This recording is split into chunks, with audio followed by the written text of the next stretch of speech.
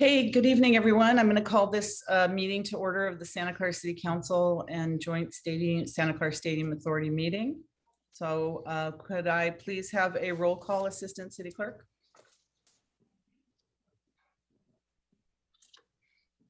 Councilmember, Board Member Watanabe. Here. Vice Mayor, Vice Chair Shahal. Present.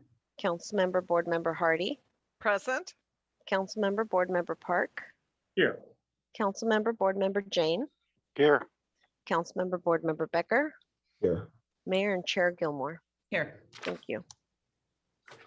So now we're going to move on to public comment. Do we have any member of the public that would like to make a comment regarding any item that's on our closed session agenda this evening? I don't see any hands, Mayor. Okay, we have several items on closed session. I think the city manager has a comment she'd like to make.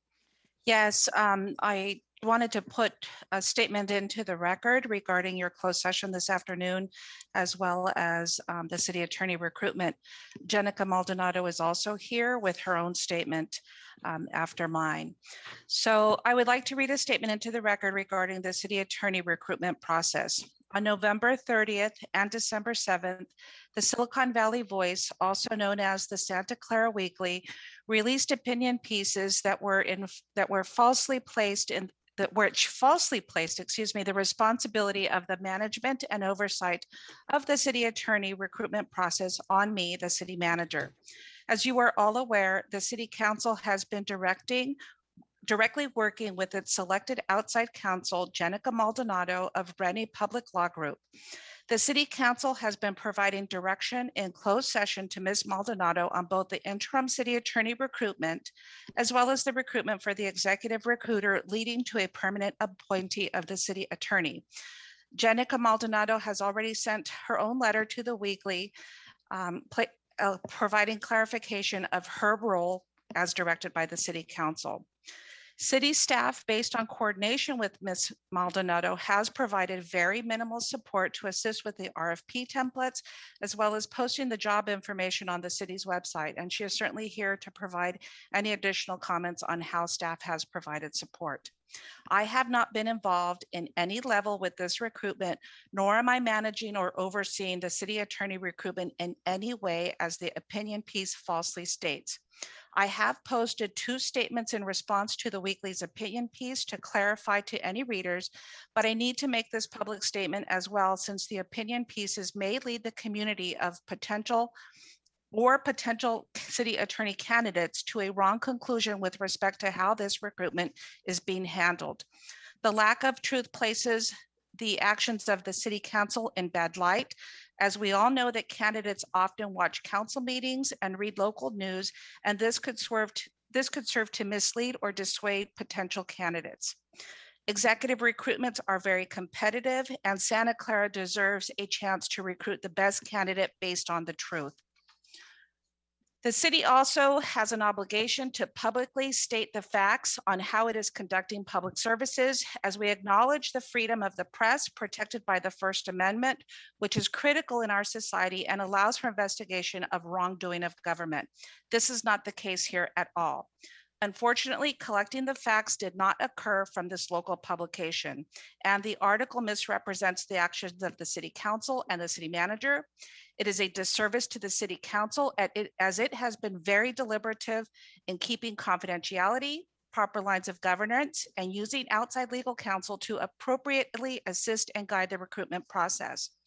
It also has the potential to mislead the public and potential city attorney candidates on how the city conducts its business, and risk discouraging applicants from applying to the city of Santa Clara because of this false information. It also has the effect of hurting morale among city staff, which some already have contacted me expressing disappointment and concern for how this information is being falsely circulated. I suspect that the author failed to contact any council members directly who could have provided him with the same information, and you certainly can do so this afternoon. I hope this information is useful to our public constituents and any potential city attorney candidates. While I While certain aspects of the recruitment process remain confidential, members of the press or public may contact the council through Mayor Lisa Gilmore to obtain non-confidential information about the process. Thank you. Thank you. Our attorney, Jenica Maldonado, did you also have a statement? I don't actually have a statement. It is correct that at the request of the city manager's office and with the consent of the mayor, I did send a very simple letter simply stating that council has retained the Rennie Public Law Group to advise the council about the recruitment process. I'm not at liberty to obviously provide more information than that, given that that advice is attorney-client privileged. Okay, thank you. We are now going to adjourn to closed session. We will be back at 6 o'clock. Thank you, everyone.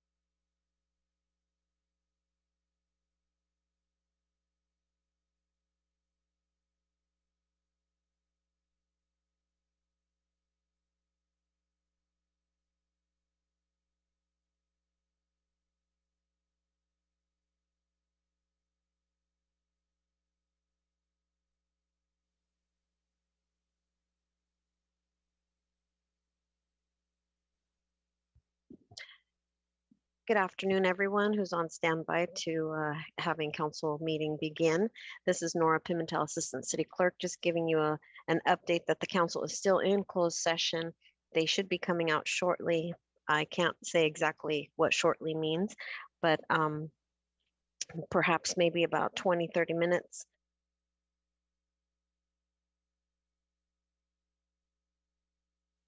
Just standing by. Thank you.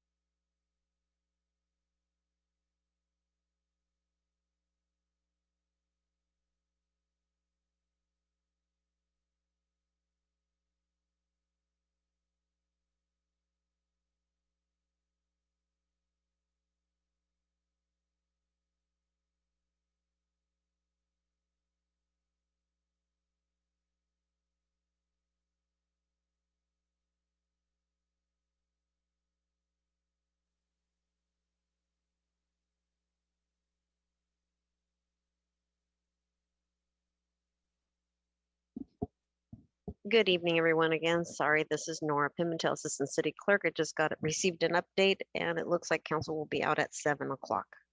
Thank you.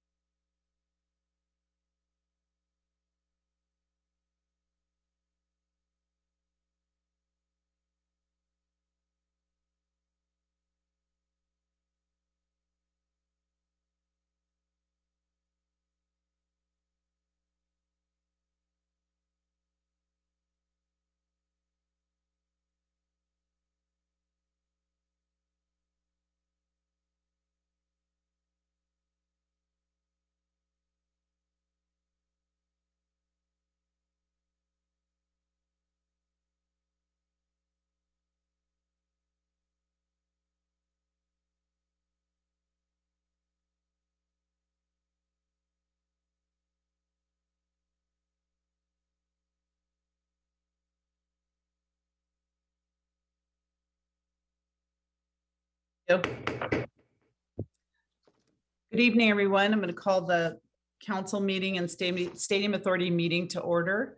I'm sorry we are late. We had an extended long closed session, so thank you to our public members for hanging in there with us. We'll try to get things moving very quickly. So could you please stand for the Pledge of Allegiance and remain standing for our statement of values? I pledge allegiance to the flag of the United States of America and to the republic for which it stands, one nation, under God, indivisible, with liberty and justice for all. As we gather, we humbly seek blessings upon this meeting. May we act with strength, courage, and will to perform our obligations and duties to our people with justice to all. Let us seek wisdom that we may act in the best interest of our people, our neighbors, and our country. All this we ask so we may serve our community with fairness and respect, putting their needs before all. Thank you. Please be seated. Madam Mayor, may I read the announcement? Yes, please. AB 23 announcement, members of the Santa Clara Stadium Authority, Sports and Open Space Authority, and Housing Authority are entitled to receive $30 for each attended meeting. Statement of behavioral standards. The City of Santa Clara has adopted a code of ethics and values and behavioral standards for public meetings to promote and maintain the highest levels of conduct. This includes mutual respect, robust discussion, and allowing city business to be done in an efficient and consistent manner. Please note that as a presiding officer, the mayor's and chair direction in matters of process and decorum should be followed, and that use of the gavel indicates all conversations must conclude and everyone in attendance should come to order and attention. Welcome and thank you for your participation. And just one more announcement. Registered lobbyists, if you are speaking this evening in a capacity as a lobbyist, you're required to identify yourself as such and disclose the clients and/or organizations that are represented at any meeting held with city officials or at public meetings pursuant to City Code Section 2.155.110. Thank you. Thank you. Good afternoon or good evening now and welcome everyone. For today's meeting, the city continues to use a Zoom feature to allow public participation from the safety of your own home or office. Members of the public can join via the link and/or call into Zoom meeting displayed on the screen now. If you would like to speak on an agenda item or during public presentations, please raise your hand on the Zoom application or press *9 on your phone. Please only raise your hand while the item you're seeking to speak on is being presented. Staff will enter your name or the last 4 digits of your phone number, and I will call on you to speak. As a friendly reminder, members of the public have 2 minutes to speak on an agenda item and 3 minutes on public presentations, and those are topics that are not on the agenda. Prior to each agenda item, staff will lower each hand to ensure that members of the public are requesting to speak under the appropriate agenda item. You may also submit your comments on the e-comment feature available on the Santa Clara Legistar page or via publiccomment@santaclaraca.gov, and the comments will be read into the record. So now let's move on to our agenda. Before we begin tonight's meeting, I have 2 things to read and to say to our community and to our public. First of all, today is National Pearl Harbor Remembrance Day. Today marks the 80th anniversary of the attack on Pearl Harbor. On this day, we remember and honor those who lost their lives on the 7th of December in 1941 at Pearl Harbor.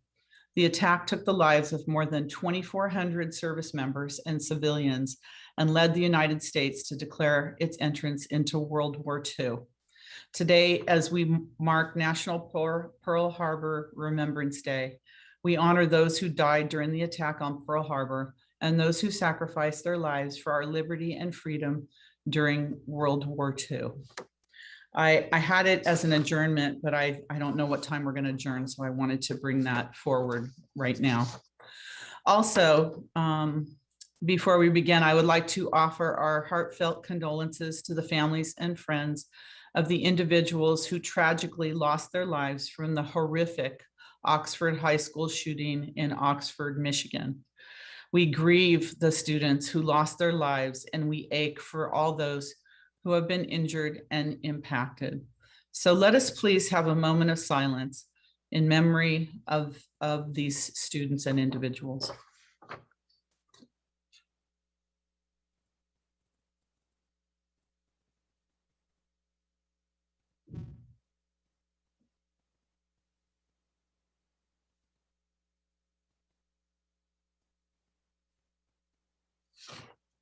Thank you very much. Thank you for that. All right, we have reports of actions taken in closed session.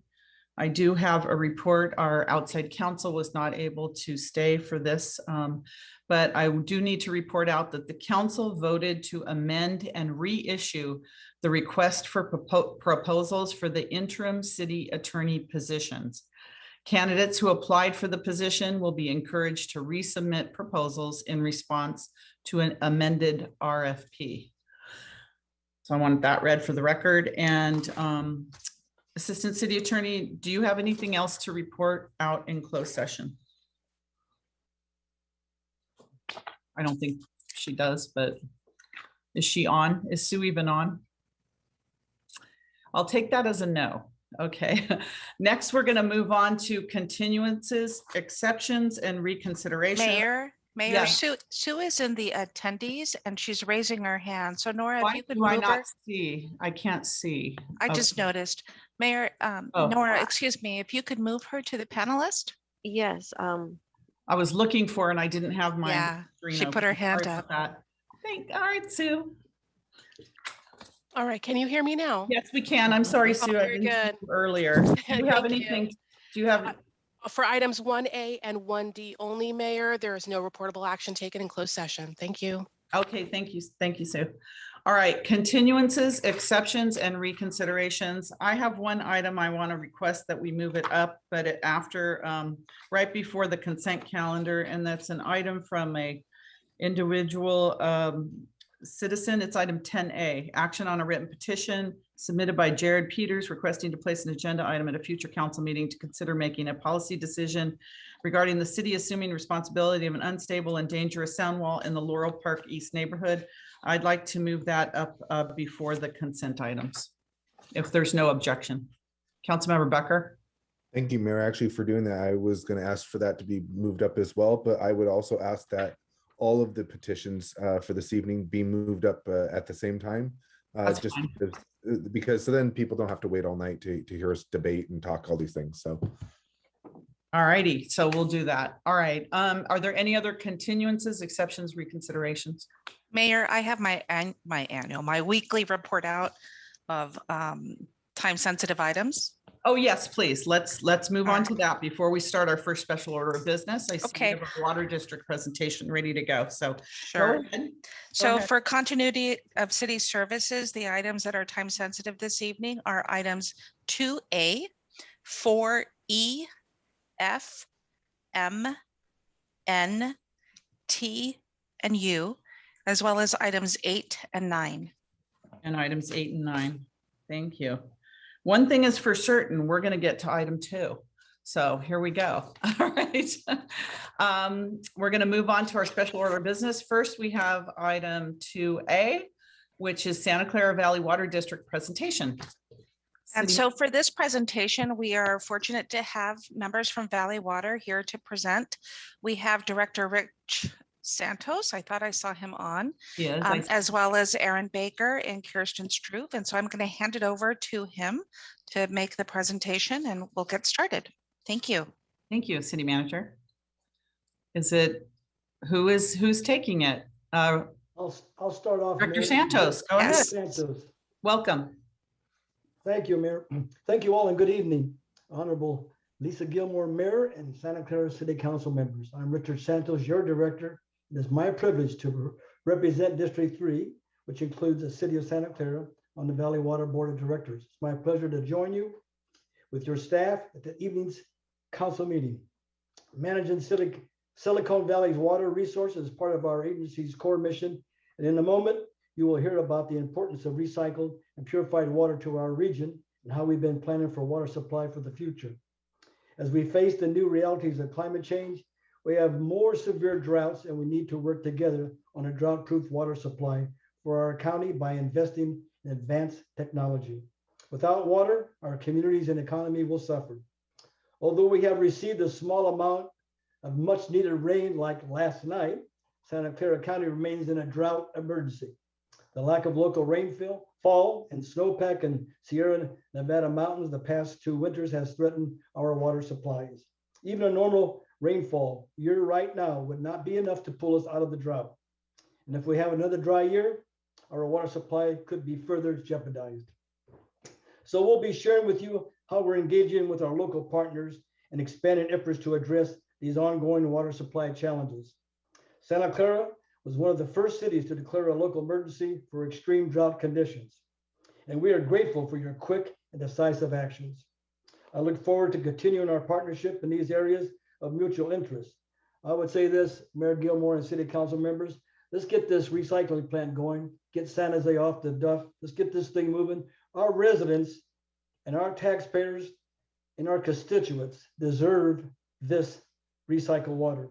And with that, I'll turn it over to our Valley Chief Operating Officer of Water Utility, Aaron Baker, and Assistant Officer Kristen Strobe for our presentation of water supply, reliability, and purified water. And to the council and all of you guys, thank you for your service and be safe. Thank you, Director Santos. Thank you. Thank you, Director Santos. Good evening, Mayor Gilmore and honorable council persons. Again, I'm Aaron Baker, Chief Operating Officer of the Water Utility of Valley Water. Thank you so much for having us as we're so excited to give you an update on this important project to ensure the sustainable water supply reliability of our area. We are proud to be one of your city's water suppliers and appreciate working with your great staff, including Mr. Welling and Mr. Mobeck. Water is life, and a reliable supply of safe, clean water is necessary for the social, economic, and environmental well-being of Santa Clara County, including the city of Santa Clara. I will talk about the importance of recycled and purified water to our county, and Ms. Struve will cover the details of our expedited purified water topics, including planning efforts, the pipeline alignment through your city, outreach, and the timeline. Next slide, please. As you know, we're in extreme drought, as is most of the state. As Director Santos stated, the rain we have gotten so far is appreciated, but doesn't result in much of a change for our local situation. We've ramped up our water conservation programs and worked hard on securing emergency imported supplies. These emergency imported supplies and additional water use reduction by the community have begun to help slow our groundwater level declines. However, our groundwater levels may drop significantly due to increased pumping, limited recharge, and reduced importer water allocations. Valley Water is concerned about land subsidence, which is the land sinking due to overpumping of groundwater. The chart there on the right shows how our land surface sank when the groundwater was overpumped a long time ago in the areas, in some areas up to 13 feet. We've been diligently working to make sure that that doesn't happen again. And as you can imagine, land subsidence could have a significant impact on our infrastructure. As a result of the dry conditions, we run the risk of resumed subsidence in North County and wells going dry, particularly in South County, where groundwater is their only source of drinking water. Climate change will likely bring more and prolonged droughts, so we need to prepare. Today, our groundwater levels are sustainable due to investments we made previously. We must continue to invest to prepare for the next drought. Valley Water manages a diverse water supply portfolio, which helps us be resilient. As you can imagine, it takes billions of dollars of infrastructure to provide a sustainable water supply for the county. About half of the water for the county is imported from outside of the county. We have supported recycled and purified water as a drought-proof, locally controlled supply, and we are hoping to grow its share to 10% in the near future, which Ms. Struve will talk about more. Water reuse provides us with a drought-proof water supply and conserves other water supply. In addition, at the last part for conservation, we can include conservation because every drop we don't use is actually another drop available for future growth. Before I turn it over to Ms. Struve for the details of our expedited purified water project, I'd like to end by saying we need this expedited purified water project now. Our expedited schedule shows that we can begin delivering purified water for groundwater recharge by 2028. We can only meet this schedule with your help, and we thank you for your support to make this project viable, cost-effective, and successful. I will now turn it over to Ms. Struve. Thank you, Chief Baker. I'll be giving you an update on the specific project that we're working on. But before I do that, I wanted to say that, as Aaron said, we have a long history of supporting recycled water. In 2014, we opened the Silicon Valley Advanced Water Purification Center as a collaboration with the San Jose Santa Clara Regional Wastewater Facility. That purification center produces purified water that is blended with the purple pipe recycled water to enhance its quality, and then it is used for landscaping and industrial purposes. And this state-of-the-art facility has demonstrated the safety, cleanliness, and reliability of advanced water purification in our area. And to take that next step, our board adopted the countywide water reuse master plan this summer, which looked at feasible opportunities for expanding reuse. The master plan builds on our overall water supply master plan. And in addition, the board directed staff to implement the first phase of the potable reuse project. Use of recycled and purified water requires really good partnerships and collaboration with our 4 wastewater agencies in the county. They are our partners and have all been involved in the development of the master plan. When we say recycled water, we refer to non-potable water that is delivered through the purple pipes. Purified water has undergone additional processes to produce a water that is fit for drinking. We are now embarking on an indirect potable reuse project, which means we will take purified water and use it to replenish our groundwater supplies. The purified water project will use treated wastewater and purify it for delivery to the Los Gatos recharge system in the city of Campbell. We've been working on 2 locations for the advanced water purification facility, either at the existing Silicon Valley Advanced Water Purification Center in San Jose, or at the former Los Altos treatment plant site in Palo Alto. In September, the San Jose City Council and Valley Water Board directed staff to resume negotiations and engage a mutually agreed upon facilitator. Our discussions have been productive. However, additional time is required for needed agreements. But given the urgency of the drought and needing the drought-proof water supply, Valley Water's Recycled Water Committee will be recommending to our full board this month to focus resources on finalizing agreements with the city of Palo Alto in order to proceed with releasing a request for proposal for this project, while continuing discussions with the cities of San Jose and Santa Clara for a potential future purified project in San Jose. There will be a need for pipelines to bring the purified water to the Los Gatos recharge system, regardless of where this project would be. So we are using a delivery method that is new to us, where a private entity is going to design, build, finance, operate, and maintain the project, but Valley Water retains ownership. This helps us deliver the project faster and take advantage of private financing. The cost of the project is over $500 million. We will be getting bids for a fixed price for the water as part of our procurement effort.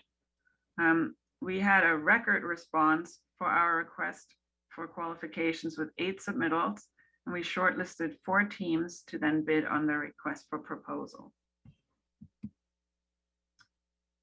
We have worked with your city staff on alignments as part of prior efforts and as part of the countywide master plan, and then also this current project. We've been looking at 7 alignments and proposed a preferred alignment that we believe addresses concerns that city staff had. And we're looking at, capital cost, environmental impacts, and traffic impacts to recommend a preferred alignment. And our analysis found that the Bowers-Keeley alignment is the preferred option because it provides a wide corridor for construction, minimal environmental impacts, the shortest distance, and also it's not through smaller residential streets, and therefore it has a lower project cost as well. As the slide says, that alignment is 4.9 miles, but the total could have been 8.5 miles, but with the now recommended focus on Palo Alto, this is the entire alignment through Santa Clara.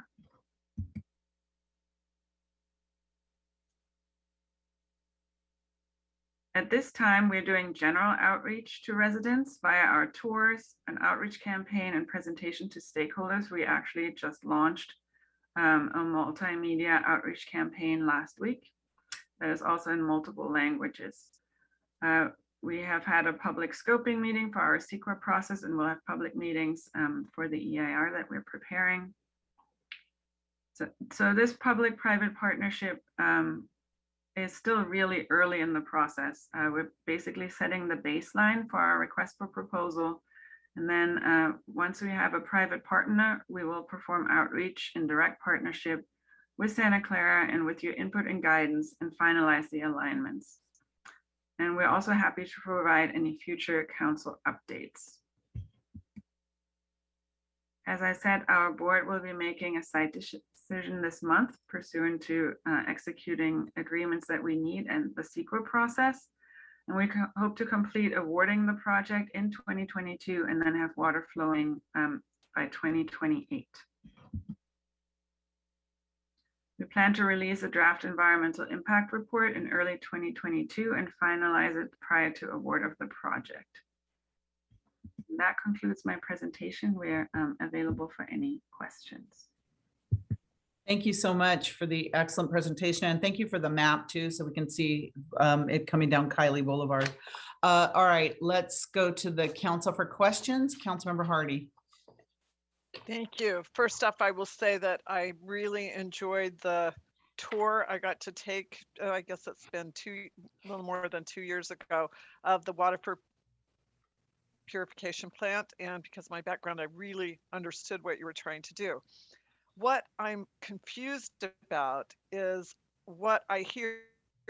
I know what we do now with the purified water is we remix it with the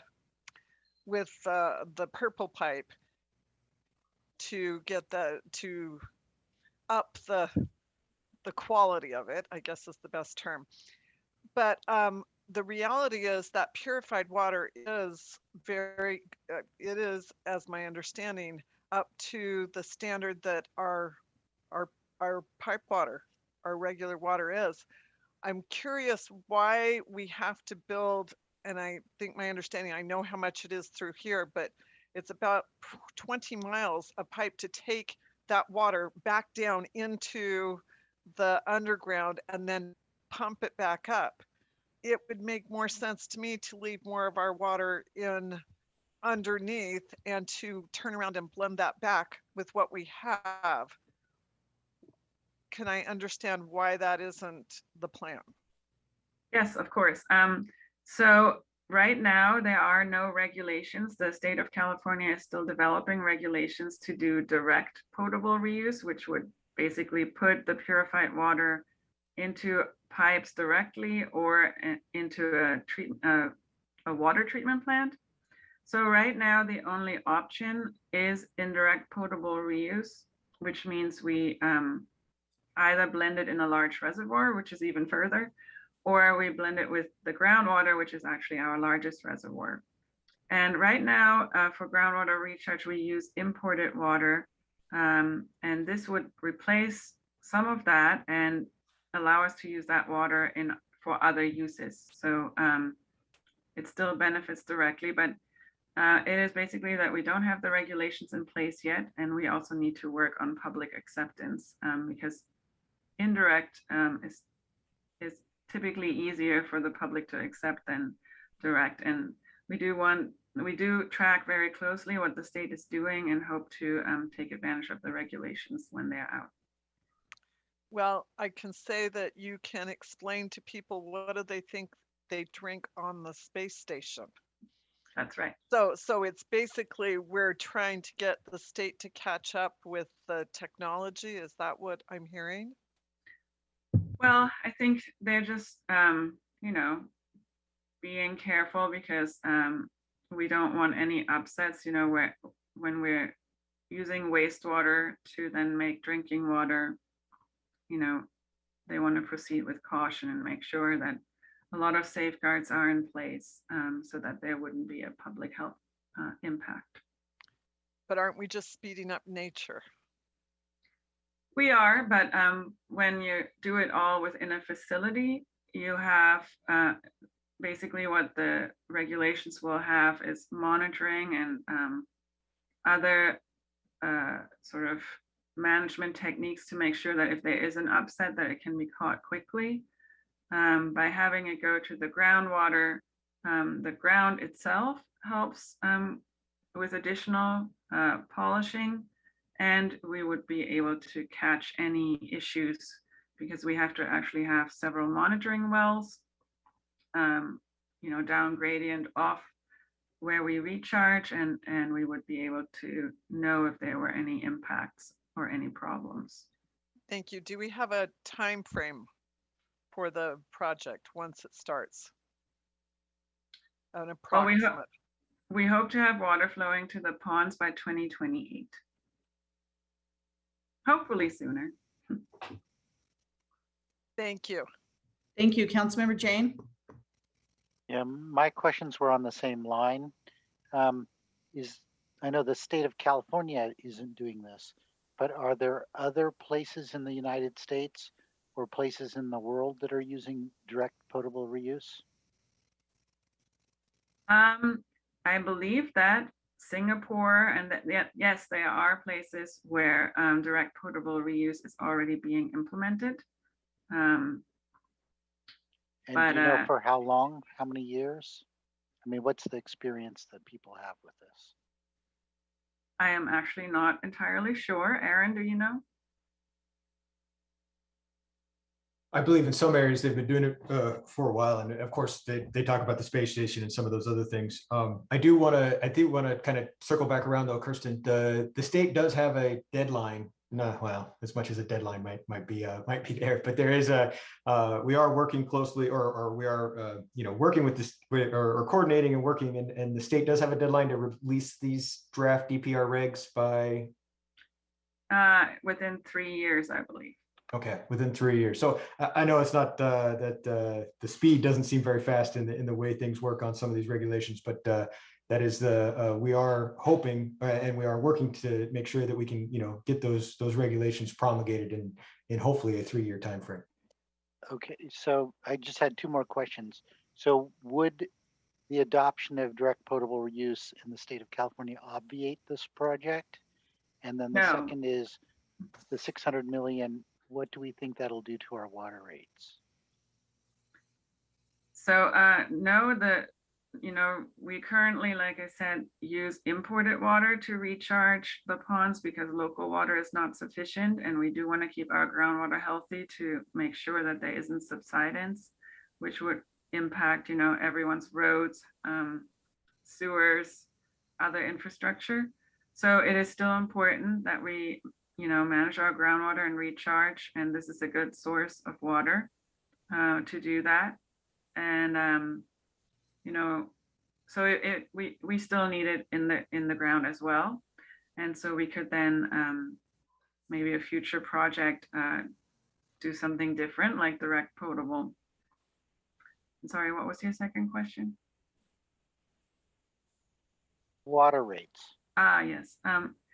Well, one of the reasons we're using the delivery method that we're using is to, get the best price for the water and have it be privately financed, but I'll let Aaron answer that question. Thank you, Kirsten. So the design, build, finance, operate, and maintain, or the fixed price design, build, finance, operate, and maintain that we're looking at will have an impact. Will increase water rates. It will, the way that we're going to look at it, and we're still working with the board on whether there'll be progress payments or some other things on that time frame. But theoretically, when the water becomes delivered, 2027, 2028, that'll be the time when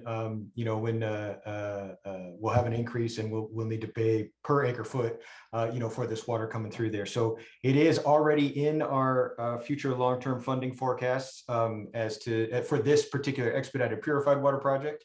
So it is baked into our current rates, but the rates, yes, will need to increase to cover the cost. I do want to also kind of highlight, the need again for the project. And understanding the variability of our imported water allocations is one of the hardest things that Valley Water has to tackle with, as you may have heard, our initial state water project allocation for next year is 0, with us working with them to try to, for the lack of a better term, justify human health and safety. So that's so having a drought resilient, locally controlled, albeit not might be in wetter times is more expensive, but in drier times is what you need, is one of those things that we weigh in our master plans and see the need for this project moving forward. Okay, thank you. Vice Mayor Chahal? Thank you, Mayor. Thank you for the presentation. And I know some of my questions got answered, but I will have few more, like from the cost benefit analysis, keeping in with the timeline. Like we mentioned that the project will be completed around 2028. And by that, much before that, we'll have a regulation to use the water.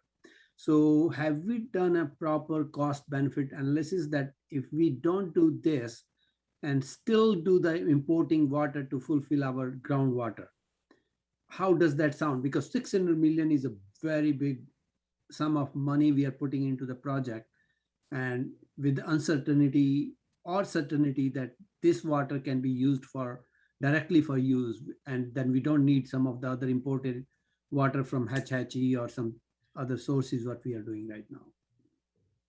Yes, we have done a very detailed cost benefit analysis. There's a definite cost to delay. So, you know, costs go up as you delay. And also the draft regulations for direct potable at this point have so many requirements that operations and maintenance will be extremely expensive. So while this is, you know, there's a lot of cost in terms of the conveyance to the Los Gatos recharge system, it is not a sunk investment. We will, you know, we will use it forever. And you know, the direct potable reuse regulations that we've seen drafts of don't actually have a significant cost savings at this point. It may change, of course, when the regulations come out, and then there's a cost of delay. So we've done a detailed analysis, presented it to our recycled water committee, and that is why the board also a year ago gave you know, the direction to proceed immediately and not wait. Okay. And do we have a comparable project in United States of this size, which is ahead of us, or any project which is in the planning, just for the sake of like how they are doing, basically what their achievements have been? We definitely try to learn from our colleagues in other areas. So the Santa Cruz area has a little smaller project. Monterey Pure is a project. San Diego is working on something. LA is working on something. So there are a lot of other projects ongoing. And we do learn from those other projects, and you know, try to feel what the lessons learned are so that we can be more efficient. Are they also as costly? Because our project will be costly because we are in a huge urban settlement, right? That may be one of the reasons for it being very costly. So all these other projects are also in the same type of geographical areas, demographics, where they are running exactly through the cities, and or they are in a different situation, basically? Well, I would say the Monterey, I don't think was quite as urban, but the planning for San Diego and LA is also through very urban areas, because it is very typical that, you know, your wastewater treatment plant where the water is coming from is in an urban, you know, at the, you know, at a water body where the urban area flows to it by gravity. And so then to bring it back to your areas where you either have a reservoir or your groundwater replenishment will require a pipeline. And so other projects have similar costs. And a dumb question, do we have any other options, like other than sending the water to the reservoir? Let's say if we pump water into the groundwater directly from a source, are there any other options for that? Well, in our area, the way the groundwater works, and Aaron probably knows more about it, the water that we pump up again for drinking is not the same where we, you know, like if we pumped it into the ground in Palo Alto, you wouldn't be using it in Santa Clara. So this, and Palo Alto is currently on Hatch-Hatchie. So anyway, we are trying to get it to where it will be used. And as Chief Baker explained, we import water from hundreds of miles away. And even though it does sound, you know, a little extreme to pump it for 20 miles, it's really not that far in comparison to imported water. Yeah, I understand, but the cost of this built up of 20 miles is much higher than the cost of what we have done from hundreds of miles. That's the main issue, basically. Yeah, we're definitely trying to be very deliberate about, you know, what is the size of that pipeline, how much water might go through it in the future, so we don't, you know, we will put it in once, and that's going to be our only chance, really. Yeah, and all the reasons I'm asking this is because every resident will be paying for this investment, basically. So how we can keep our water rates low, basically. Yeah, thank you anyway. Appreciate the presentation. Councilmember Watanabe. No, thank you, Mayor. Thank you for the presentation, everybody. And I had similar questions. I was looking at the preferred Bowers-Kiley alignment and was curious about how that would impact property, since that is a pretty residential alignment. And do you think it will be necessary to like eminent domain or acquire properties in order to put the piping in? No, we've been looking at the public right of way. Oh, you have? Okay, wonderful. Okay, because I know that can definitely add into the costs as well. And then, so where do you, because it says Bowers to Kiley, I'm thinking about going the other way. Where exactly would it start? On Bowers or Kiley? Yeah, the map is a little hard to zoom in on. Yeah, let me share again. If you. Thank you.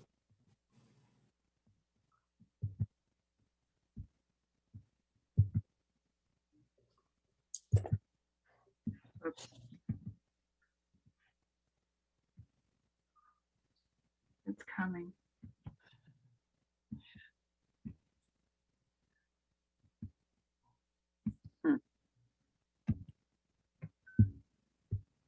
All right, I'll just go back.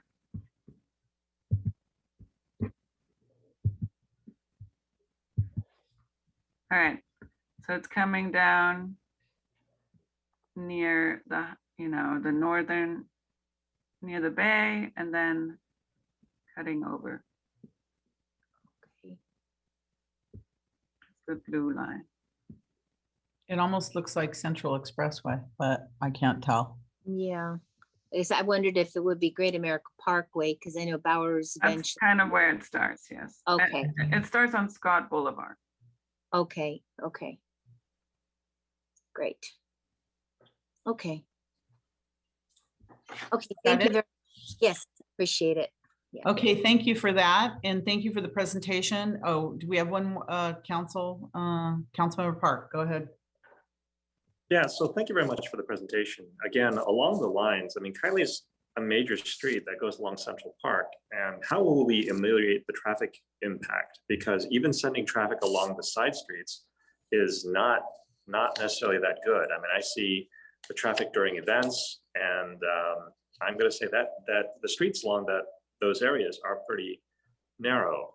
And what will the exact impact, or what would the impacts along Kiley all the way down? I mean, it looks like it's going to take years, and I'd just like to know what the impacts are going to be. Thank you. We will continue to work with your staff as these alignments are not yet completely finalized. We are going to have all the impacts detailed also in our environmental impact report. And then once we have our private partner on board, they will also review whether this is the most efficient way. And we're happy to come back and provide updates on specifically those details if you'd like. Okay. Is that it, Councilmember Park? Yes, thank you. Thank you. And I look to see that you're going to have community outreach on this as well throughout the whole process. So I think those will be a lot of the questions that the community will want to know about in terms of the impact, the timing, and all that, because that is a major thoroughfare for businesses traveling to and from work. So, well, thank you very much. I'm going to go to the public now to see if any member of the public has any comments on your presentation. Is there any member of the public that would like to speak on this or ask a question? I don't see any. Nora, can you tell me if you see any member of the public, or do we have any written comments either? E-comments? I see no hands and I do not have any written comments. Okay, so this is a informational item. City manager, is this, or assistant city attorney, is this just a note and file vote or no vote, or what is it? It is just a note and file and to receive their presentation. We will have a joint meeting, I believe in March. I believe it may be March 15th. With So the this is, board? yes. Oh, So we good. will Okay. be reconvening in March. Okay, wonderful. I know we've had those meetings before. They're always very productive. So I look forward to that. And I want to thank everyone, Director Santos and everyone here from the Water District, Kristen and Aaron. Thank you so much for presenting to us. May I have a motion to note and file this presentation? So moved. Second. Okay, motion by Councilmember Watanabe, second by Councilmember Hardy. Assistant City Clerk, roll call vote, please.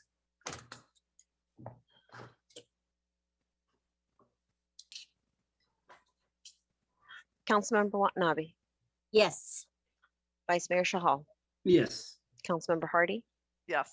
Councilmember Park, Yes. Councilmember Jane, Yes. Councilmember Becker, Yes. Mayor Gilmore. Yes, and that passes unanimously, and thank you very much to the Water District. Our next item we have on the agenda is action on the Task Force on Diversity, Equity, and Inclusion's recommendation on the observance of Indigenous Peoples' Day. So, City Manager? Mayor, I just want to share with the council that our chair, Neil Datar, was not able to wait for regarding the delay. And so we do have staff available to make the presentation that Neil was going to provide. And tonight's presentation will be made by Genevieve. Genevieve? And thank you. I know this is a timely matter for our city calendar. So That is true. So Yes. this is one of the items that must go this evening. So thank you. Welcome, Genevieve. Thank you, Mayor Gilmore.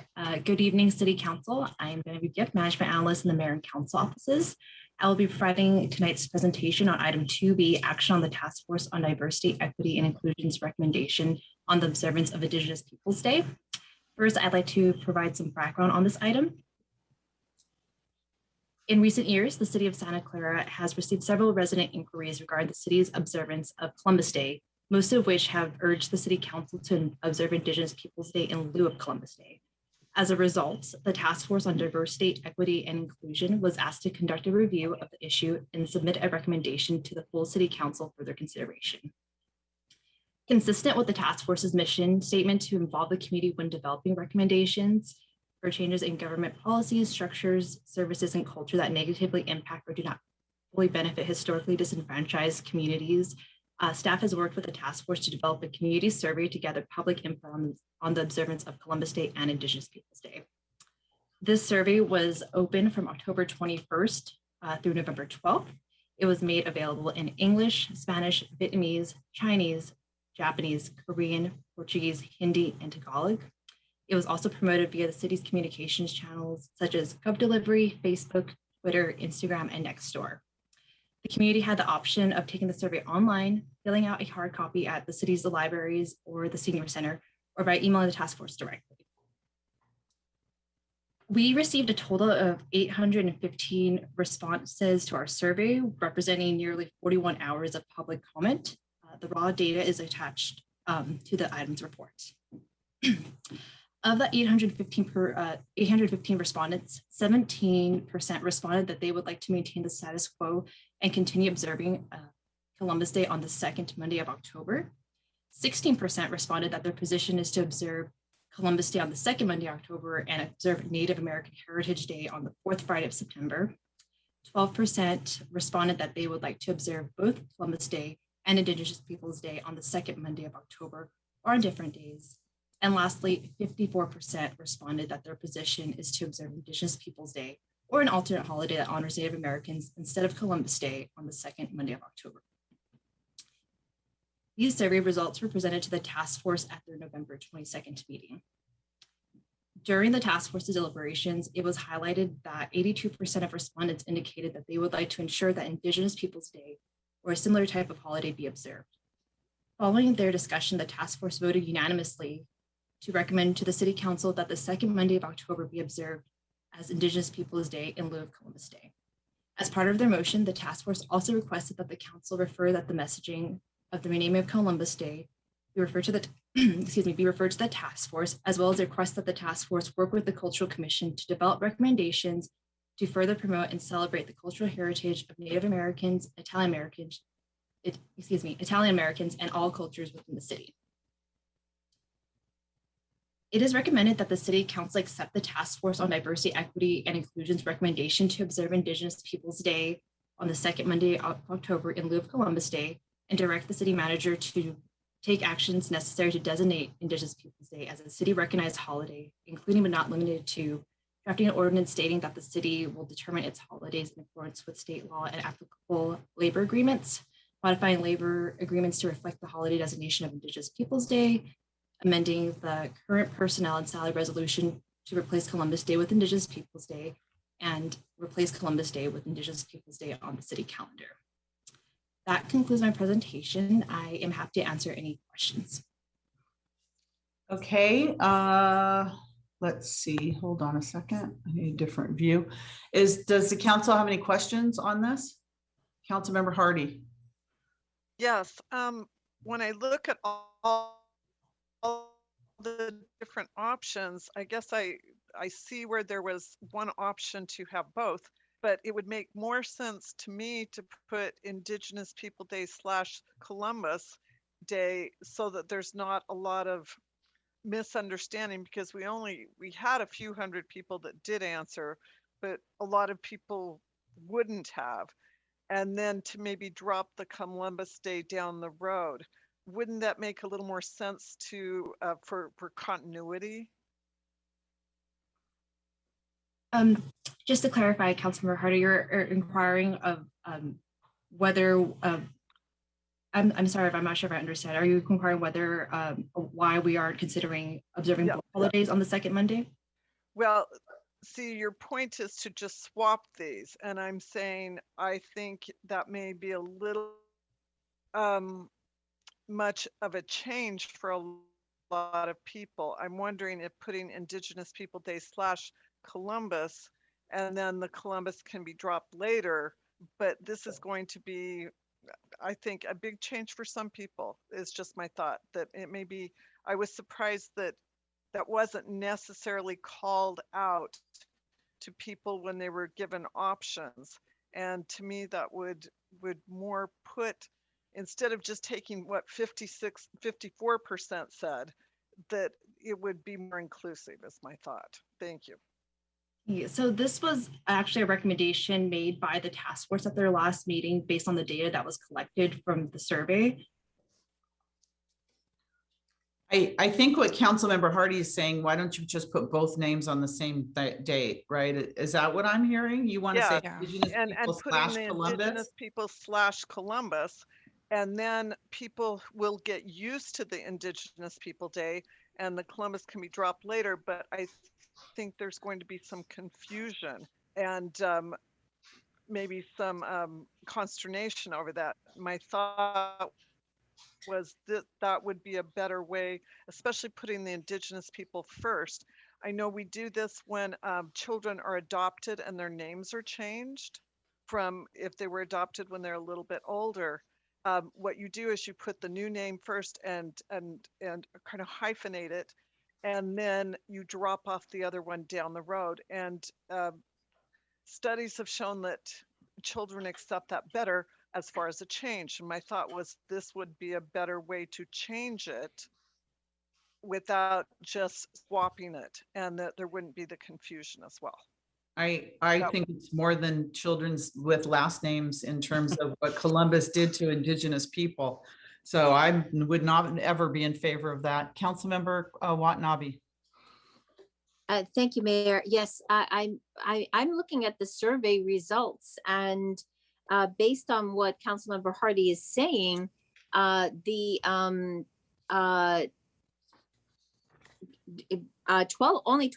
of the people surveyed felt that that was an option, and the task force obviously listened to the survey results and took all of that into consideration when making their recommendation. And actually 54% of the people surveyed said that their preferred choice was to observe Indigenous Peoples Day for an alternate holiday name that honors Native Americans instead of Columbus Day on the second Monday of October. So, I mean, if we're going to be listening to the people, and since all this trouble went to out to get the survey, to do a survey and collect the results, obviously the people have said that they prefer to observe Indigenous Peoples Day, and that is the recommendation of the task force. City Manager Santana. Yes, I want to go back to the data because I know that there was 54%, and staff is reminding me that actually 83% reflected based on the survey results that they wanted change. I think what's important in terms of the wisdom of the DEI recommendation is that they are including some special recognition for our Italian community, and want to make sure that they're reflected throughout the year and find a way to honor their contributions to the city. And I also just want to make mention that many other surrounding cities, as well as throughout the nation, have already adopted Indigenous Peoples Day without having to go through a transition. I think it's widely known that this is a trend throughout the nation, and it doesn't have to be multi-phase. And I think that the engagement on acknowledging how to celebrate our Italian heritage in the community is obviously going to be part of the next phase to make sure that that we are not including anyone. Thank you, City Manager, for that, because it's not just changing to Indigenous Peoples Day, it's the rest of the recommendation as well, honoring our different cultures, including the Italian culture, Italian American culture. So thank you for that. Let's see, Councilmember Watanabe, before I go to the public. Yeah, thank you, Mayor. I was just going to make a motion to go with the task force recommendation. Okay. If you want to go to the public first. Oh, we can put the motion on the floor. Is there a second? Yeah, I'll second it. Okay, motion second by Councilmember Jane. Thank you very much. All right, let's go to the public now. We have, if anybody would like to speak on this issue, Nancy, go ahead, Nancy. All right, I'm sure you can probably hear me by now. And let me just say this, as a proud second generation Italian American, I definitely appreciate Councilmember Hardy's comments, and I understand that. But Genevieve, if you can go back to slide 5. I think it was slide 5. Go, yeah, okay, Genevieve. All right, and I think it's that last bullet. Right. Where for me, I really appreciate the task force work on this. And Councilmember Hardy, I understand what you're saying about, how many people actually did respond. But what it comes down to me is this. This is not just celebrating one ethnicity or culture. The fact that they're going to include Italian members in all the cultures within the city, I'm quite proud of the task force. So I would be in support of their recommendation. Thank you. Thank you, Nancy. Any other member of the public like to speak on this issue? No member of the public? Okay, back to the city council, back to the recommendation. I first of all want to thank the task force. I know this was a huge effort that the task force took on, and it was something that in terms of engaging our community, that we had pretty good response to this to this poll. on this issue, probably a larger response than I've seen on most issues. So I think that they did a really good job engaging the community, getting feedback from the community, both high tech and low tech ways of getting feedback, and really taking it very seriously and really discussing it very thoroughly to come up with this recommendation. And I think it's a very well thought out and thoughtful recommendation because it does more than just change the name on a calendar. It does a lot more than that for our community, and looking at the different celebrations that we need to have in our community. So I'm wholeheartedly supporting the motion on the floor. Anyone else on the council? All right, Assistant City Clerk, roll call vote, please. Actually, I have a comment. Oh, Councilmember Park. Yeah, I mean, I wholeheartedly support Indigenous Peoples Day. I think that as we look at Columbus Day, we also need to know the history of the people who are still in this country, meaning Columbus did not displace the people, but just made it harder for them to move forward. At the same time, when we talk about 54%, 83%, or whatever the percentages is, that's of 815 responses over a period of about 3 weeks. And I'm going to say the numbers don't seem to point to any, I mean, you can get one group, one special interest group to come up with these numbers, and in fact, even more. That said, again, I see that Columbus Day is still a federal holiday, and like, how do we resolve that? Meaning without adding an extra holiday. I do want to have Indigenous Peoples Day. I think that there needs to be some understanding of the history from the side of the people who are still here. At the same time, I do understand where Councilmember Hardy is coming from, in that we've got two names. And at some point, I think that we need to bring Indigenous Peoples Day to prominence, but we also have to do it in a way that, not just school children, but people do understand. So, I mean, I'll support this motion, but again, I want to point out that the numbers, 815 respondents over 3 weeks, is certainly not a slam dunk when it comes to survey results. Thank you. Okay, anyone else want to speak before we go to vote? Okay, Assistant City Clerk, roll call vote, please. Councilmember Watanabe. Yes. Vice Mayor Shahal. Yes. Councilmember Hardy. Yes.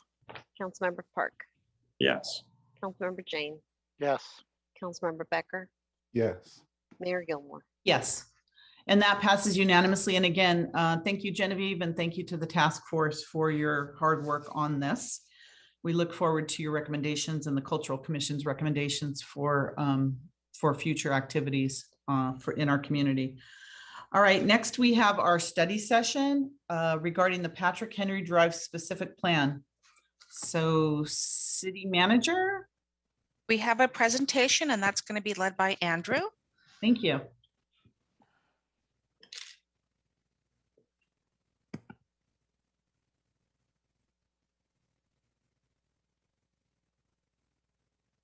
Nora, Andrew is in the attendees. Could you move him over as a panelist, please? Yes, he's being moved over.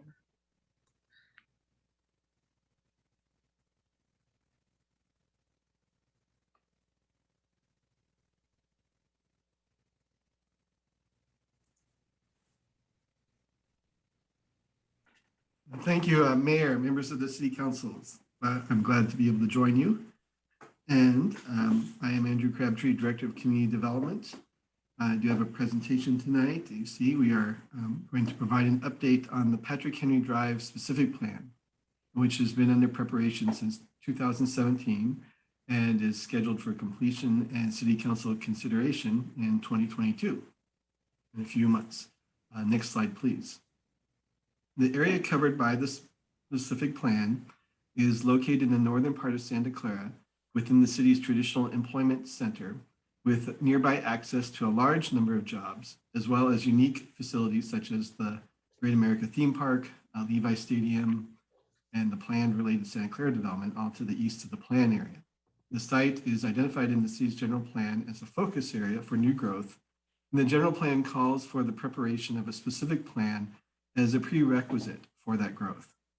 The plan area is also adjacent to Mission College to the south, a Hetch Hetchy right-of-way, and the Kylie property to the north, for which we have an ongoing development proposal that would add a significant number of new jobs and housing units. Great America Parkway to the east, and the city of Sunnyvale and Calabasas Creek to the west. The site is also in proximity to the light rail stations located along Tasman's Drive to the north. Next slide, please.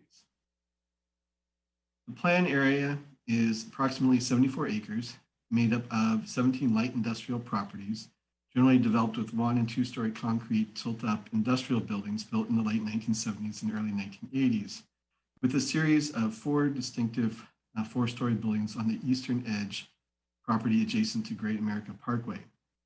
2 data center buildings occupied the 2 northern properties on the west side of Old Ironsides Drive. And the plan area has a limited circulation network with 2 public streets currently going through the plan area.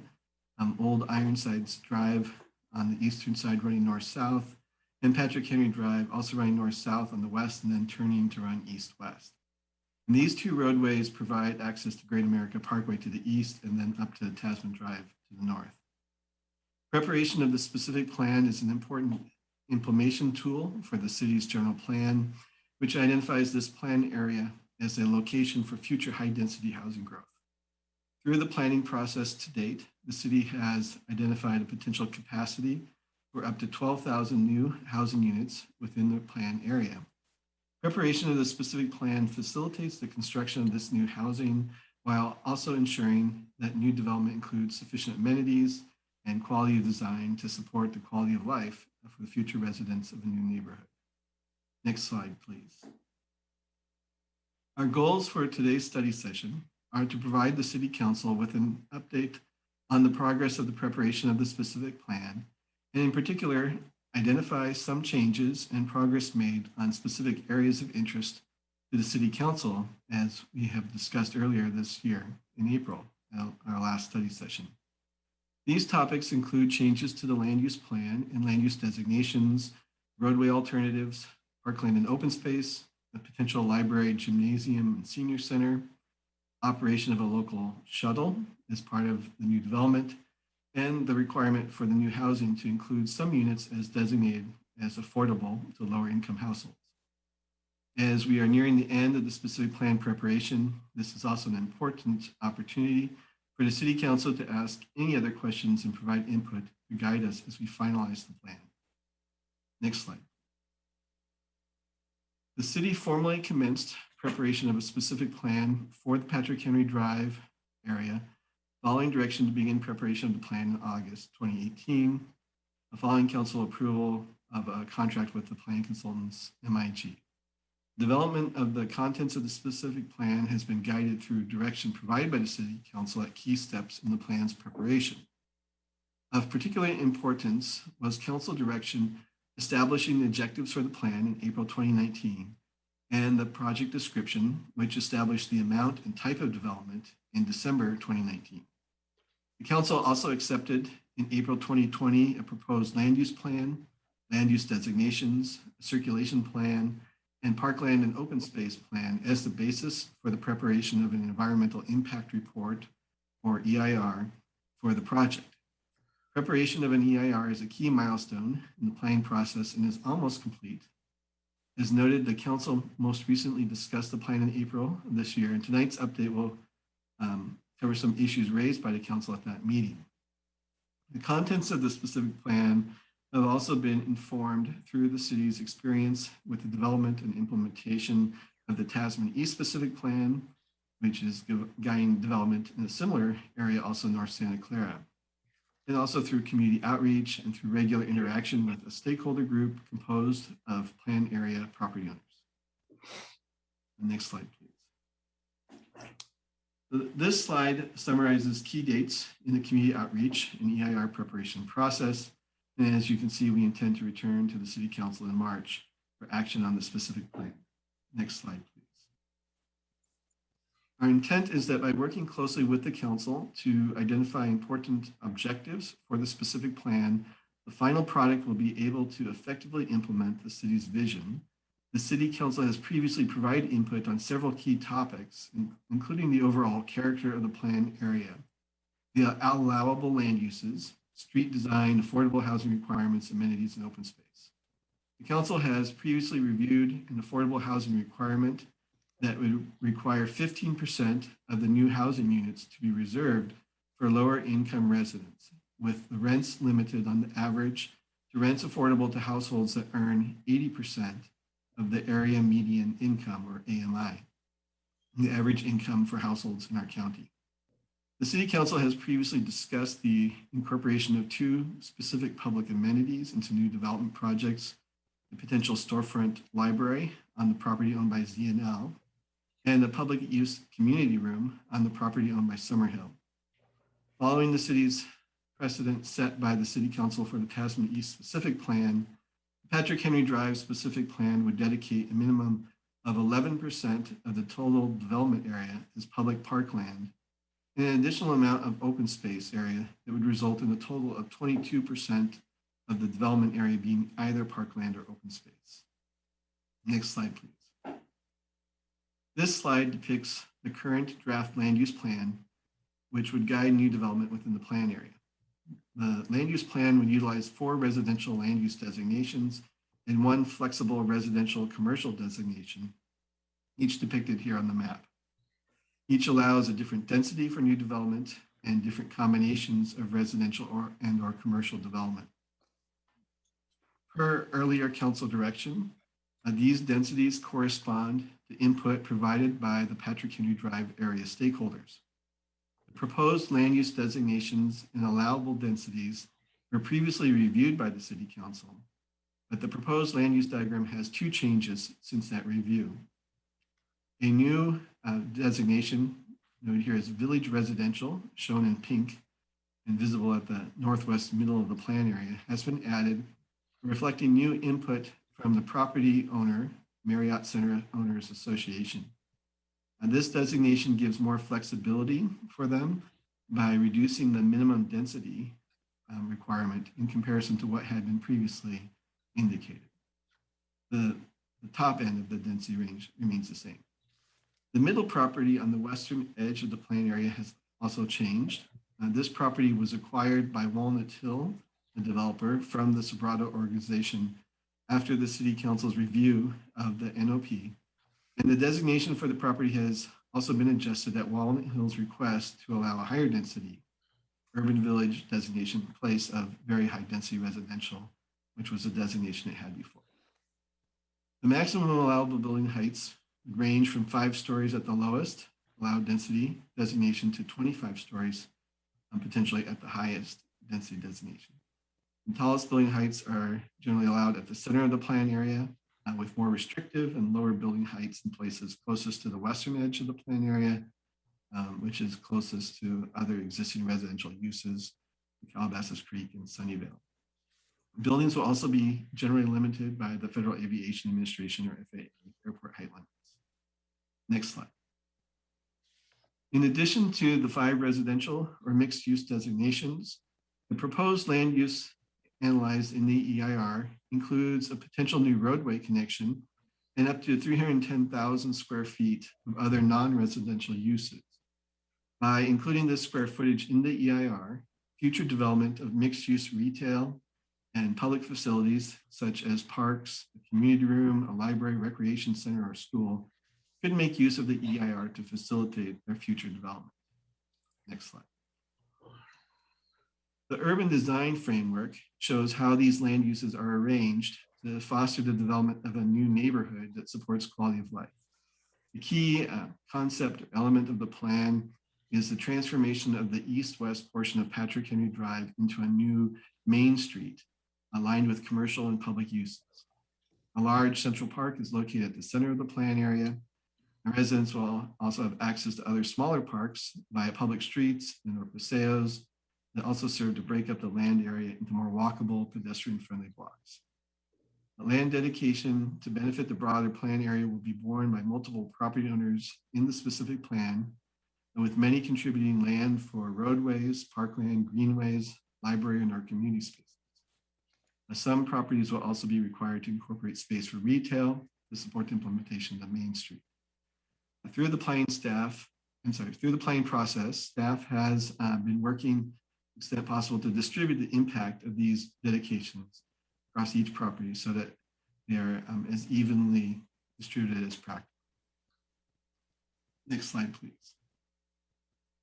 The land use plan makes use of the existing street right-of-ways, but also identifies a limited amount of new vehicular and multimodal circulation roads and or paseos throughout the plan area.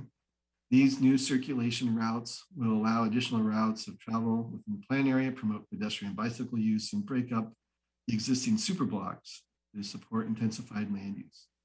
The new roads are intended for low-speed vehicular use, emphasizing shared facilities where pedestrians, bicycles, and cars all have an equal ability to use the right-of-way.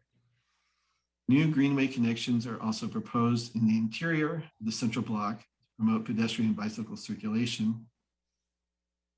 As part of the proposed roadway network, a new connection would be added from the southern portion of the plan area, Mission College Boulevard, just to the south of the plan.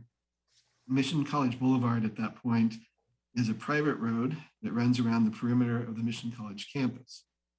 And so while this roadway connection could provide a significant benefit by providing greater connectivity with a more direct and alternative route of travel for some trips, it also requires the cooperation of Mission College to implement as it needs to connect to the roadway that's their private property.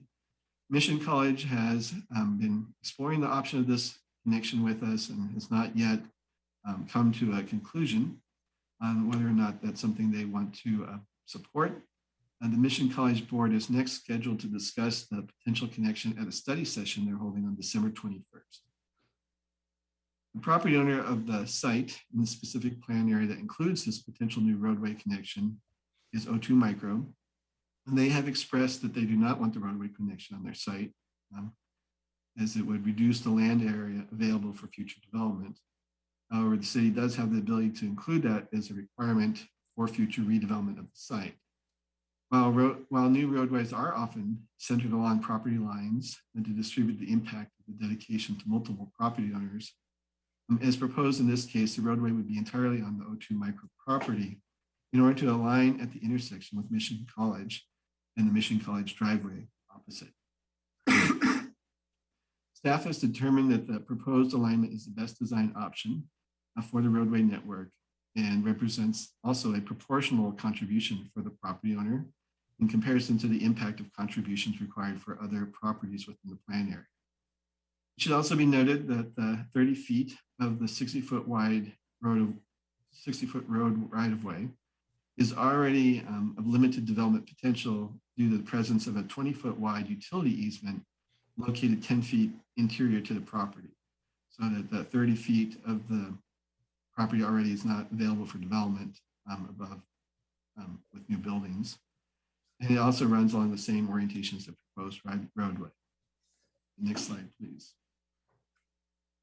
In the event that Mission College does not agree in the near term to a roadway connection to their private road, the proposed easement area would instead be designated as open space so that the subject property has a comparable dedication as other plan area properties, while also preserving the opportunity in the future to create the roadway connection should conditions change.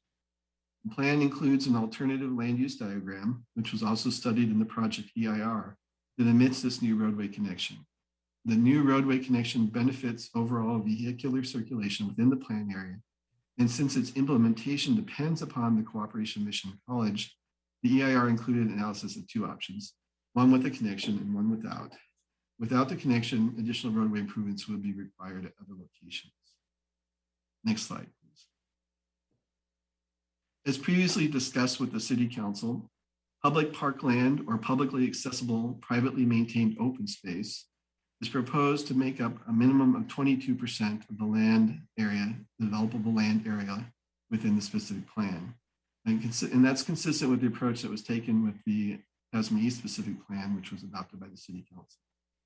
The Patrick Henry specific plan will provide this parkland and open space through two strategies. The first is dedication of parkland to the city through the city's parkland and recreational amenities dedication ordinance, or PDO. And that occurs when new development projects come in and are required under the PDO can be required under the PDO to make such dedications. And the second strategy is the incorporation of private open space areas, including privately owned public open space areas, or POPOs, which are such things as greenways or plazas that are designed, built, and maintained by the private property owners to include high quality landscaping and amenities, and then also are fully accessible for use by the public. At least 11% of the net site area of the plan would be dedicated parkland, and in combination with other types of private open space, it will reach the 22% minimum. Net site area of a parcel is the area after roadway dedications and public sidewalk easements are excluded from the total. The proposed dedicated parkland includes a centrally located neighborhood park running north-south through the center of the new neighborhood, and 3 smaller parks distributed within the specific plan area. Additional open space is also planned adjacent to the Creek Trail connection at the northwest corner of the plan area and adjacent to the proposed community room on the Summer Hill development site. These areas were selected to distribute the dedication requirement over multiple projects to the extent practical, while also combining the parkland dedications of multiple projects into 4 larger park areas to form a cohesive park program strategy. It should be noted that as a result, some projects would be more impacted by the requirements for land dedication, while other projects would fulfill their PDO obligations to a greater degree, or in 1 or 2 cases entirely through fees due in lieu of parkland dedication. On April 20th, 2021, the City Council provided feedback emphasizing the importance of dedicated parklands. So staff subsequently worked with the plan area property owners to identify additional parkland that could be shown as dedicated parkland on the land use plan. Specifically, new parkland areas have been added to the plan at these locations shown here. The first is the drawbridge site, the northeast corner of the plan area. And there we are working with them to create an open space area that would be adjacent to the a new trail connection to the Calabasas Creek Trail. The property owner, should be noted, has a long-term lease, in fact, for land in that area, and is asking the city to review our potential use of that leased area as open space. A new 1.25 acre area park has been added to the southwest corner of the plan area, which will be split proportionally between properties owned by Dollinger and New Hope Church. You see that in the southwest corner. There's a new park that wasn't on the prior land use plan. And then also working with Summer Hill, which is on the south edge of the plan area in the center. We are now depicting a 9,000, a little bit over 9,000 square foot area of dedicated parkland along the western border of their site. And that would be adjacent to a proposed public use community room that's part of that project. And as noted earlier, if the Mission College roadway connection is not implemented, this could be further expanded to the west on the O2 microsite. So we also note that as we go through the build out of the plan, we expect that the amount of POPOs could grow further as the different sites implement their the greenways, the plazas that they may desire from an urban design standpoint to include in the project, and other open space areas that they want. So we think that we will achieve at least the 22% and likely more as we go through the plan process. Staff is also working with the stakeholder group to further develop the design, treatment, and amenities to be included within these publicly accessible private open space areas. And that would be carefully considered further as individual projects move forward. We also note that the private open space areas include a greenway that runs along the northern edge of Patrick Henry Drive that utilizes an existing gas line easement. That's again an area where development can't be feasible. So we're utilizing that to create additional open space areas as well. And it's shown with the light green line. Next slide, please. The provision of amenities within the plan area has been an important topic for the City Council. First, we note that we have added the Calabasas Creek Trail connection as mentioned earlier. We've also made progress in our discussions with Summerhill regarding the incorporation of a public community room and adjacent open space on their site, as was also just mentioned.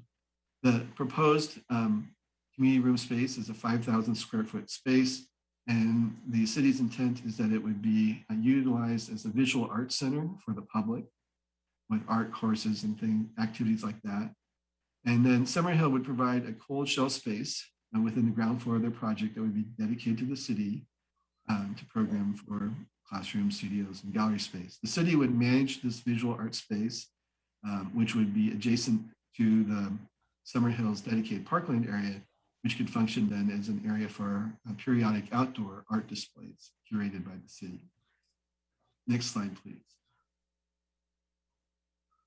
The prior council meetings also included discussion of a potential branch library, including the possibility of incorporating this space into the development proposed by Z&L on their site near the center of the plan area, just to the west of the Central Park.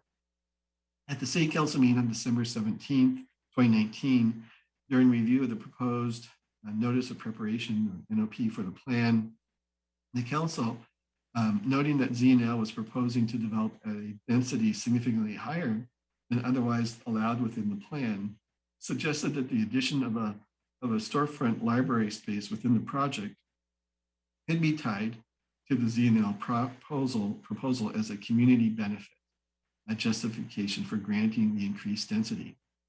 Staff subsequently met several times with Z&L to discuss the incorporation of a library space of up to 40,000 square feet within the project. And while Z&L initially expressed an openness to this concept and went so far as to hire an architect to explore it with the city, Z&L has since indicated that due to evolving market conditions, they have reconsidered the feasibility of the high density project and that they aren't planning to move forward with a high-rise project in the near term that we could then use to support a library project within their project.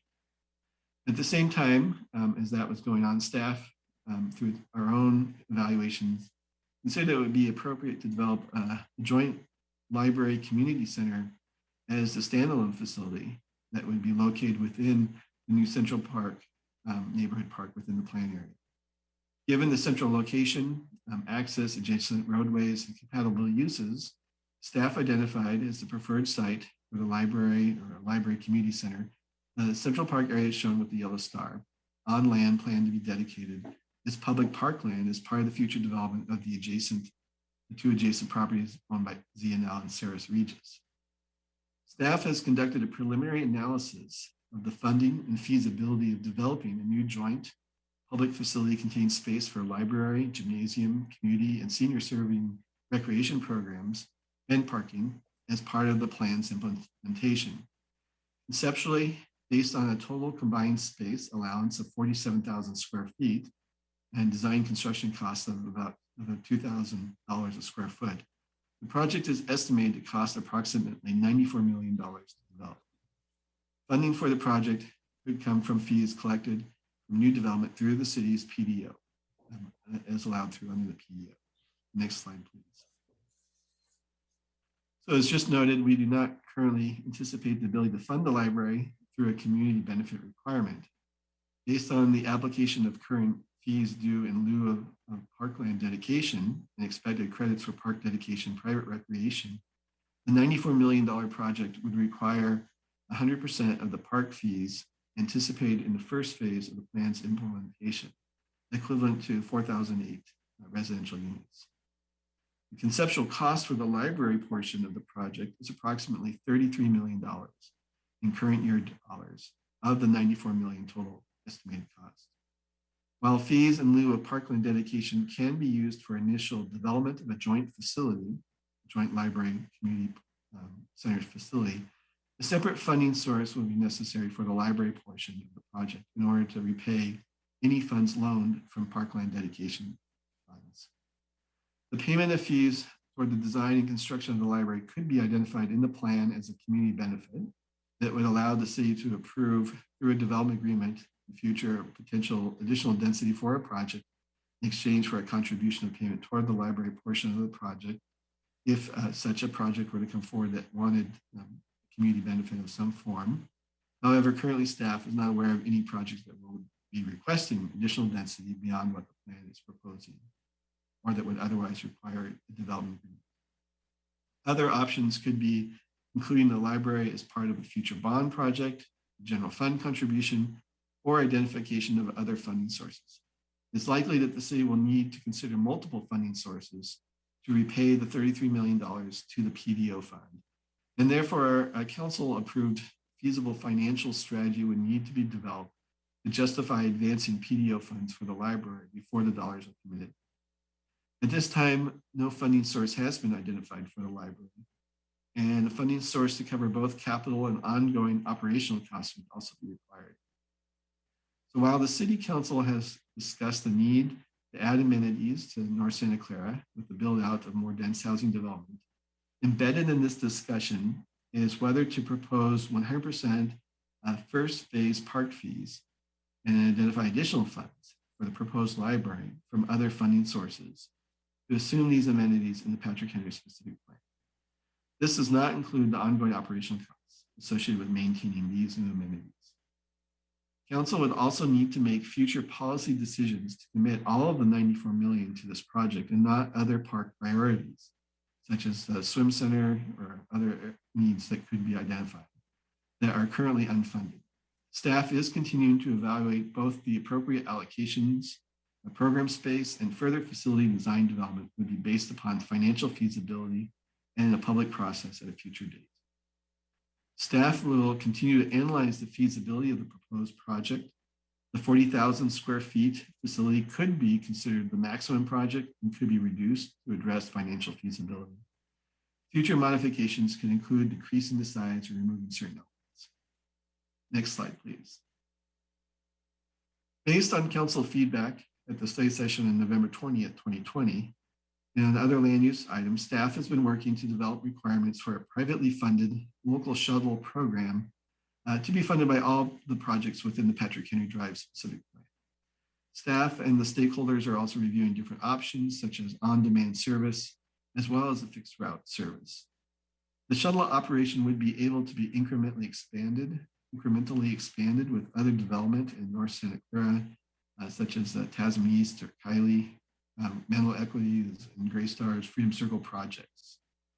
Staff is establishing a trigger, we would include a trigger for when the local shuttle would commence based on the timing of development in Patrick Henry Drive to make sure that there's adequate development to support the operation of the shuttle.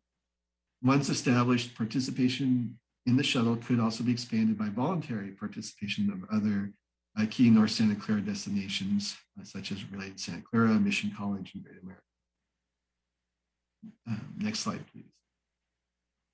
As previously reviewed by the City Council, the specific plan would increase the affordable housing inclusionary requirement for new development above the city's adopted ordinance level. The proposed affordable housing requirements for the specific plan area is 15% of units affordable to households and an average of 80% of the area median income AMI level, which generally corresponds to what's called the low income category. This represents an increase in the requirement over the current citywide standard, which is for that 15% of units be made affordable to households with an income at 100% of the AMI, which corresponds to the moderate income category. The proposal to have a greater affordability requirement is intended to better align with the city's need to produce affordable units at a variety of income levels, not just for the moderate income category, while also not impairing project feasibility and to align with legal requirements, as well as to better align with the city's regional housing needs allocation, or RHNA allocation that's been given it to the city through a state process. At our prior council meetings, some council members expressed an interest in an alternative requirement that rather than having 15% with an average at 80% AMI, that we could have a requirement that there be 15% of the units with 5% be set at to be affordable to very low income at 50%, 5% to low at 80%, and 5% to moderate income households, which could be up to 120%. And next slide, please. Our next steps are to complete preparation of the final EIR and to conduct a study session and public hearing with the Planning Commission at their January meetings. And then we anticipate returning to the City Council in March of 2022. Next slide, please. So tonight, we are asking that the City Council affirm completion of the draft specific plan as presented, and with any other input the council has to provide, including specific input on affordable housing requirements and the potential use of park fees to fund the library community center within the plan area. So with that, thank you for listening to the presentation, and staff is now available for any questions and your input. Okay, we're going to start with Councilmember Jane. Thank you, Andrew. I think you said that there could be up to 12,000 housing units.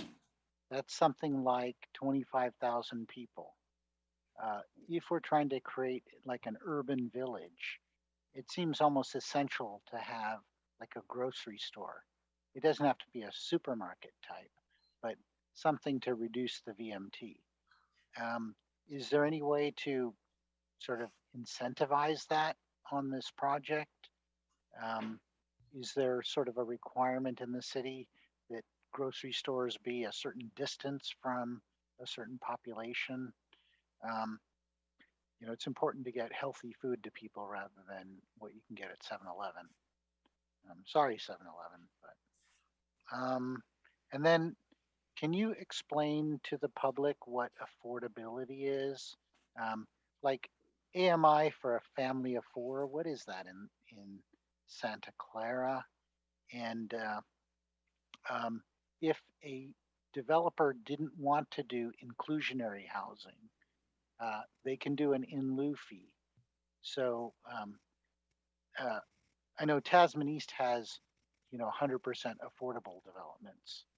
So is there any proposal like that in this project?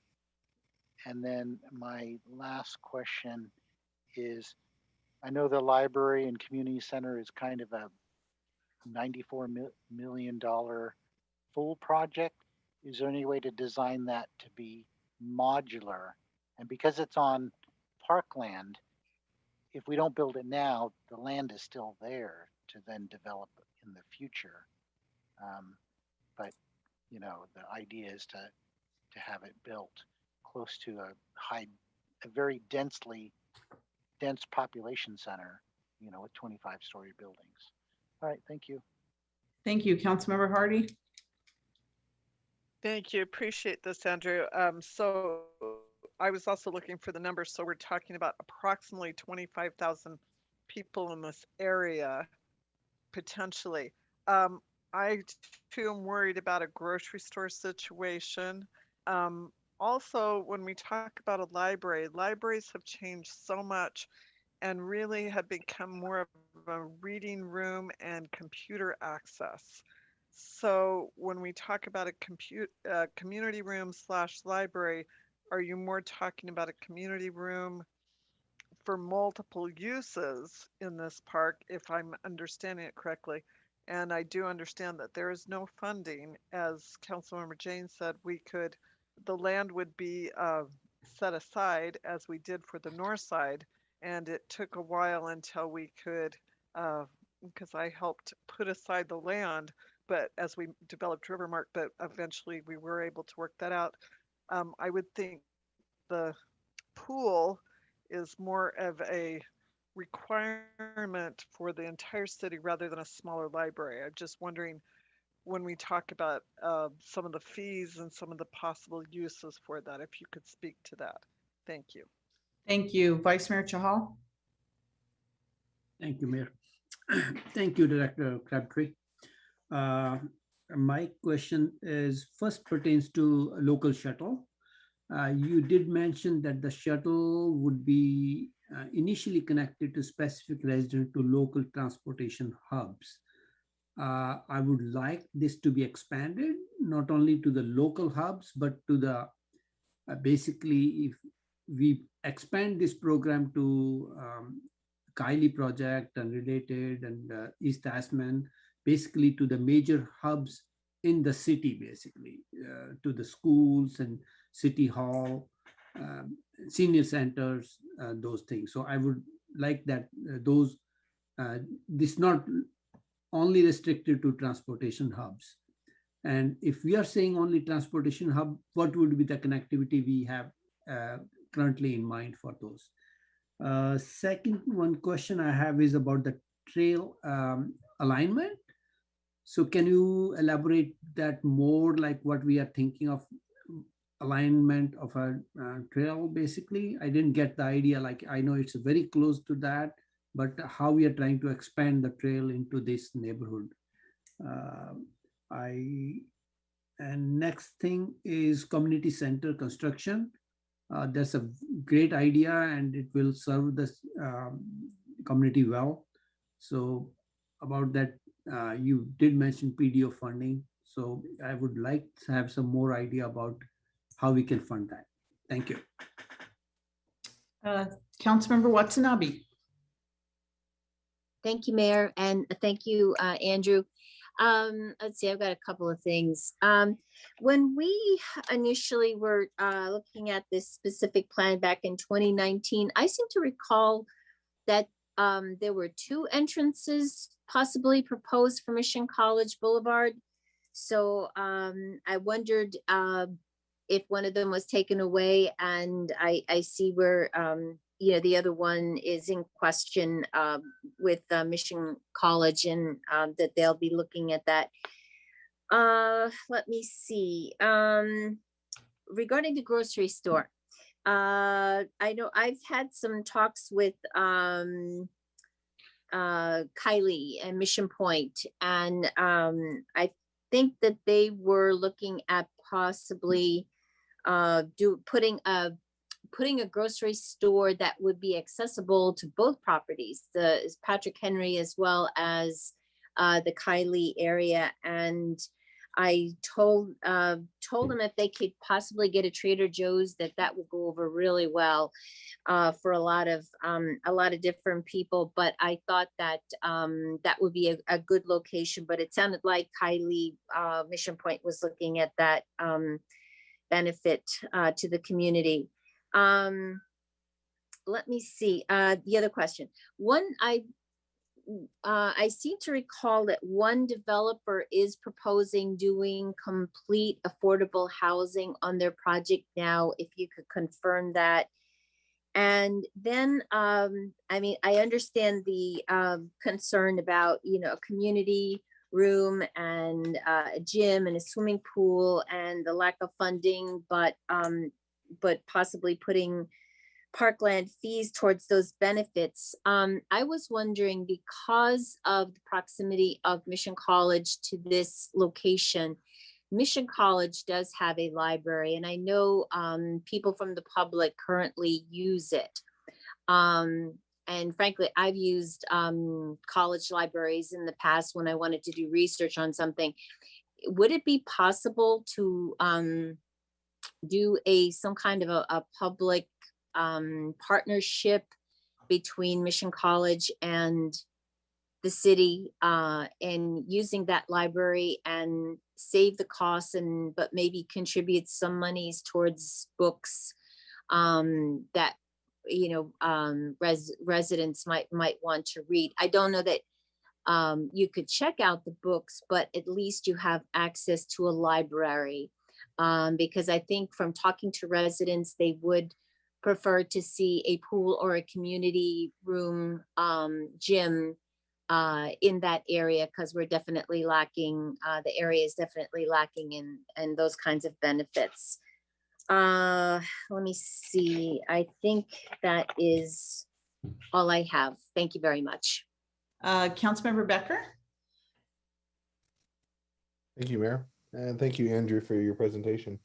A lot of my colleagues basically covered all the bases that I really wanted to cover. So I appreciate my colleagues hitting on a lot of those topics, but I really want to come back to a lot about the affordable housing. That is a very, I think, key important factor. And I would really like to see that have many levels of affordable housing be within it. At the same time, I used to work in this area actually right there on Mission College Boulevard in those old buildings. And one of the things I noticed that was the biggest factor in working in this area was you didn't have access to a lot of places to go eat, a lot of places to go mingle. And I know that's another concern a lot of people have when they go to the stadium. So I would really kind of like to see some kind of, I know Kylie has a lot of plans in mind too, but I think a lot more is better in having things for people to do, especially being that close to Great America, as well as considering being that close to Great America. But I would like to, I guess my major question would be, how far can we go on affordable housing? What's the greatest levels we can get, and what percentages can I expect to get? All right. Thank you. Thank you, Councilmember Park. Yes, thank you. I also talked to Kylie developer, John Elwood. And at the time, I was looking at the project, and I think this is a really great place for a big project. But again, we've got a lot of units and we've got a lot of people. I know that there's the Walmart neighborhood market, which is further south, but it's a long, you have to go past the university to get there. And I drove along that street and I realized that even the trail that's along Mission College Boulevard is a very narrow trail, and you have to cross the road right where the fields are, because there's not a lot of room to build the path that goes all the way down. I'd feel a lot better if there were a better road or a better path to go down to the market areas. That said, I'm looking at the synergies between related project, Levi Stadium, Great America, Mission College. I'd really like to stay off of Mission College Boulevard, because I think that would impact lots of people, especially when we've got students trying to go to school, and we've got a school that needs to do school business. At the same time, I'm hoping that this and other developments will kind of signal changes to this area. This area is not just industrial, it's not just offices anymore. There's going to be a lot of people here. And I think that with that, we'll get a lot more amenities. I think that a library, sharing the library with the school is one thing, but as a student, I would really like to have a library that belongs to the school. That's how I feel.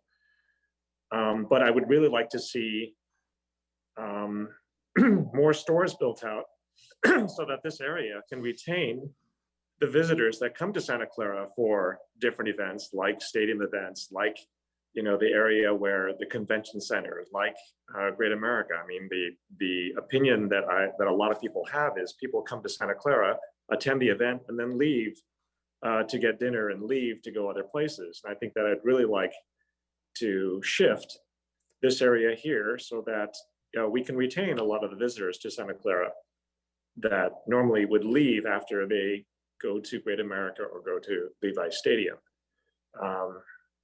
So again, my concerns are the effect on Mission College. I do see where we can connect to some of the existing stores that are there, but I'd really like to see a little bit more.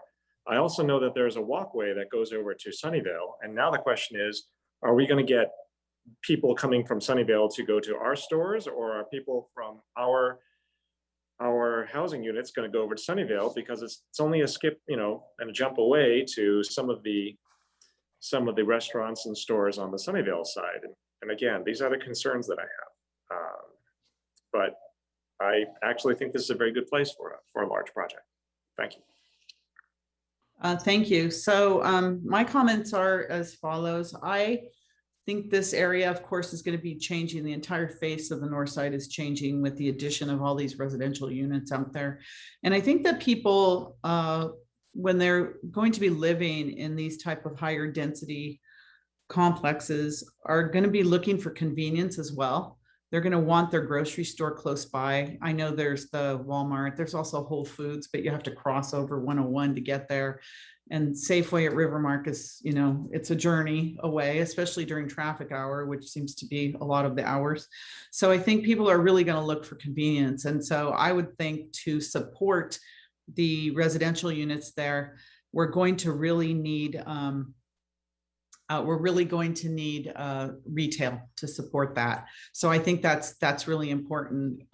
Whether it's, you know, grocery stores, I think people want the convenience of a grocery store there that has especially pre-prepared food. A lot of people don't even have time to cook. They want to get their pre-prepared food, like a Trader Joe's, a smaller Whole Foods or something like that. Sprouts, whatever it is, that it's not the big mega store, but the more, you know, smaller sized stores, I think should be there. The coffee shops, the neighborhood services that people need, the residential people need to support their residential living there, I think is really important. I really like the idea of a potential partnership with Mission College. When Mission College was remodeling their whole campus, and they, you know, just demolished that big old building there that was there before, and they did that with the intent and the vision of opening it up to the community. I know, unfortunately, we're going to see President Peck leaving in a couple days, but that was his vision, and the vision of the Board of Trustees was to open it to the community. They want community events there. They want these partnerships. So I think the idea of sharing a library or sharing some of their facilities at Mission College, especially next to this Patrick Henry, makes a whole lot of sense, because that's what they want to do. And I think that we should develop that kind of partnership. And I don't know when our next Mission College joint meeting is with the city, but I'd like to bring that up as an opportunity for us, especially if we can save millions by not building public facilities when they're right next door at Mission College. So I think that makes sense. One thing that I haven't seen in this specific plan, and something that I know we've talked about on a lot of other projects, is the use of a local workforce, a labor union local workforce with possibly apprenticeship programs.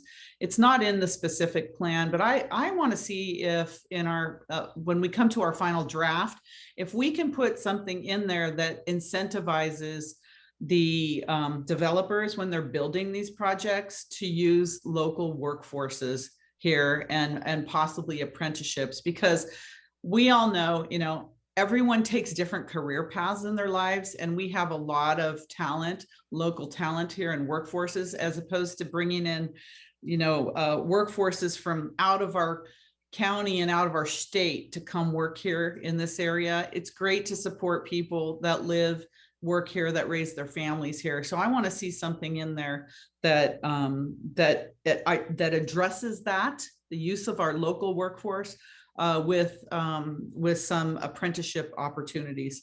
And those are my comments on this specific plan. So thank you very much. So before we go to the public, Director Crabtree, I think there was at least 200 questions there. So can you just do your best to answer? Yeah, I'll do my best, and I may group them a little bit here. Okay. But first, I'll speak to the whole question about a grocery store.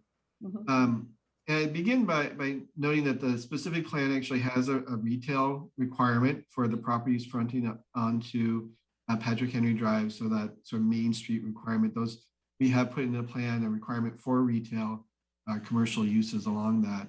And then sort of on the stick side, and on the carrot side, the EIR does provide for a significant amount of commercial development to be developed. So if a developer wants to, they have the clearance there already in place.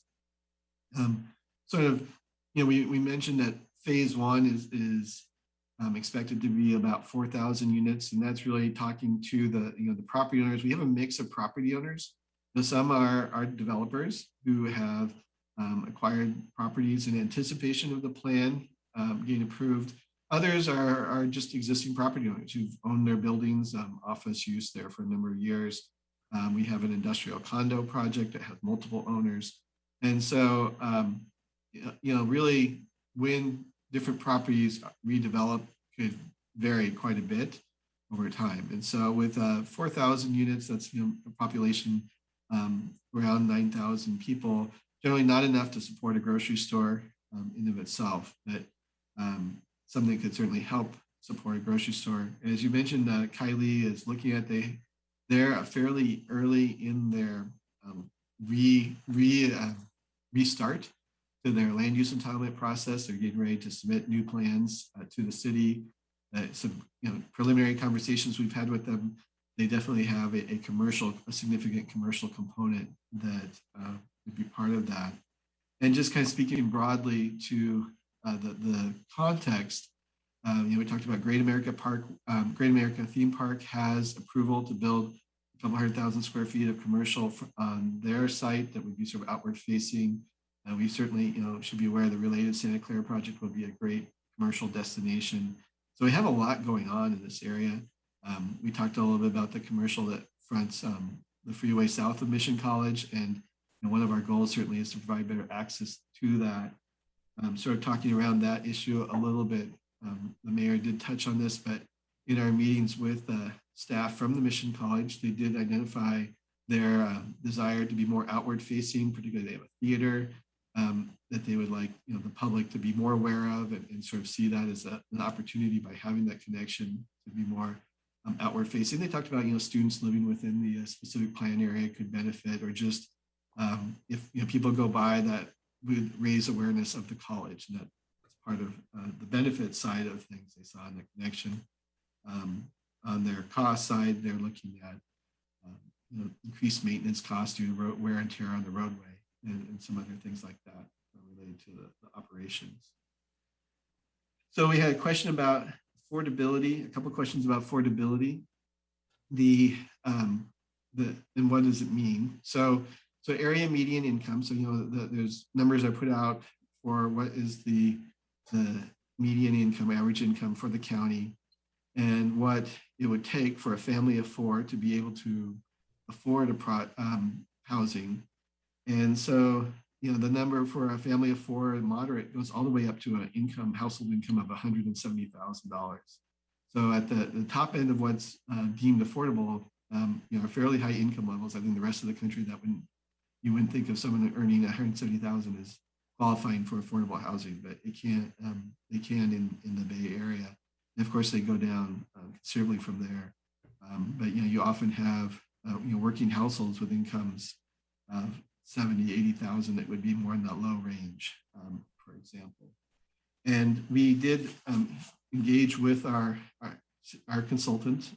The city hired an economist to look at our affordability requirements earlier in the year, and to try to explore, how much room do we have to increase those requirements. And really our conclusion from that effort was that where we are now at 15% is probably what the market can bear. And if we were to go up to 20%, projects would become infeasible, according to the analysis that our economist did for us.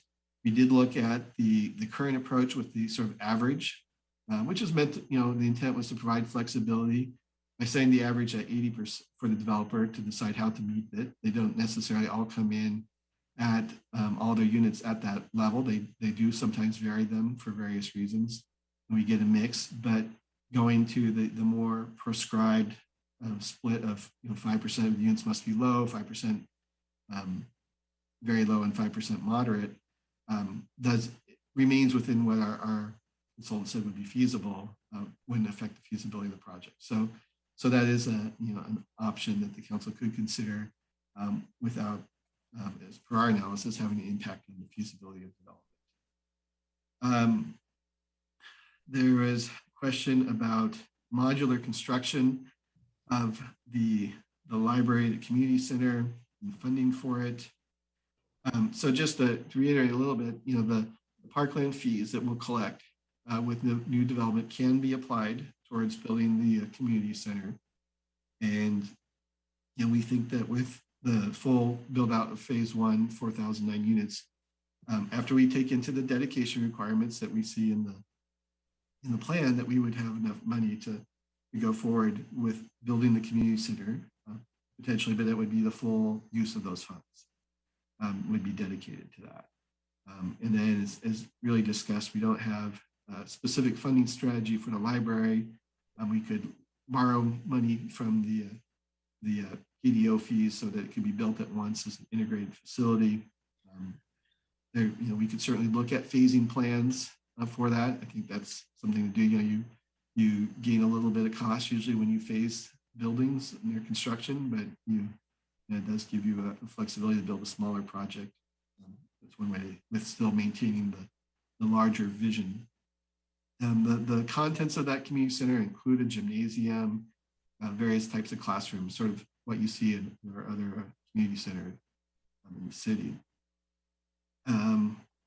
So then there's discussion around the shuttle. And it's certainly our goal that it be expandable. And because we have included a requirement in the Tasman East specific plan for projects there to participate, if there is a shuttle, we have the ability to bring them into it. With Kylie and Freedom Circle, those are still in progress. So we also have the ability there to as part of their land use entitlements, require that they participate. Everyone we've talked to has been willing to participate, and we're certainly trying to approach it as a cooperative effort. For some of the other projects in the area that already have their existing land use entitlements, we don't have the same ability to pull them in. We also have to think about sort of where we have nexus and the ability to justify the operation. That if we're extending it beyond the development and the adjacent light rail or potentially even Caltrain stations in the proximity, that we might be able to expand it to. But if we're trying to pull in other service and stuff, we have to start thinking about it more as like a public service rather than something that's specifically tied to the development, sort of in the realm of community benefits. There's some questions about the trail alignment. And so, there's an existing trail facility right away along Calabasas Creek that runs north-south. And the city's plan is to put an east-west connection through to that creek. And it would generally run along the northern edge of the specific plan area. As mentioned, Kylie development is just to the north. So for actually a significant portion of that, it's planned to be on the Kylie site. So we think that's the likely more successful scenario to bring it forward in the future. But then when it reaches Patrick Henry Drive and crosses it going westward, it drops within the plan area. We also know, there is the Hetch Hetchy easement there. We've had conversations with Hetch Hetchy about use of their property. They're not very open to that at all at this time in new uses, but there are some existing ones there that we hope to utilize in a couple properties mentioned. Let's see. So there was a question about the two different roadway connections that we had early on with Mission College, the Mission College Boulevard connection down south of Mission College. And either one would require the cooperation of Mission College. Any alignment within the specific plan area would tee into Mission College Boulevard where it's privately owned. So it doesn't, in terms of their cooperation, it doesn't really change from option to option. We had two really, and the more central one we had to remove because of traffic separation needs between it and other intersections within the specific plan area. And we really settled on the one that's shown on the O2 microsite as being the one that was feasible to build.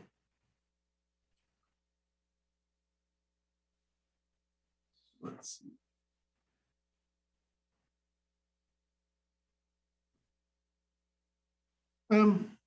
I think I've covered, at least generally, most of the things that were raised. I appreciate there was a lot of discussion around how the area is changing. There's a lot of potential commercial use up there.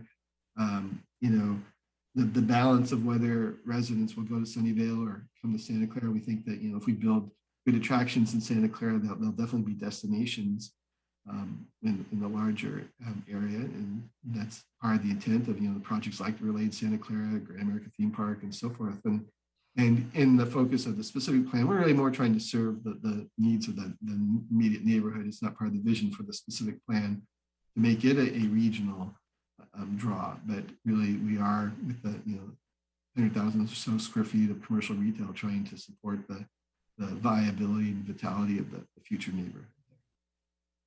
Okay, well, thank you very much for that. I'm going to now go to members of the public to get their comments and opinions and possible questions. Okay, so first I'm going to start with Nancy. Go ahead, Nancy. Hi, Nancy Biagini here. In full transparency, I am on the Planning Commission and have no opinion on the plan specifics. Rather, I'm speaking as a private citizen regarding the draft DIR. Recently, I had a conversation with our city historian, Lori Garcia, who is unable to connect electronically tonight. She's concerned that there are numerous historical inaccuracies in the draft DIR report under specifically Section 7 Cultural Resources. Also, unfortunately, our city historian was not notified of the draft DIR in time to comment, and I would hate to see the inaccuracies become part of a final report. So I have 3 questions. 1, how can the inaccuracies be corrected at this point? 2, considering her credentials and decades of Santa Clara historical research, will our city historian be advised in the future about such reports to confirm their historical accuracy? And thirdly, if I may, who can I contact offline to share Lori Garcia, our city historian's email address for these corrections and future notifications of these kinds of important documents? That's all. Thank you. We'll answer those questions after. Thank you, Nancy. Betsy, go ahead, Betsy. Good evening. Bunch of things to say here. First of all, if you want to Trader Joe's, I can't speak for the company, but build a smaller store with a smaller parking lot. I really do think that is part of their business plan because it is cheaper. Think in terms of cheaper also for small innovative restaurants. I think that's important. Regarding a library with Mission College, Martin Luther King Library in downtown San Jose is a successful partnership between the City of San Jose Public Library and the University Library. And yes, you can check books out. They've done a good job of sort of quasi separating the collections. We are still operating without a city north plan, a comprehensive plan for the north end. As we continue to plan the north end of town piecemeal, I would like to remind everybody that you can create all the walkable, bikeable density you want, but as soon as somebody has to travel on or across a street like Tasman or Great America Parkway, they're going to be doing it in an SUV, regardless of distance. I am wondering from Director Crabtree if these sort of quasi-public parks have public restrooms and if the city or the developers or the landlords maintain them. And also Santa Clara County's 80% median income for an individual is $82,000. That is far in excess of minimum wage.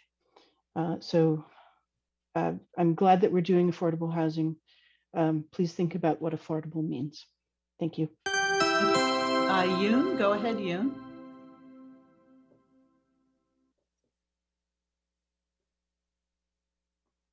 You're muted. Yoon? Yeah, there you go. Hello, there you go. Go ahead. Sorry, thank you. Thank you, Mayor, for the opportunity to speak at this meeting. And thank you, Mr. Crabtree, for your presentation.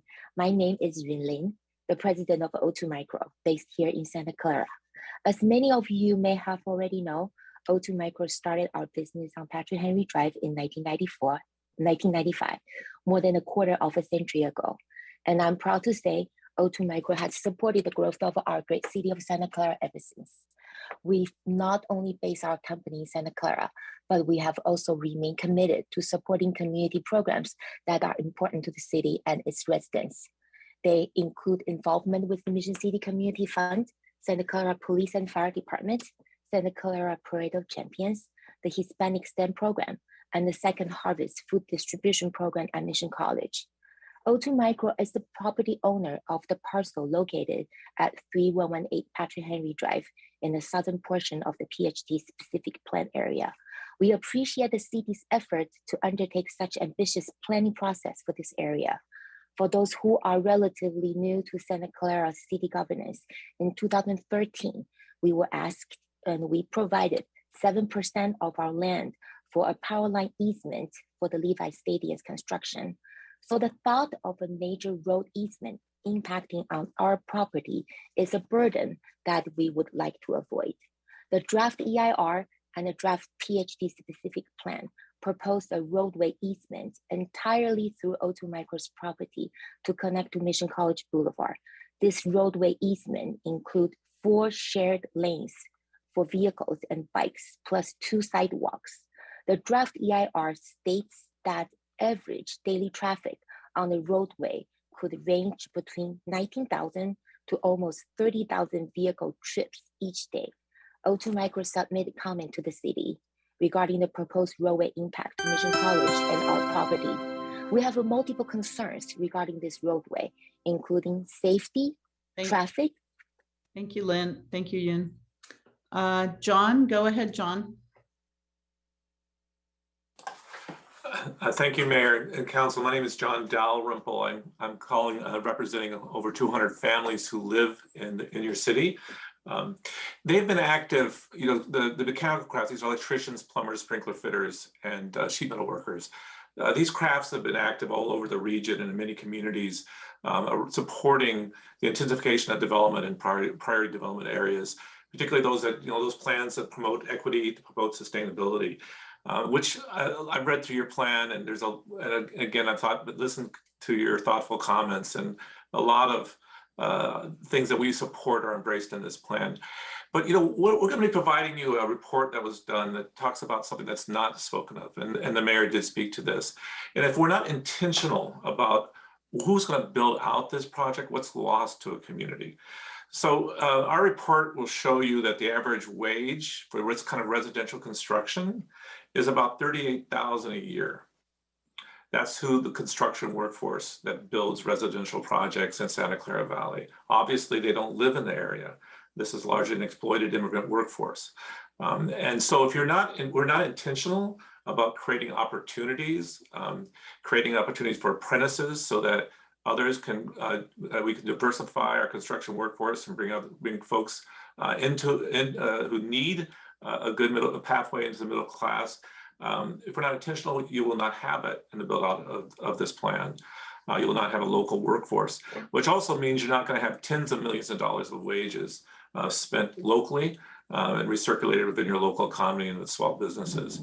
So there are examples of how to encourage this. Mountain View, Newark, Sunnyvale, and many other jurisdictions have included in these types of plans language, and in some cases, as the mayor suggested, some incentives to encourage these kind of outcomes with the developers. So we look forward to working with you to see that that can be incorporated into the plan. Thank you. Thank you, John. Dennis, go ahead, Dennis. There you go. Good evening, Mayor and Council. Dennis Martin speaking on behalf of BIA Bay Area. And I wanted to commend the council and the city for the vision to work on this plan to bring these 12,000 units, which we support, to North Santa Clara. It should be a boon to the city. It's a change to the whole Silicon Valley region, and I hope that the council embraces it at the end. There are a few things that we wanted to mention, including the reliance that the city may make on POPOs, privately owned and public open space, and those need to be credited fully for their benefit. They would be privately owned. They would be privately maintained. The private owner would bear the liability. They're a great benefit to the city, and we'd like to see the city consider no less than 75% credit or up to 100% credit for those popos. Indeed, the city's parkland dedication ordinance would probably need to be adjusted for this area because many of the units are going to be smaller than units that have been built in older areas of the city, and residency per unit will be less. In fact, I think that the generation of residents in this area may be impacted by the size of the units overall. So the city could balance this by going to a per square foot formula rather than a per unit formula that's currently in the ordinance. And that would help to balance it to the size of the units. And I hope the city takes a look at that in its specific plan. Finally, I want to make a comment that overall fees are a concern here. The parkland dedication ordinance, community benefit and amenities fees, public art fees, affordable housing fees, these all need to be looked at and analyzed very, very carefully. Thank you, Dennis. Thank you so much. All right, Edward, go ahead, Edward. Yeah, I know that that Freedom Circle area is, I guess, somewhat connected to the Patrick Henry project. And it's a street that I drive by every day coming from work and going to work. But I remember there was a push to get maybe something like a 24/7 fitness center there, something that's affordable to a lot of people. I know there's an Equinox, I guess, hotel coming up to the related project. And I think they also have gymnasium, but that's more high end. But yeah, as far as Trader Joe's, if we can't get a Trader Joe's close by, maybe an Aldi's. As far as a restaurant, I know they're pretty popular outside of the Bay Area. I don't think we have any in the Bay Area. I don't believe it's Huckleberry's. They have really good breakfast and lunch. If we could get a restaurant like that, maybe on the north side of Santa Clara, that'd be nice.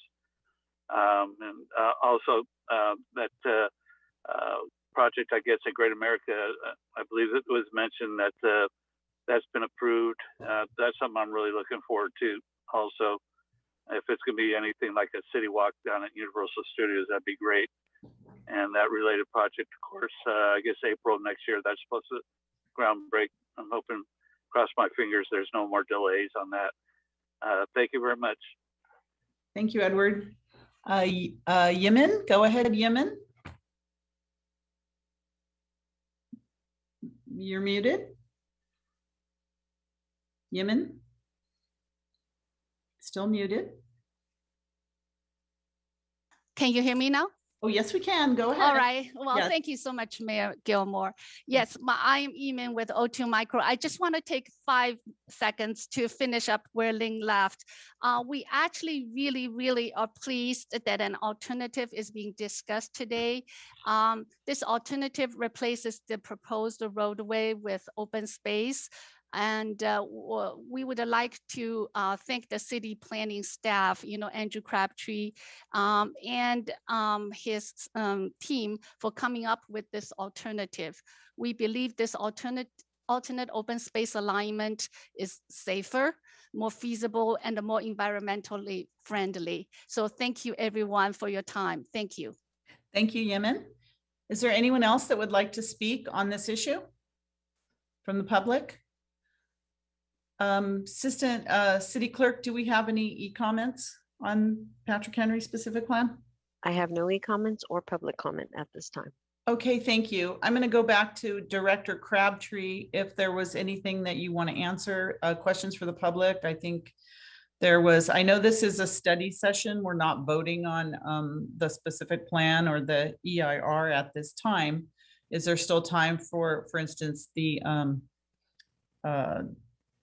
city historian to weigh in on this and other things? So I know that was one of the questions. Yeah, we are still finalizing the EIR, so we can certainly reach out to her. Okay. We will connect with her and hear what her concerns are and make sure that they're addressed in the final EIR. Thank you. Thank you for that. And I don't know if there was other questions or comments for you. There was one question about restrooms.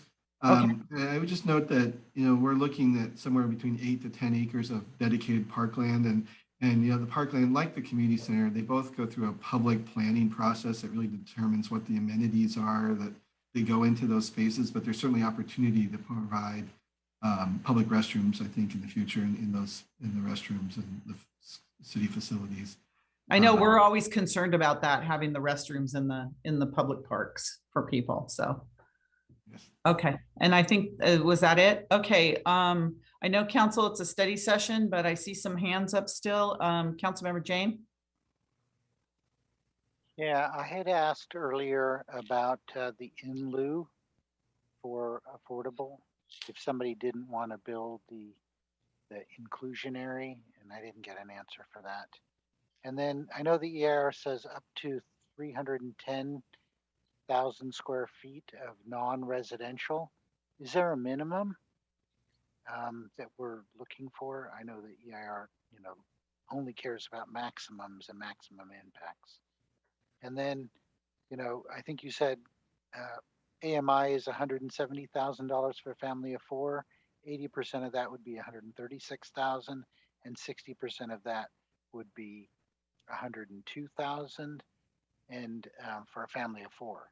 So, and I know you had said that changing from 15% at 80% AMI average versus the 5% split really doesn't have any impact on the feasibility of building. So I just wanted to clarify that. Thank you. Okay, thank you. I'm going to go through the council one more time. If anybody has any last comments, then we'll have the director answer, and then we're going to move on to our next item. I hope you got that, Director Crabtree. I got a little lost there with all the numbers, so hopefully you got that. Vice Mayor Chahal.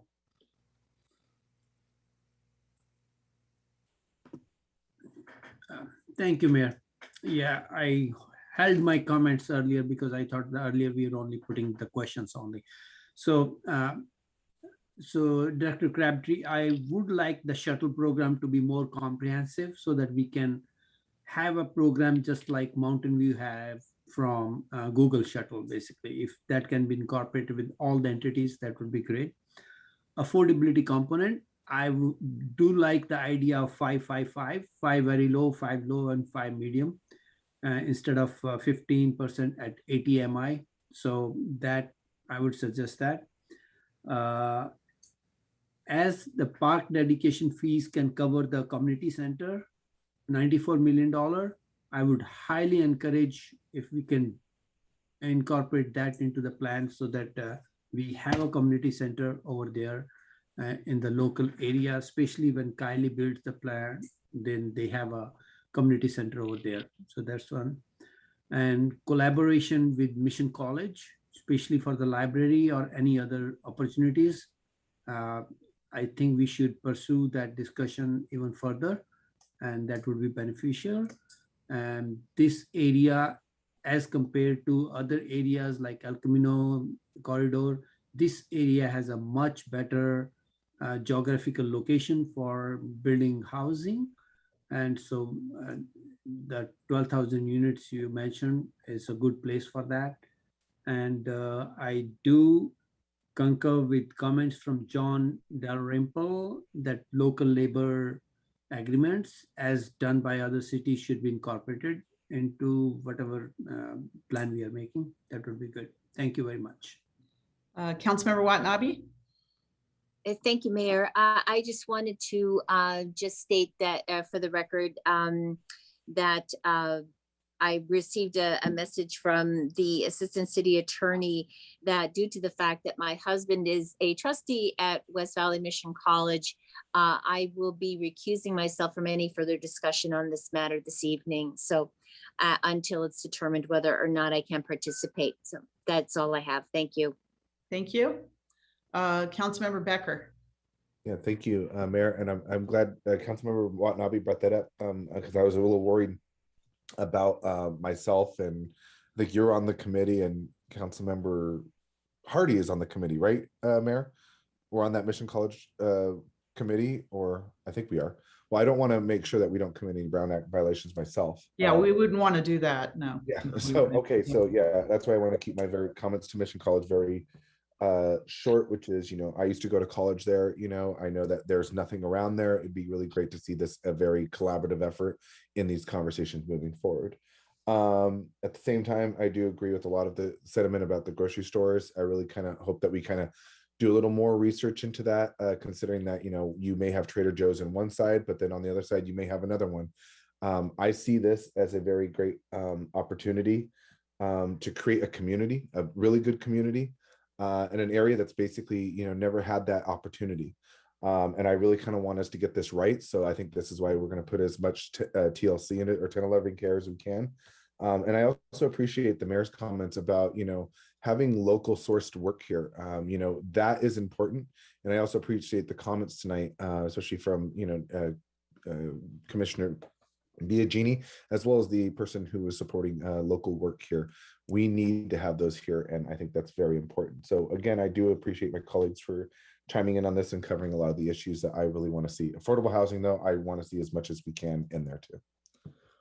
Okay, any final comments from any council member who hasn't spoken yet before I go to staff? Because after that, I'm going to the next item. So, all right, seeing none, Director Crabtree, I think you had a question or two at the end there, or any questions you may have of us.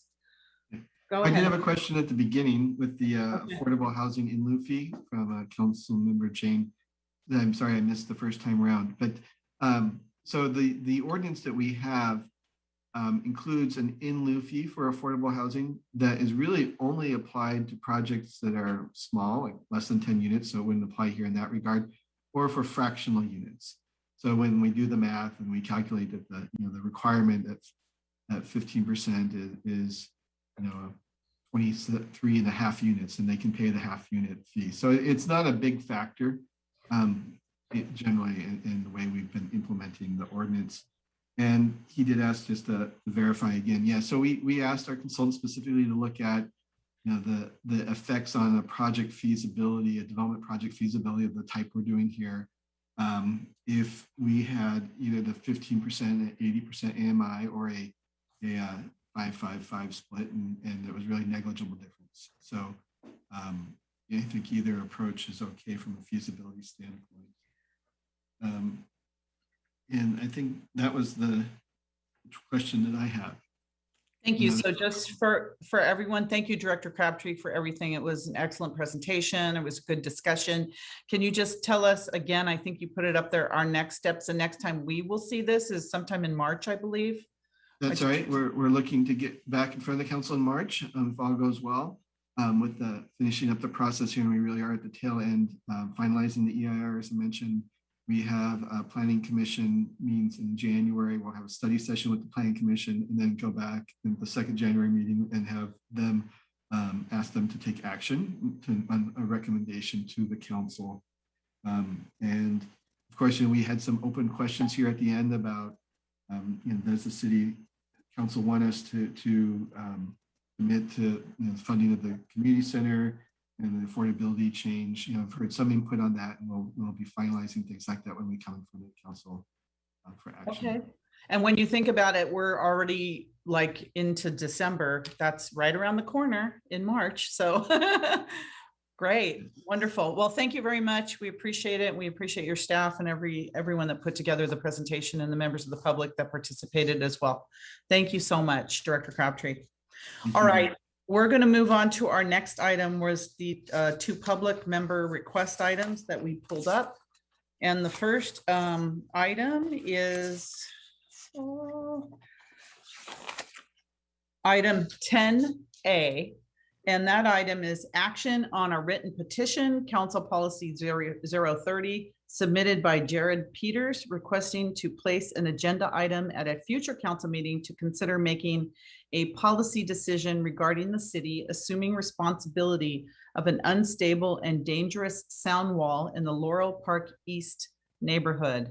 And I have to disclose for the council and the public that my house is, I didn't think it was, but apparently is, within 1,000 feet of this, of the property, the fence that they're talking about. So I'm going to recuse myself from this issue for that reason, and I'm going to turn it over to Vice Mayor Chahal to conduct the discussion of this item 10A. So thank you very much. And somebody please text me when this is over so I can come back for the next one.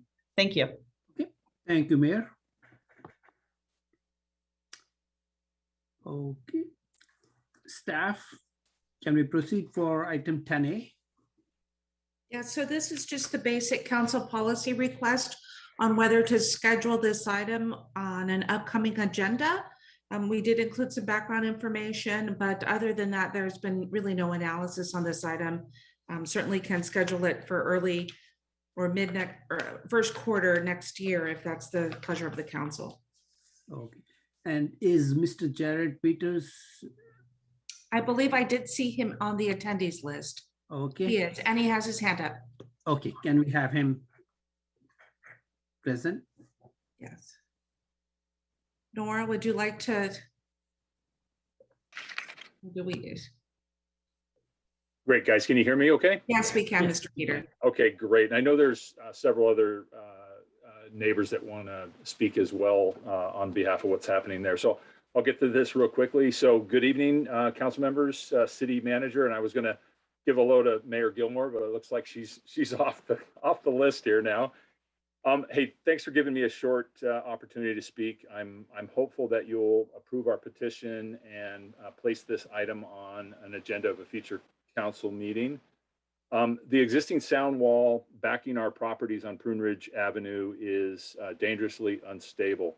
Over the past few years, we have seen 5 of the 2.5-ton sections topple to the ground, and this is just out of the blue, no external causes.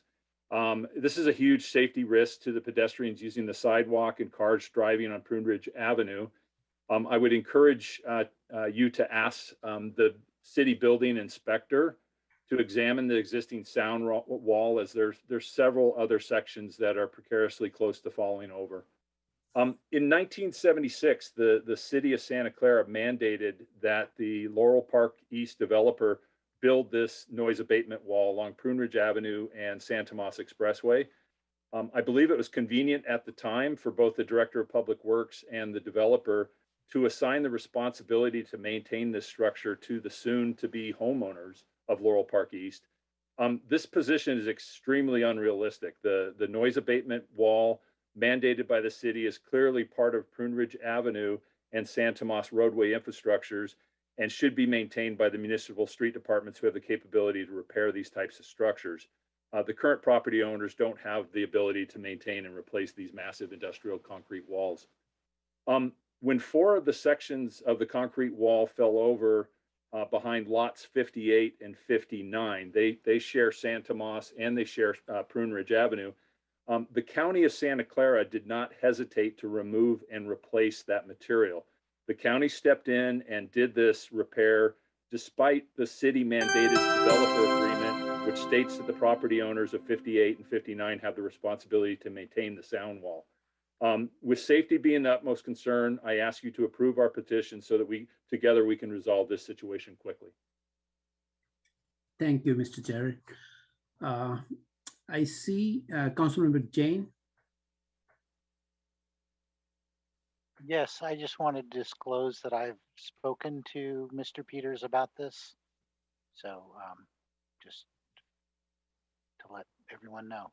Okay, thank you. Councilmember Becker. Thank you, Vice Mayor. Yes, I wanted to also disclose that I've had a conversation with Mr. Peters as well. And I have expressed my concerns also with the city manager, and full disclosure that this conversation is on the public record. Yep. Thank you very much. I see Councilmember Hardy. Well, first off, I didn't talk to anybody. So, but when I look at page 8, it is very, very clear that that this was originally made part of the owner's responsibility. So what I would, I guess, ask the member of the public is when they bought the property, I know I had to sign disclosure items when I bought my property. There's an easement for electrical. So were you aware of this when you bought the property? Thank you. Okay. I see. Councilmember Jane, you want to say something again? Okay, thank you. Okay, if we don't have any council questions, would Mr. Let me go to the public first, and then we can go back to Councilmember Hardy's question for Jared. Eric?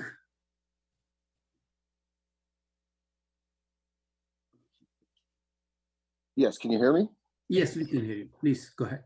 Yes, my name is Eric and I'm at 2623 Gambling Drive, also sharing the fence along with Jared. I first want to let everyone know how dangerous the situation is. The portion that fell in behind our property, when it fell, it shook the house. And it came to rest on the sidewalk of Prune Ridge. I initially notified Public Works approximately 8 months prior to the section falling. During that time, I either put in a request or called a minimum of 4 times. Finally, after 8 months, Chuck notified me that Tucker Construction was scheduled to come out and install steel brackets to prevent any further tilting or breaking. Unfortunately, a section fell the following day. Soon after, they did remove the section and a chain link fence was installed in its place. I was then told they would again contact Turner about a replacement. Sometime later, I was told it was the property owner's responsibility. The lack of maintenance to the easement has caused the wall to be unstable. I've notified Public Works many times about the issues the very large liquid amper behind us has caused. There are roots growing under, causing it to lift sections of the fence. The roots are also throughout my yard, destroying landscape. It seems they are unwilling to touch the tree. I just want to find a way to remedy the situation. The fact these panels cross property lines, I don't see a way to repair only my sections. And I just want to thank everybody for your time. Thank you, Mr. Eric. Okay, Council.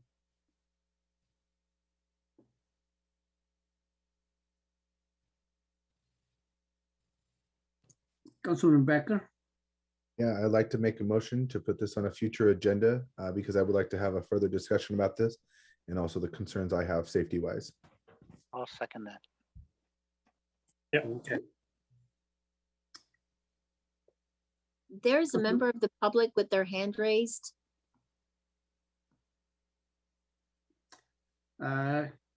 Yes, I see that.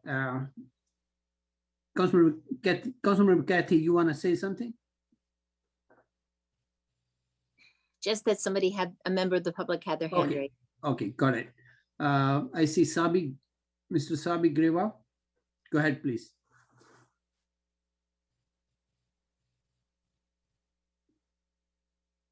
Hi, can you hear me? Yes, we can. Thank you. Good evening, council members. Yeah, I live at 2698 Gambling Drive. I have the corner plot, which is plot number 1. I'm in total agreement with what Jared said about the points he's raised, and I appreciate his efforts in raising this with the neighborhood. My individual concern is the imminent risk of the wall is literally bowing, and it has specific fragments of cement and concrete falling off onto the footpath. So imminent risk of public vehicles, and I believe this is down to the land movement and possible tree roots which has caused this. I've raised it with the city numerous times and nothing's obviously been done. And also, I mean, obviously my concern is obviously there's been a precedent set with 2 lots where the counties actually replaced their particular walls.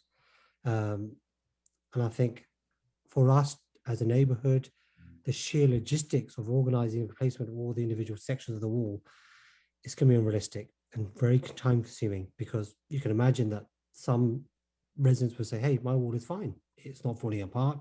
Nothing wrong with it. And I don't want to have the cost of creating a sound wall, which is going to be expensive, and the material and the labor is going to be expensive, having to close off the road, closing off the pavement.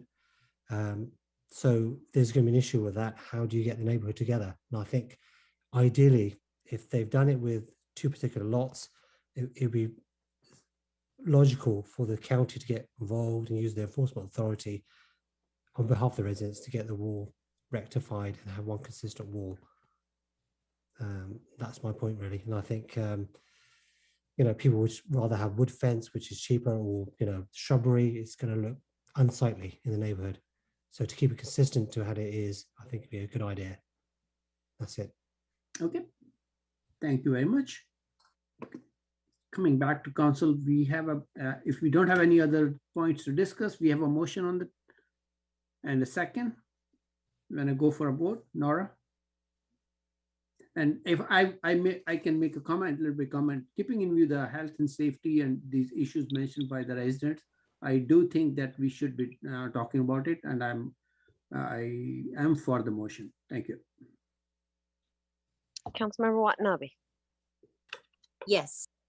Vice Mayor Shahal. Yes. Councilmember Hardy. Yes. Councilmember Park. Yes. Councilmember Jane. Yes. Councilmember Becker. Yes. Okay. So the motion passes 6-0. The one with the and recusal. One recusal, right. Thank you. Let me text Mayor Yes, Mayor, I Gilmore. did already. Oh, you did. Okay, I thank did. you. Yes. Thank you. Thank you. Okay, thank you. Thank you, Vice Mayor Chahal, for conducting that.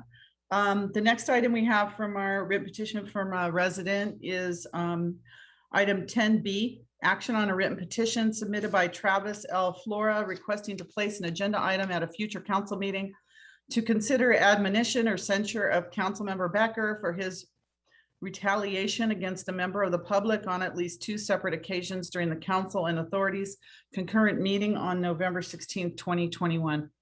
Is Mr. Flora here? I'm here.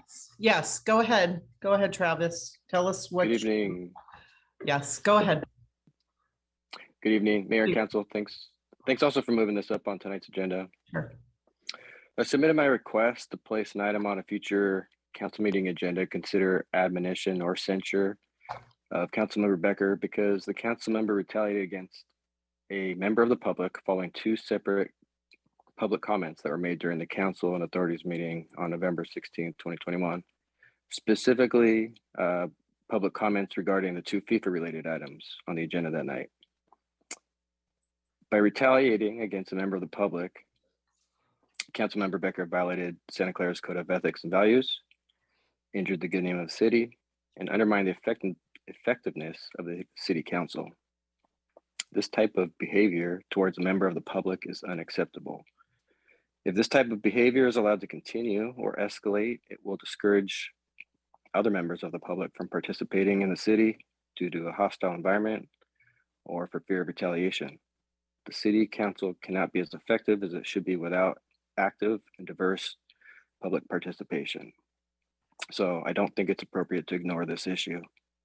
And I believe it warrants inclusion on a future council meeting agenda where it can be discussed further and considered further. Thanks for your consideration. Thank you, Mr. Flora. I'm going to ask Councilmember Becker what he would like us to do with this, just because I personally don't like these types of issues on our agendas, even though the council has entertained them in the past. But Councilmember Becker, do you have some comments you'd like to make on this? Yeah, well, if anyone was offended by anything, I do apologize if they were offended.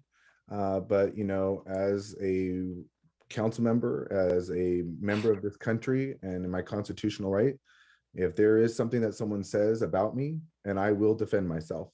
Even as an elected official, I have the right to defend myself. And if it seemed like it was retaliatory, it wasn't. I know that, there's been times that Mayor Gilmore and many other people in this council have responded to a comment that someone has said in the public. And I think that is our constitutional right to do that. So I just believe that I don't think this is warranted. And I think it just continues to play dirty politics. So I would like to make a motion to deny this. I'll second that. I would like to ask Councilmember Becker that we have a citizen that's brought an issue to, I don't even know what the comments were. I don't even know. I don't remember anything, but I think that the citizen has taken it very seriously. I would like to suggest that maybe Councilmember Becker, that you meet and talk to this resident and then come report back to us after. I don't want to just ignore it because I don't know what it is. And it's obviously one or more people were offended. So instead of, would you be amenable to that? Just meeting and then just reporting back to us? Sure, I'll have a conversation with him and discuss the issue. But I already kind of suspect what it might be. But then again, I did review that meeting and did review that whole conversation that I think. So you know what he's talking about? I'm sure what he's talking about. I don't. So and I think it's reference to, I think it's based on Kirk Vartan. That's what I think it is. So if that's the case, then, would you be amenable to reporting back to us after you meet with him and talk about it? I'll talk to him. Okay, could we make that as a motion instead? I just think it's easier that way for us, so we don't talk about these kinds of things. But I don't want to dismiss a member of the public that has brought something to us. I can make this motion for Can that. you make that? Yes, a substitution that Councilmember meets with the resident in question and comes back to us with a report on the issue. Thank you. Is there a second on that? I'll second that. I just think it's important that we deal with these things that way. Okay, we have a motion and a second. I'm going to go. Is there? Madam Mayor, we have a hand up. I know. I'm going there. Give me time. Sorry. I'm going. I'm trying. Steve, go ahead, Steve. You're muted. Steve? Yeah, can you hear me? Yes, we can. Go ahead, Steve. I actually had my hand up for the previous topic, so. Oh, sorry, I wasn't here. Anyway, thanks for the involved. Okay. All right, thank you, Steve. All right, we have a motion and a second to ask Councilmember Becker to meet with Mr. Flora to go over the issue and report back to council.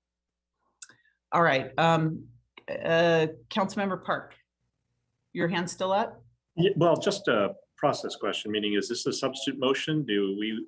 I'm sorry. Vote on the substitute motion. Yes, I messed that up. I mean, I don't know if we need that if the previous motion maker withdraws the motion. Like, I don't know if there's a more efficient. That would be Councilmember Becker. Did you withdraw for the substitute motion, Councilmember Becker? Sure, I'll withdraw. Okay, thank you. Motion is withdrawn. So we're voting on, okay, we don't need then. Okay, so this is the motion on the floor. Councilmember Hardy. I just wonder if Councilmember Becker would like someone else to be there. Sure, I'm down for that. Would you be interested in that, Councilmember Hardy? I would be more than willing. Okay, we'll look anxious to hear what you have to say when you're done. Okay, we have a motion in a second. Assistant City Clerk, roll call vote, please. Councilmember Park, would you like to add that to the motion so it is memorialized? Okay, then I will add to the motion that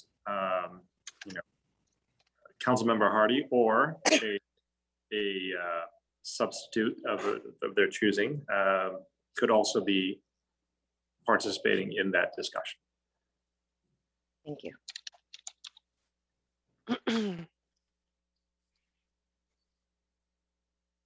So do you want to read the motion, Assistant City Clerk, so we're clear? I have Councilmember Becker and Councilmember Hardy or substitute to meet with Mr. Flora and report back to council.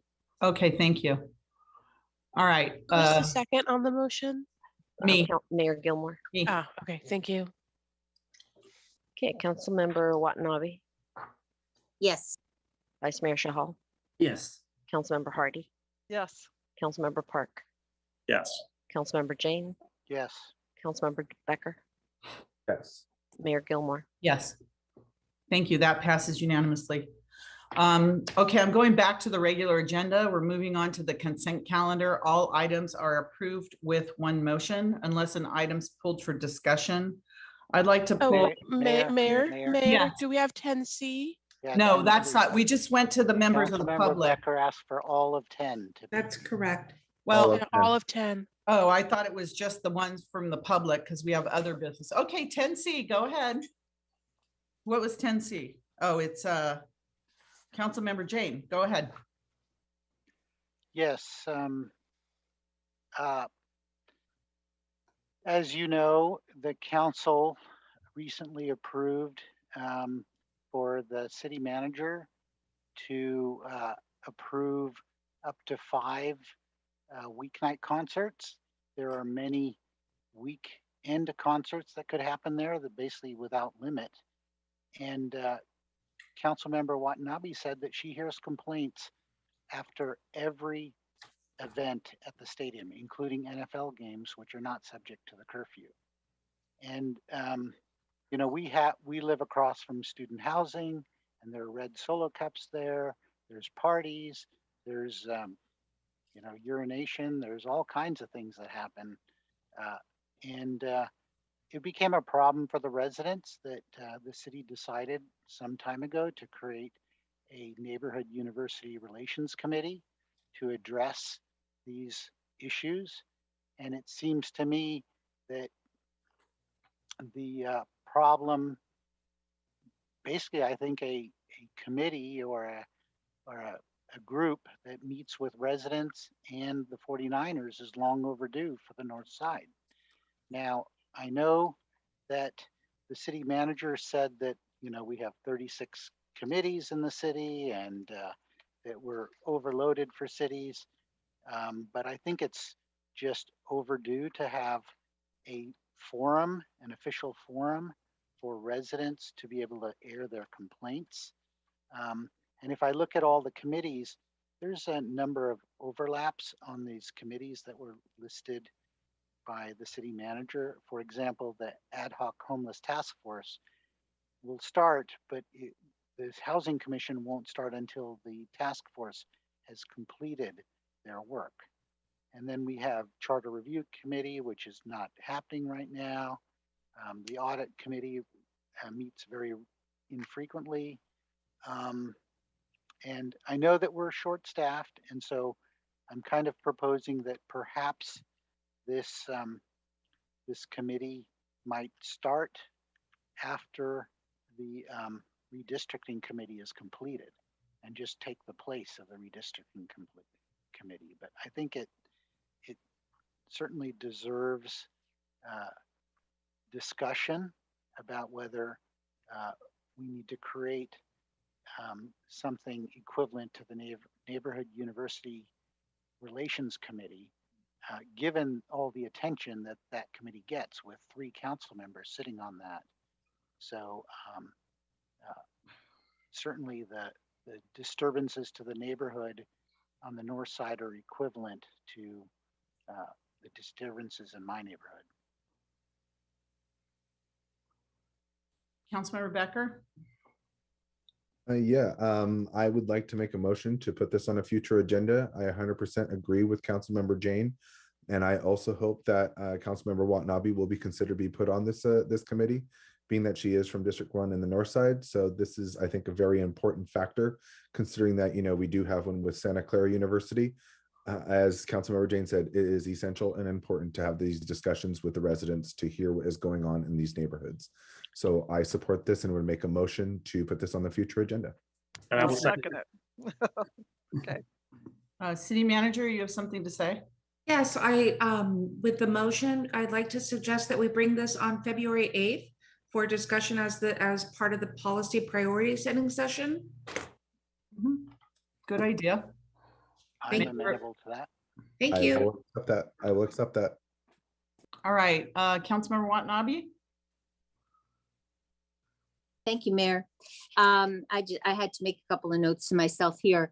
I would just like to remind the council members that when this curfew change was made, that only 4 council members voted to change. I did not participate in this curfew change. I would not participate in this curfew change because it's against the resolution that was passed back in 2010, November 9th, 2010 specifically. Councilmember Jane, you bring up about how your neighborhoods are impacted by the university and red cups and students. If you knew that, why did you go ahead and approve this curfew change? Wouldn't it have been more appropriate to reach out to the residents to get their input before such a change was made? Because that's how it was done initially. So the proper thing would have been done, that should have been done, was to reach out to the residents first. But now you want to go to the public. Now you want to open up the door when the damage has been done, and you want to bring the 49ers into it when they've already broken promises over the last 7 years. Now you think that things are going to be all wonderful and they're going to come together and they're going to make everything better after everything that's been done. I hear it all the time. I talk to my residents. I know what's going on. There's not a lot of trust. And I don't think that this is the opportune time to bring up such a topic, especially after the way this curfew change was basically shoved through without any public input. We don't need to be adding more committees to our already overloaded committee agendas and impacting our staff. So I do not support this petition. It's wrong. It should have been discussed before the curfew was changed at the last council meeting. Thank you. Thank you. Councilmember Becker. Oh, sorry. I guess I'm supposed to respond to that. Oh, wait, did you speak already? Yeah. Oh, sorry. Forget it. I'm sorry about that. I'm trying to keep track. Vice Mayor Chahal. You haven't spoken, right? Vice Mayor No, Chahal? No. I Okay, have go not. Go ahead. I have not.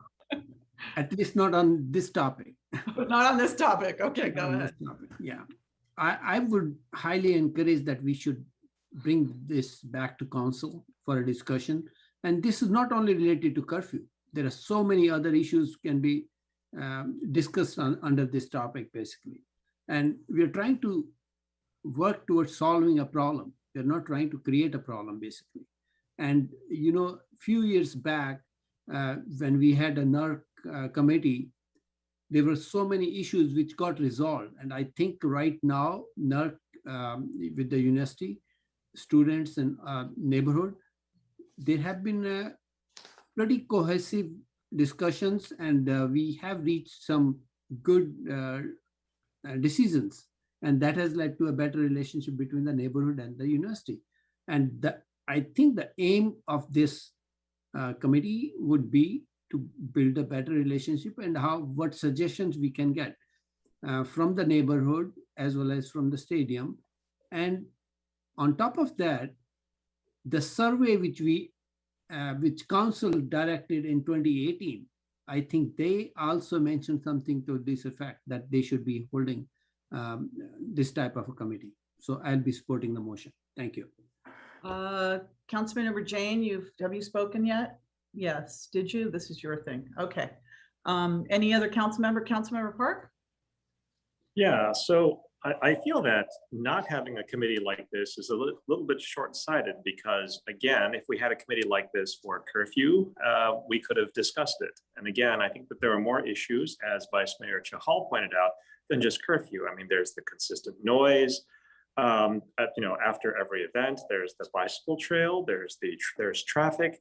I think that having this kind of a committee could possibly open up lots of issues, and again, would be a good way to get everyone talking to, the people that are affecting their neighborhood. Because if you don't talk to them directly, then, I think that we won't understand what the pain points are. And I think that the people that can stated the best are the people who live there. And I think that that would be the point of this type of committee.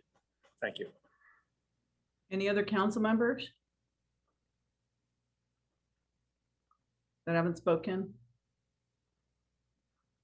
Okay, I'm just going to say, first of all, the Neighborhood University Relations Committee, that is a really effective committee. We work well with Santa Clara University. They help us to enforce what's going on in the neighborhoods. We deal with neighborhood issues. We have for years dealt with neighborhood issues. We listen to the neighbors, the university's present. They're willing, they're wonderful partners with the city to try to deal with all the issues. And I think that the university committee has worked well. Going out to the north side, when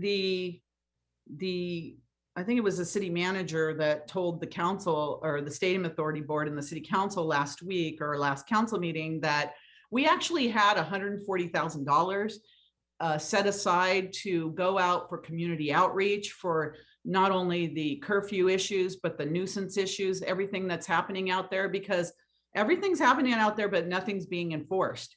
And this council decided, 4 members of you decided that you didn't care to get any sort of input from the community before you changed a condition of development, which was the curfew out there. The curfew, you extended the curfew on the weekdays, which means you extended all of the nuisances in the neighborhoods during the weekdays. And you did it without even a thought to talk to the residents that live out there.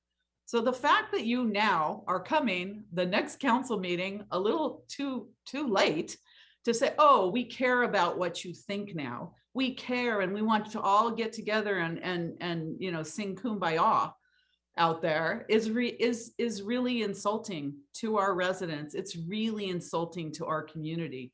Why didn't you do this before you changed the curfew? Why didn't you ask for community input or feign concern for the community before you changed the curfew or extended the nuisances on the north side? The difference between the university area and out there is that nothing's being enforced out there. We don't have willing partners that will stick by our conditions of development and our contracts.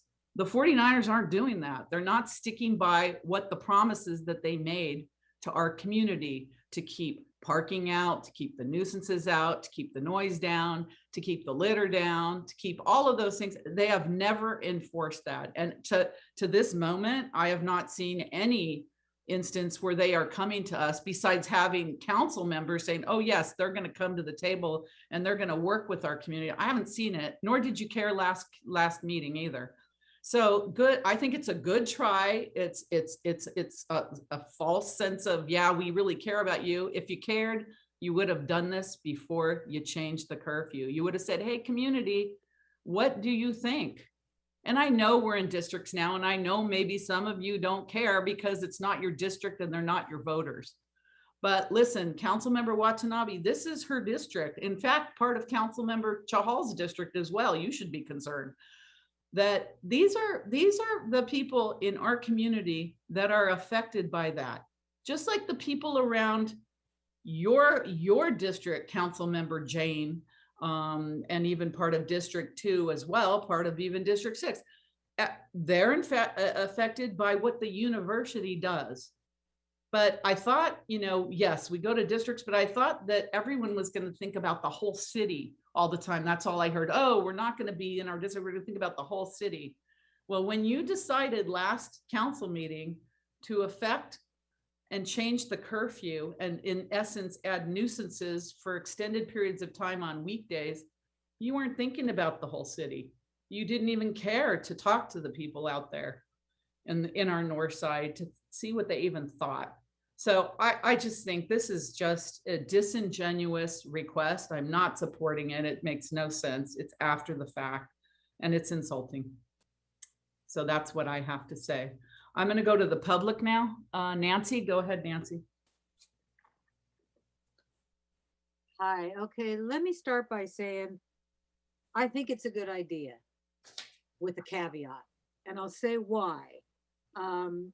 the 49ers agreed to the 10 p.m. curfew when this whole started. Then there were a lot of broken promises. Then there were a lot of bad feelings. Then there was not a lot of public outreach on the weekend curfew. Then I'm hearing how the stadium management booked money-losing events. Look, in my previous employment, I used to book events that were a lot bigger than what you could ever hold at the 49ers stadium. And it really strains credibility for me to think that because for 5 times during the year, by moving the curfew out to something that's not preferable by the area around there, is somehow going to create a situation where you start making money.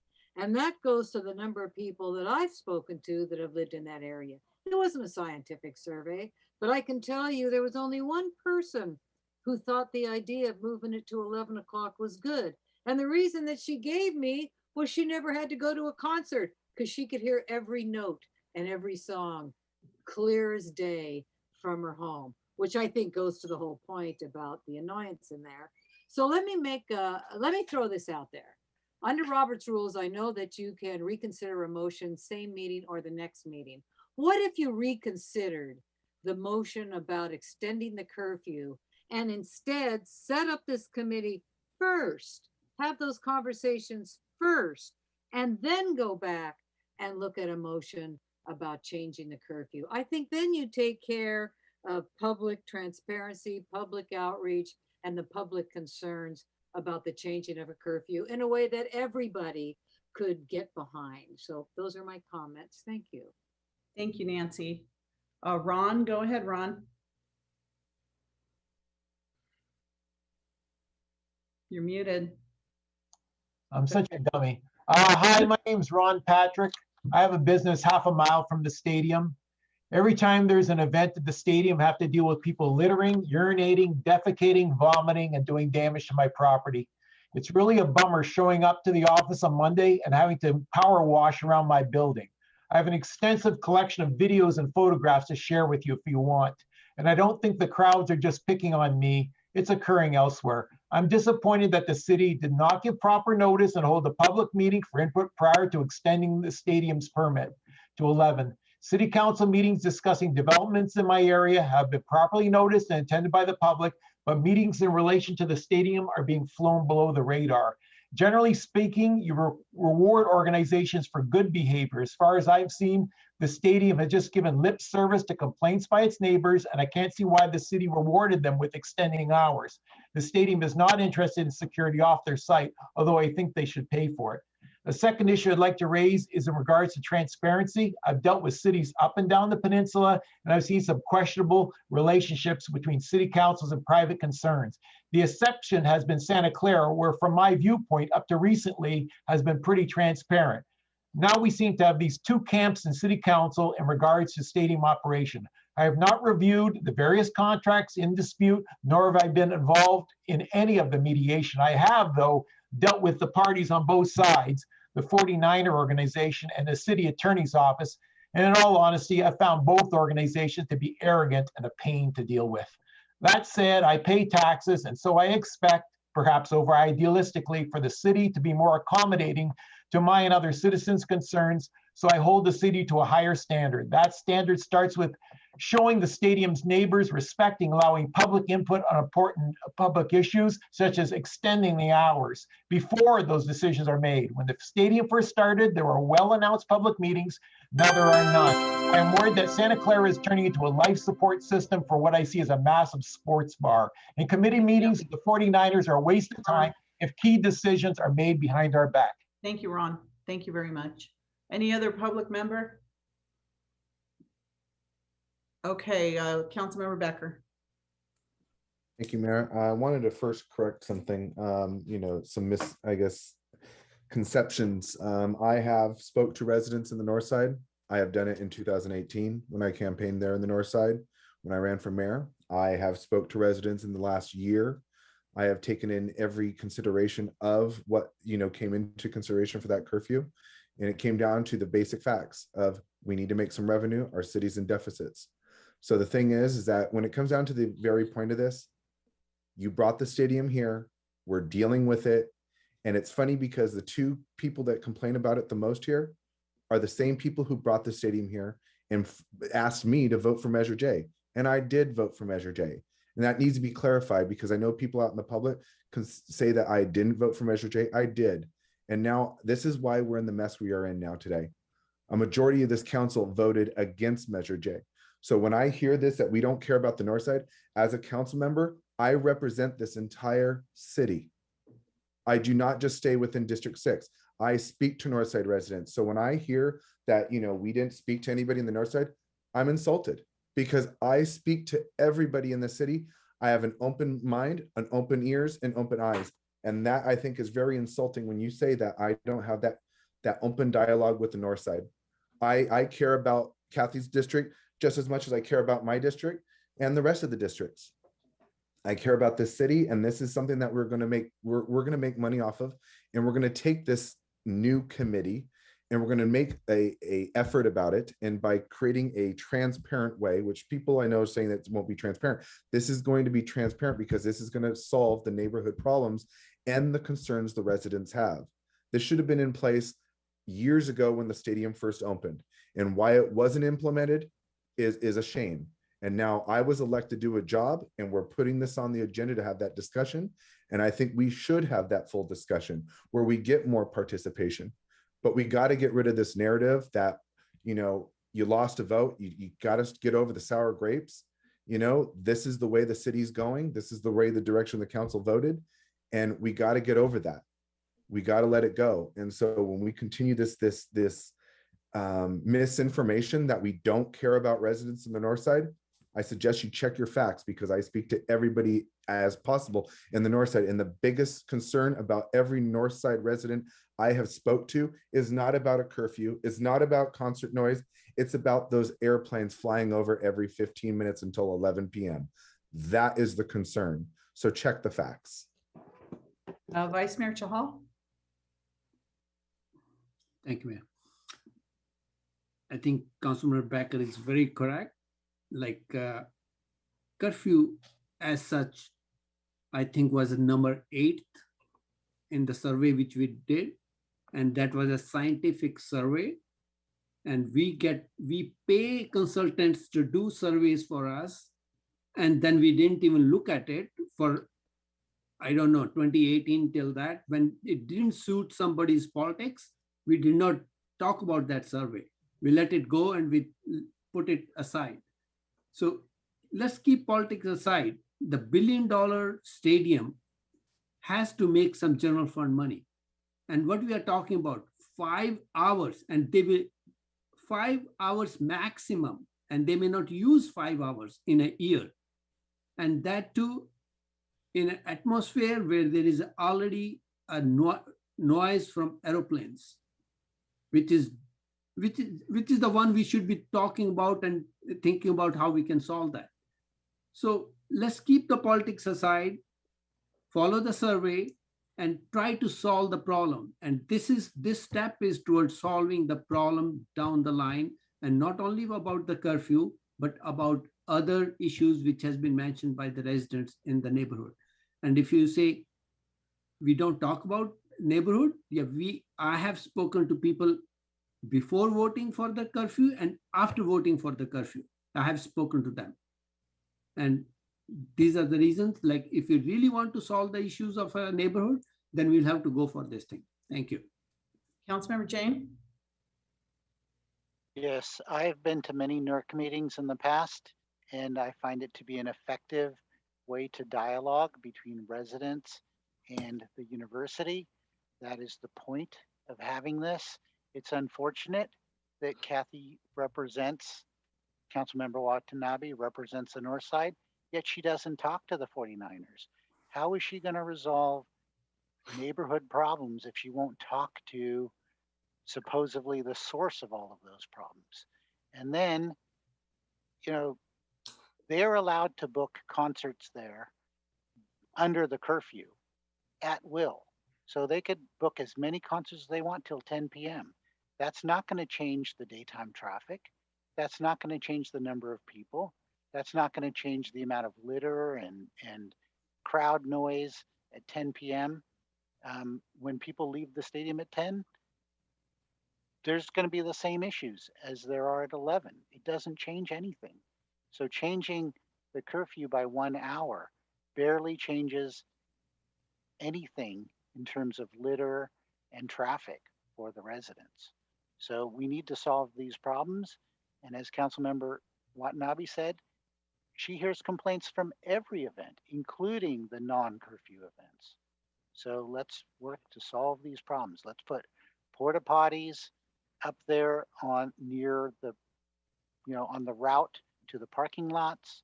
Let's add some more patrols. Let's do whatever we need to do, but let's just solve some problems. Councilmember Watanabe. Thank you, Mayor. Gee, I don't know where to start because, and I'm really glad that you made that comment about the insulting, how insulting this is to my constituents in District 1. First of all, if, like I said before, if you wanted to resolve this issue, you should have brought it up before you changed the curfew. There is changing it by 1 hour.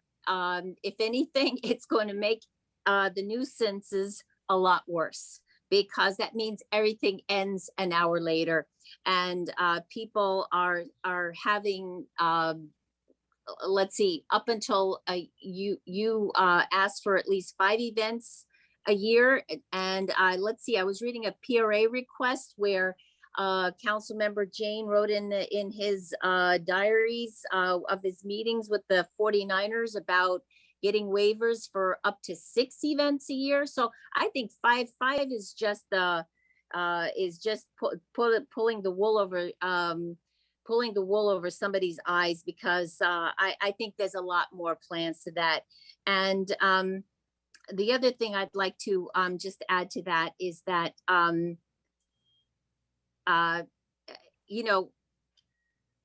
like I said, I talk to my residents, and when it comes to noise, and I keep hearing people talk about the airplanes. The airplanes, there is a curfew regarding the airplanes. However, the airplanes go over every couple of minutes. When you're talking about a concert, you're talking about a constant beat for hours on end, and that doesn't stop. And when events go until 11 o'clock, and especially pyrotechnics, which was a part of this motion, that keeps a lot of people awake, and it's a big concern for a lot of different reasons. But my point is that you're asking for something more than 5 times a year extra on top of already events, weekend events. And so you are just going to put this on top of the residents without any kind of public outreach.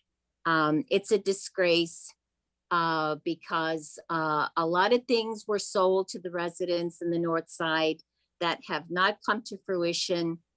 Our budgets, our public safety budget has been cut. So there aren't the public safety officers enough to be able to monitor the neighborhoods. We have explored different ways to put permits in place, and nothing is happening. Nothing is happening. And so you think the 49ers are going to come along now and clean everything up, and when frankly this should have been done a long time ago. It should have been done a long time ago. And as I said, I have talked to a lot of residents since this whole thing happened, and there are a lot of people that are very upset, and they basically see this is payback for last year's election. And $3 million is nothing compared to what 5 events, extra events a year are going to add to the 49ers pockets. So you can say whatever you want, But if you really want to fix things, go fix things up in your own neighborhoods. You all represent districts now. Isn't that what this was all about? Districts? Go take care of things in your own districts. Don't be coming into mine to muck things up with the 49ers. Sue Reuter, our assistant city, I'll call you city manager, city attorney. Mayor, I just a quick note to just remind the council that this is an OTO petition. So really under the policy and under the Brown Act, the discussion really ought to be limited to whether. I can hardly hear you, Sue. I can barely hear you. Oh, you're all fuzzy. Sue?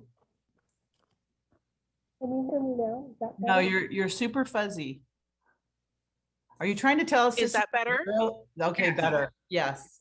Okay. Okay. So sorry, I just had to change my. The 030 policy. It's just to. This is a. That's right. That's all. That was just. That's all I wanted to say. That under the policy and under the Brown Act, this is simply a discussion about putting it on the future agenda. Thank you very much. I know that we went all around the block and up and down and around. I basically, my position was I'm not going to support it because it's too little too late and it's disingenuous and it should have been done before the curfew. So I won't be supporting it. We have a motion and a second on the floor to put it. Was it in goal setting? Is that where it was? I think that was the last I heard. Recommendation. All right, let's get moving. So Assistant City Clerk, roll call vote, please. Councilmember Watanabe. No. Vice Mayor Shahal. Yes. Councilmember Hardy. Yes. Councilmember Park. Yes. Councilmember Jane. Yes. Councilmember Becker. Yes. Mayor Gilmore. No, and that passes 5-2. All right, consent calendar, all items are approved with one motion unless item is pulled for discussion. I had a question on item 4U as an umbrella about the trees. And I know I asked that question earlier, city manager, so I don't know if I need to pull that to ask the question or if it can be clarified. I'm not sure. I want to ask you before I even pull it. We can clarify, and the good news is there is the discretion for addressing the concerns that have been relayed via email from residents. I know that our community development director has already begun to respond to the emails. The question being whether the removal of one tree results in the impact of having to replant 2 trees.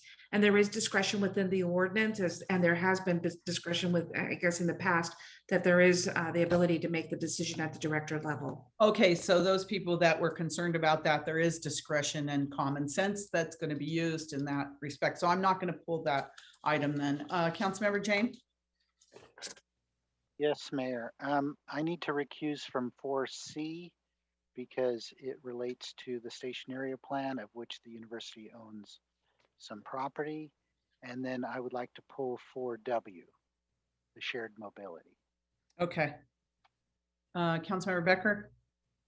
I don't know if Make a motion.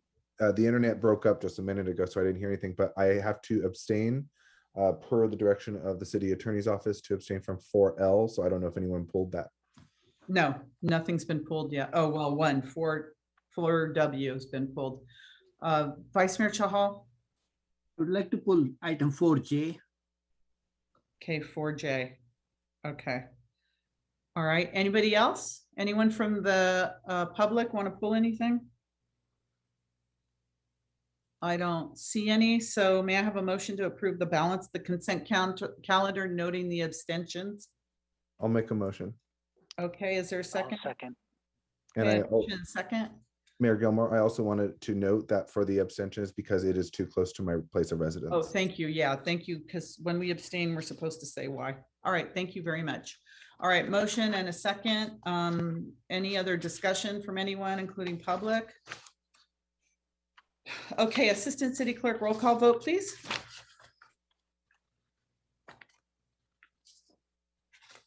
Councilmember Watanabe. Oh, Councilmember Board Member Watanabe. Yes. Vice Mayor, Vice Chair Shahal. Yes. Councilmember Board Member Hardy. Yes. Councilmember Board Member Park, Yes. Councilmember Board Member Jane, Yes. Councilmember Board Member Becker, Yes. Mayor and Chair Gilmore, Yes. noting the abstentions as well. Okay, and that passes unanimously. Thank you. Next item we have is public presentations. Do we have any member of the public that would like to make a presentation to the city council? Madam Mayor, I've received a few public comment requests to be read into the record for public presentation. Okay, so why don't we start with those? Go ahead. Okay, just a moment, let me grab those.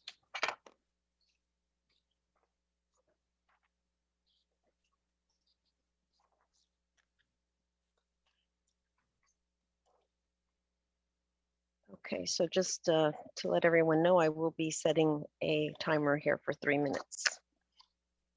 The first comment is from Carolyn McAllister. It states, "It is with frustration and anger that I compose another email. The 49er Jane, Shahal Park, Hardy, and Becker voted to change the curfew at Levi Stadium from 10 to 11 on Thursday, Friday, Saturday, and Sunday. The 49ers agreed to a 10 p.m. weekday curfew when approval was adopted in 2010. Why wasn't public presentation allowed before the vote? Councilmember Becker said he doesn't hear complaints about stadium noise or other problems. Mr. Becker's district is on the other side of Santa Clara. Why don't the 49er 5 come to North Santa Clara and ask us what we think? Even our own District 2 representative doesn't listen to us. I want council members Hardy, Park, and Shahal to answer why they were getting a tour of Levi Stadium by Jim Mercurio the day before the curfew vote. I also want to know who paid for the field access tickets for council members Hardy, Shahal, and Park to be on the field during the national anthem of that game. Were they gifts from Jed York? These same council members plus Jane and Becker voted not to extend funding for the police. Who is going to monitor the late problems at Levi? The police are already short-staffed. Crime is on the increase. We see a local shoe store at Scott and El Camino burglarized twice in a week. I've lived in Santa Clara since 1974. In that time, there have been a few council members that I felt lacked integrity and professionalism to represent Santa Clara. Never have I seen 5 members of the same council, Jane, Hardy, Becker, Park, and Shahal, who all seem to lack the integrity and commitment to the people that is necessary. These council members are representing the 49ers. They voted to fire City Attorney Brian Doyle because Mr. Doyle was attempting to make the 49ers live up to their responsibilities and contracts. Who will these 49er 5 go after next? I hope these pro-49er council members realize that we, the voters, are watching, and some of you will want to run for re-election or even mayor. Many of us will be asking tough questions or actions and decisions. Even the 49er money may not be able to help you." End of comment. Next comment was submitted by Robert Sherman. It states, "Since the last council election, several developments have ensued that concern me greatly. As a resident and homeowner in District 1 in the neighborhood known as 49ers Backyard, first, the potential existence of a conflict of interest, real or perceived, that is created by the continued participation by members of the City Council in closed-door meetings with 49ers management. The lack of detailed meeting records or any public divulgence of the content of these meetings is an egregious departure from the Brown Act and the principles of good government. To further complicate matters, 3 members of the council were seen getting a tour of the stadium prior to the Chargers game and seen on the field itself during the national anthem. The fact that these council members appeared to be receiving favored treatment by the 49ers the day before an important vote was taken regarding their curfew is at very least terrible optics and at worst indicative of a city council enthralled to a corporate entity that often seems to act in ways that are anti-ethical to interests of me and my fellow residents of District 1.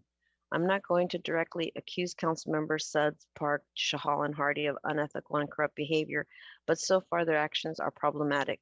I strongly urge these members and the city council as a whole to demonstrate through both words and actions that they are representing the interests of the city of Santa Clara and its citizens rather than the interests of the 49ers Football Company, LLC. The fact that the curfew was amended only for District 1 indicates to me that it was done solely for the benefit of the 49ers to detriment of me and my neighbors. End of comment. The next comment was received by Debbie Triforis, and it states the following. Here's my perception of the city council since January of this year. 4 newly elected members joined the council. How they got elected is up for discussion, but the fact is they are on the council. I took the time to read all the campaign information and imagine my surprise when nowhere did they mention their goal to clean house. They talked of bringing more representation of citizens to the council and getting rid of animosity and disagreement between council members. What can we say as Santa Clara residents that they have done for our district? I can't think of one thing my district council member has done for us. So they fired the city attorney for perceived wrongdoing over a settlement with the city. I have to say I'm surprised he hasn't been replaced with a 49er friendly replacement, but it appears the position is not that attractive to outside attorneys. The next step is to get rid of city manager. We all can see this coming.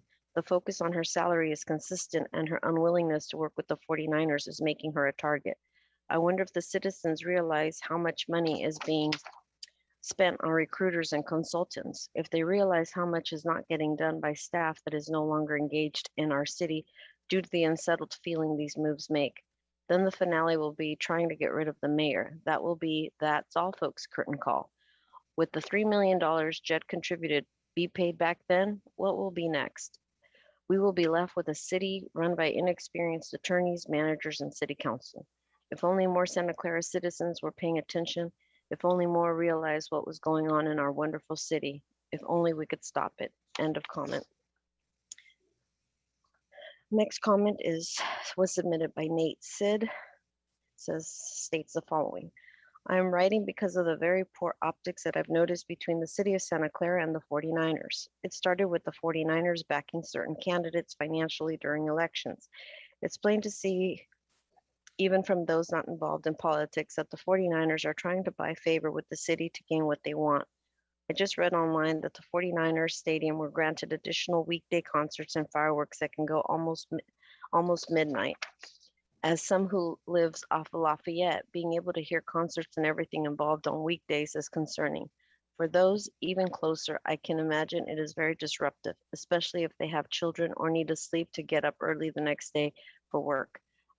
I would hope that the city would be more concerned about public safety, like addressing the increasing RVs, catalytic converter thefts, car break-ins, and now smash and grabs, than special deals and agreements with the stadium. Our city's police need all the resources, support, and attention they can get to help protect our residents. End of comment. Our next comment was submitted by Sri Cha, states the following. Although I am a resident of North San Jose, we are deeply impacted by our actions on Levi Stadium. My name is Sri and I have been a resident of California Impressions in North San Jose since 2007. I was a big fan of 49ers. As a 49er fan, although our community didn't get the opportunity to vote for Measure J in 2010, I was cautiously optimistic about a 49er stadium close to home. The opportunity to walk to football games and the development prospects of the neighborhood were attractive. The concern for the safety of my family was in the back of my mind. My concern was about the intoxicated, unruly, and inconsiderate fans. As a 49er fan, I enjoy touring Levi Stadium with my daughter's elementary school and few football games. It is not very hard to overlook the vast difference between Santa Clara's District 1 and San Jose's District 4 governance during the game. I swept the contrast underneath the rug. Illegal and unsafe parking in no parking zones by the event attendees is a temporary inconvenience. I picked up the trash left behind by 49er fans and felt that few bad apples don't represent the larger population. It was a difficult pill to swallow when I and my kids noticed a Mexico versus Chile soccer attendee urinating on our neighborhood wall after the game. I brushed it aside as a rare occurrence.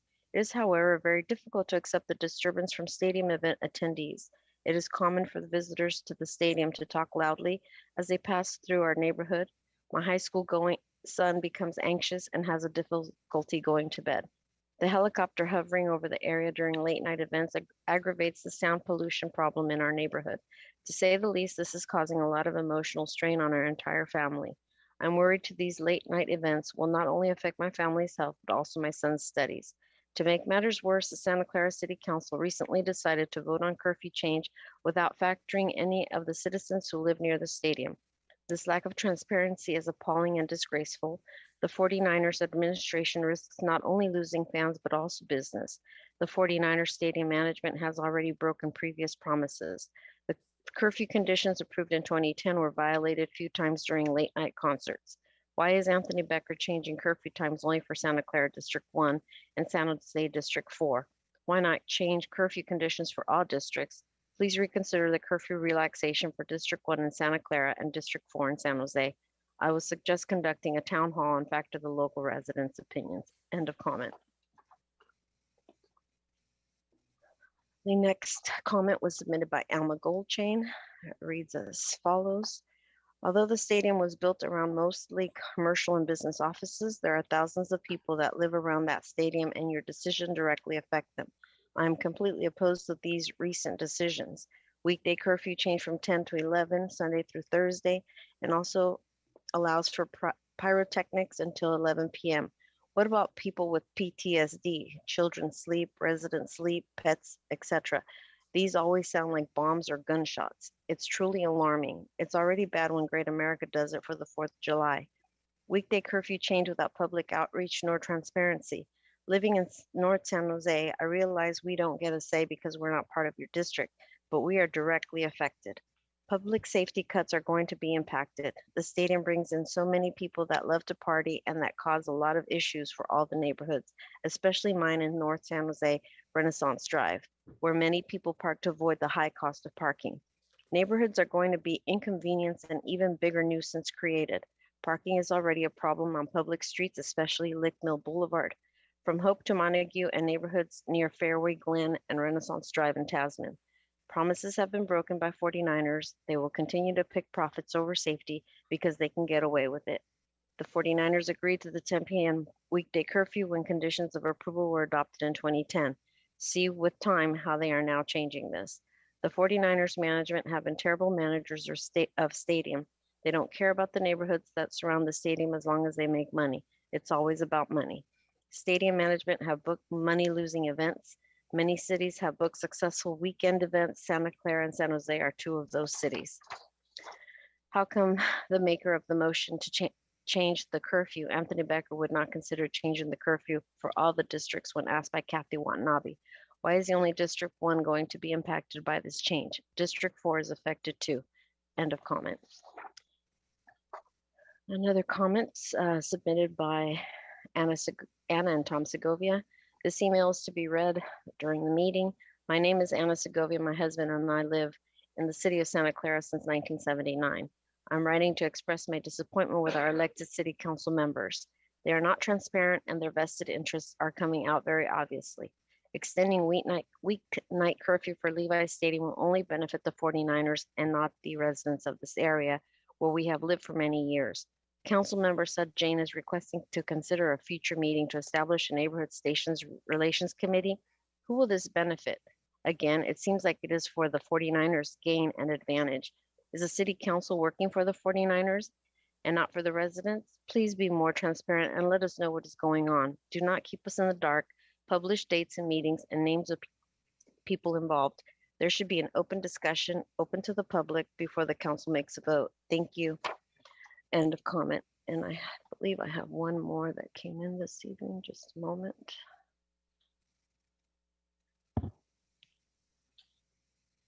The last comment is from Debbie Algeri. I'm very concerned about the curfew change that was put in place that would allow events to run later at night. Please read this at the council meeting. The change has been put in place with no public input. District 1 has the largest impact, but yet no one came to my door to ask what I thought. Many homeowners are unhappy about this change as they have children who need to sleep in order to attend school and parents that need to sleep so they can work the next day. I'm concerned for several reasons. Shahal, Hardy, and Park were present at the LA Chargers game the night before the curfew was discussed and changed at the council meeting. Were they guests? They were escorted onto the field with passes. Who paid for their tickets to the game? Who paid for the field passes? Was this on their calendar? These are clearly violations of the Brown Act and need to be investigated. In addition, who is going to pay to have my windows upgraded to reduce the noise that these council members are creating? Changes to the curfew need to be citywide. There's no reason why the college students can't get an extra hour of party time. The council did not think this through before they moved forward. We need to investigate why our city council members are meeting with the 49ers management and what they are gaining from their partnership with the 49ers. The stadium management has consistently shown that they cannot manage a stadium. Just look at the numbers. Time for change. End of comment. And that is all I have, Mayor. Thank you very much. Is there any member of the public that would like to speak? Okay, I don't see any. So thank you. We are now, I haven't taken a break for a while, so our staff members need to take a break. So we are going to take a 15-minute break. It's 10:36, 10:35, 45, 10:50 p.m. Can I respond to public comment? No. Oh, no. No. So it's 10:50 p.m. Please come back. Our staff is asking for a break. Thank you. I was called out on some of the comments in public. We don't respond, but thank you very much. We're taking a break now till 10:50.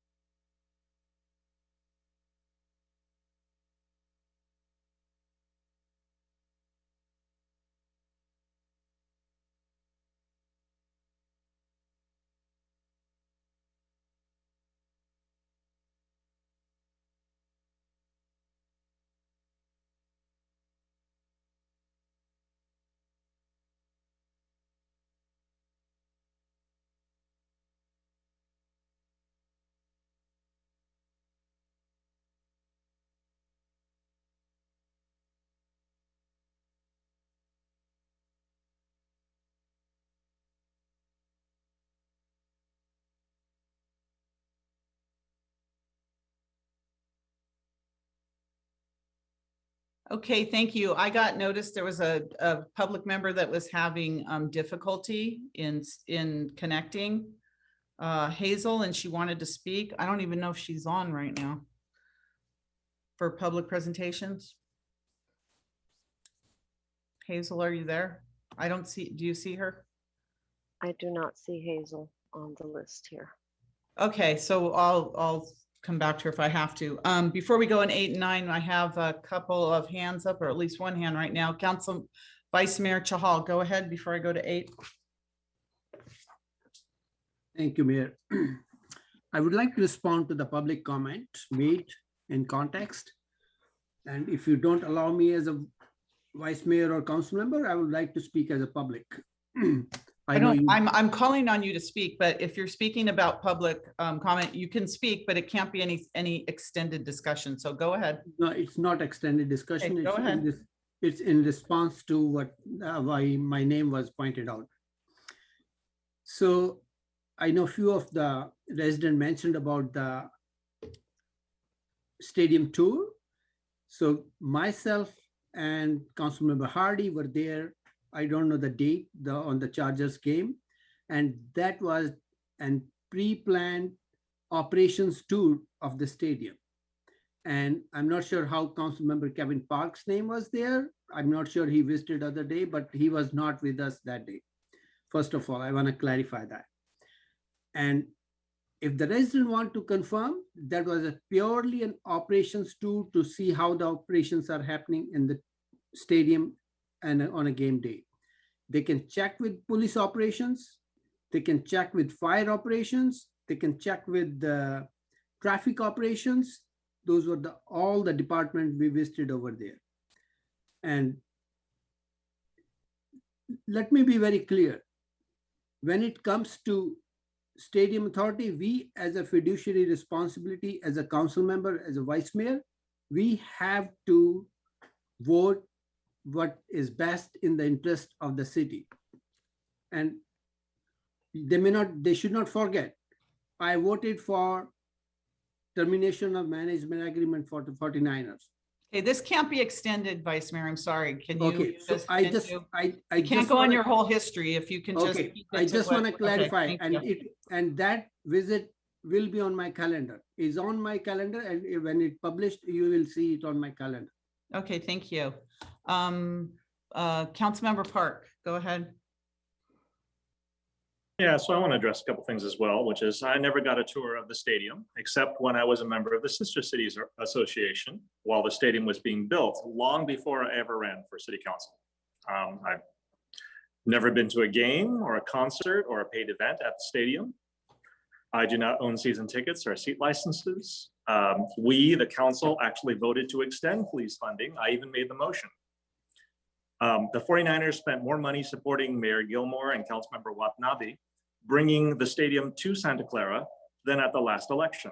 I mean, 50% more. Okay, you're going and to areas that are not completely correct. This is not even half the length of, this is not even half the length of these letters that are here. And none of the candidates saw a dime of the money, not a dime. And more importantly, I did not vote to change the curfew. What is this 4905 that keeps being brought up? Which is, I think that it seems like people have a problem either counting or remember what's happening at the last meeting. And the curfew was not put in place to stop events, but to allow events. It provided a way to limit the number of events that impacted residents so that they were not weekly occurrences. No, they were so that events could be allowed and not affect people every single event. It was a way to allow events. And this applies to non-NFL events because NFL events can already do this. We're not just talking about money losing events, but money making events like concerts that make quite a bit of money. And it sounds odd to me that we have a chance. People say better late than never. And I think that the decision not to have a discussion, not to talk with the business partners that are affecting the people in our city, that was a vote for never over late. And again, I didn't vote for the curfew. I think that people really need to start thinking about what their comments are. And Okay, thank you, Kevin. We appreciate it. Becker, Councilmember Becker, keep them short. Again, no extended discussion on public presentation. Understand. Okay, go ahead. Go ahead. Just, I think we don't really like to be censored as much as possible. So we want to be able to speak to what these coordinated attacks were that were basically giving misinformation to the public.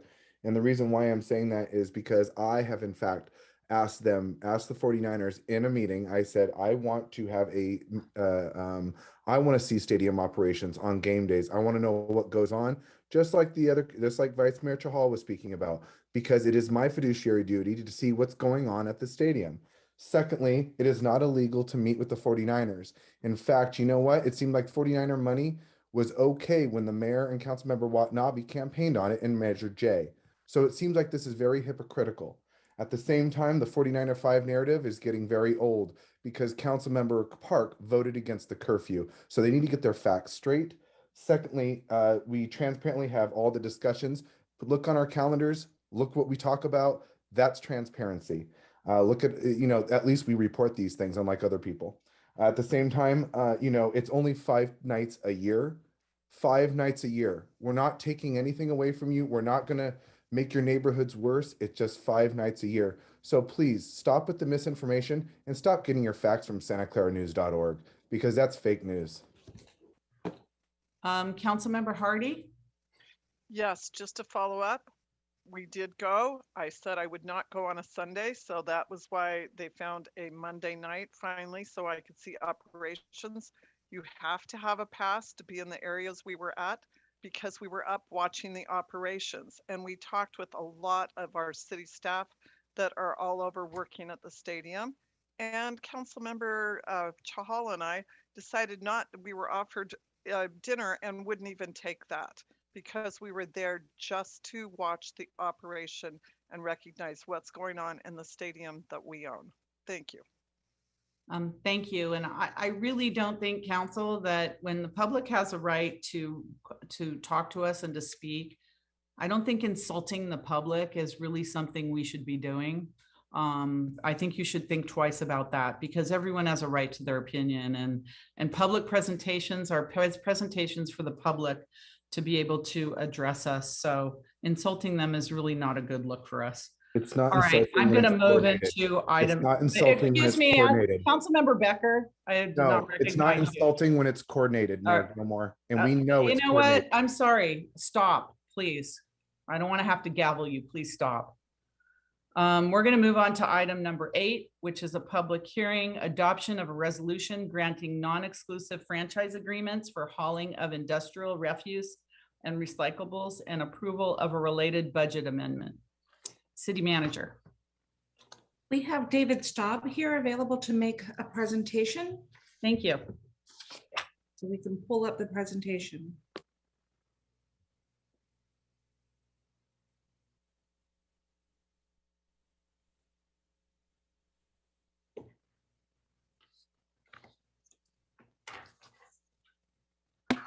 Good evening, everybody. I'm Dave Staub. I'm the Deputy Director of Public Works, just waiting for the presentation. It's coming up. All right. Go ahead and click to the next slide. So just a little bit of background. The city currently has agreements with 12 non-exclusive franchise haulers. The term expires at the end of the year.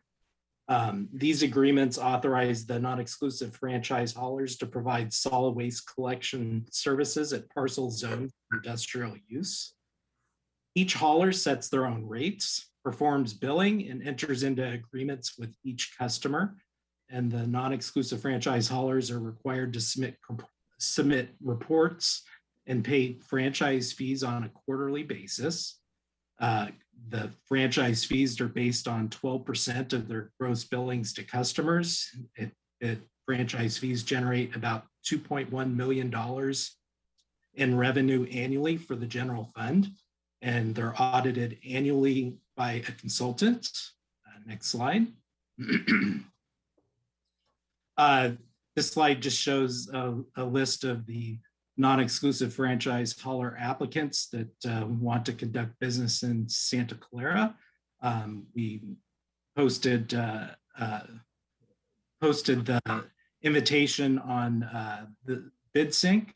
We received 12 applications. We approved all 12. And again, this is just the list of the haulers that we're proposing to enter into agreements with. Next slide. So there's no changes to the franchise fee calculation over the current agreement. Haulers are to provide bundled garbage, recycling, and organic services to customers. Loads of garbage can be delivered to a material recovery facility for mixed waste processing to recover commercial recyclables and organics in lieu of providing a separate container. The current requirement is for 4 cubic yards or more of weekly service. The new requirements are consistent with requirements set forth in AB 341, AB 1826, and SB 1383. Next slide. The main new component of these agreements is a new Senate Bill 1383 implementation fee. This fee is designed to generate funds to implement SB 1383 required procurement and edible food recovery programs. This fee is set at 2% of customer gross billings. It's estimated to generate $308,000 a year annually. We feel that it's fair that the non-exclusive franchise haulers help pay for our SB 1383 implementation, as well as the exclusive franchise haulers that are serviced in the residential and commercial sectors. This revenue will be directed to the solid waste fund and will fund approximately 50% of our SB 1383 procurement and edible food recovery program costs. Next slide. So with that, staff has a recommendation to adopt a resolution to grant non-exclusive franchise hauler agreements for industrial refuse, approve and authorize the city manager to execute non-exclusive franchise agreements with the applicants, and approve the fiscal year 21-22 budget amendment in the solid waste fund to recognize revenue in the amount of $154,000 and increase material services and supplies appropriation in the amount of $154,000. That's half of the amount because the agreements don't take effect until January 1. So it only covers half of the fiscal year. And 5 affirmative council votes are required to appropriate the additional revenue. And with that, that's the end of my presentation. I'm available for questions. Thank you so much. Council, questions for Mr. Staub? Questions, anyone? Okay, no questions. Let's go to the public. Do we have any members of the public that would like to give us their opinion on this? I don't see any hands. Assistant City Clerk, do you see any? I do not. Do we have any written comments on this? I do not, Mayor. Okay, then do I have an amendment? Is this a public hearing? Is it official public hearing? Yes, it is. Okay, so do I have a motion to close the public hearing? Motion to close. Second. Okay, we have motion by Councilmember Hardy, second by Councilmember Watanabe to close the public hearing. Roll call vote, please.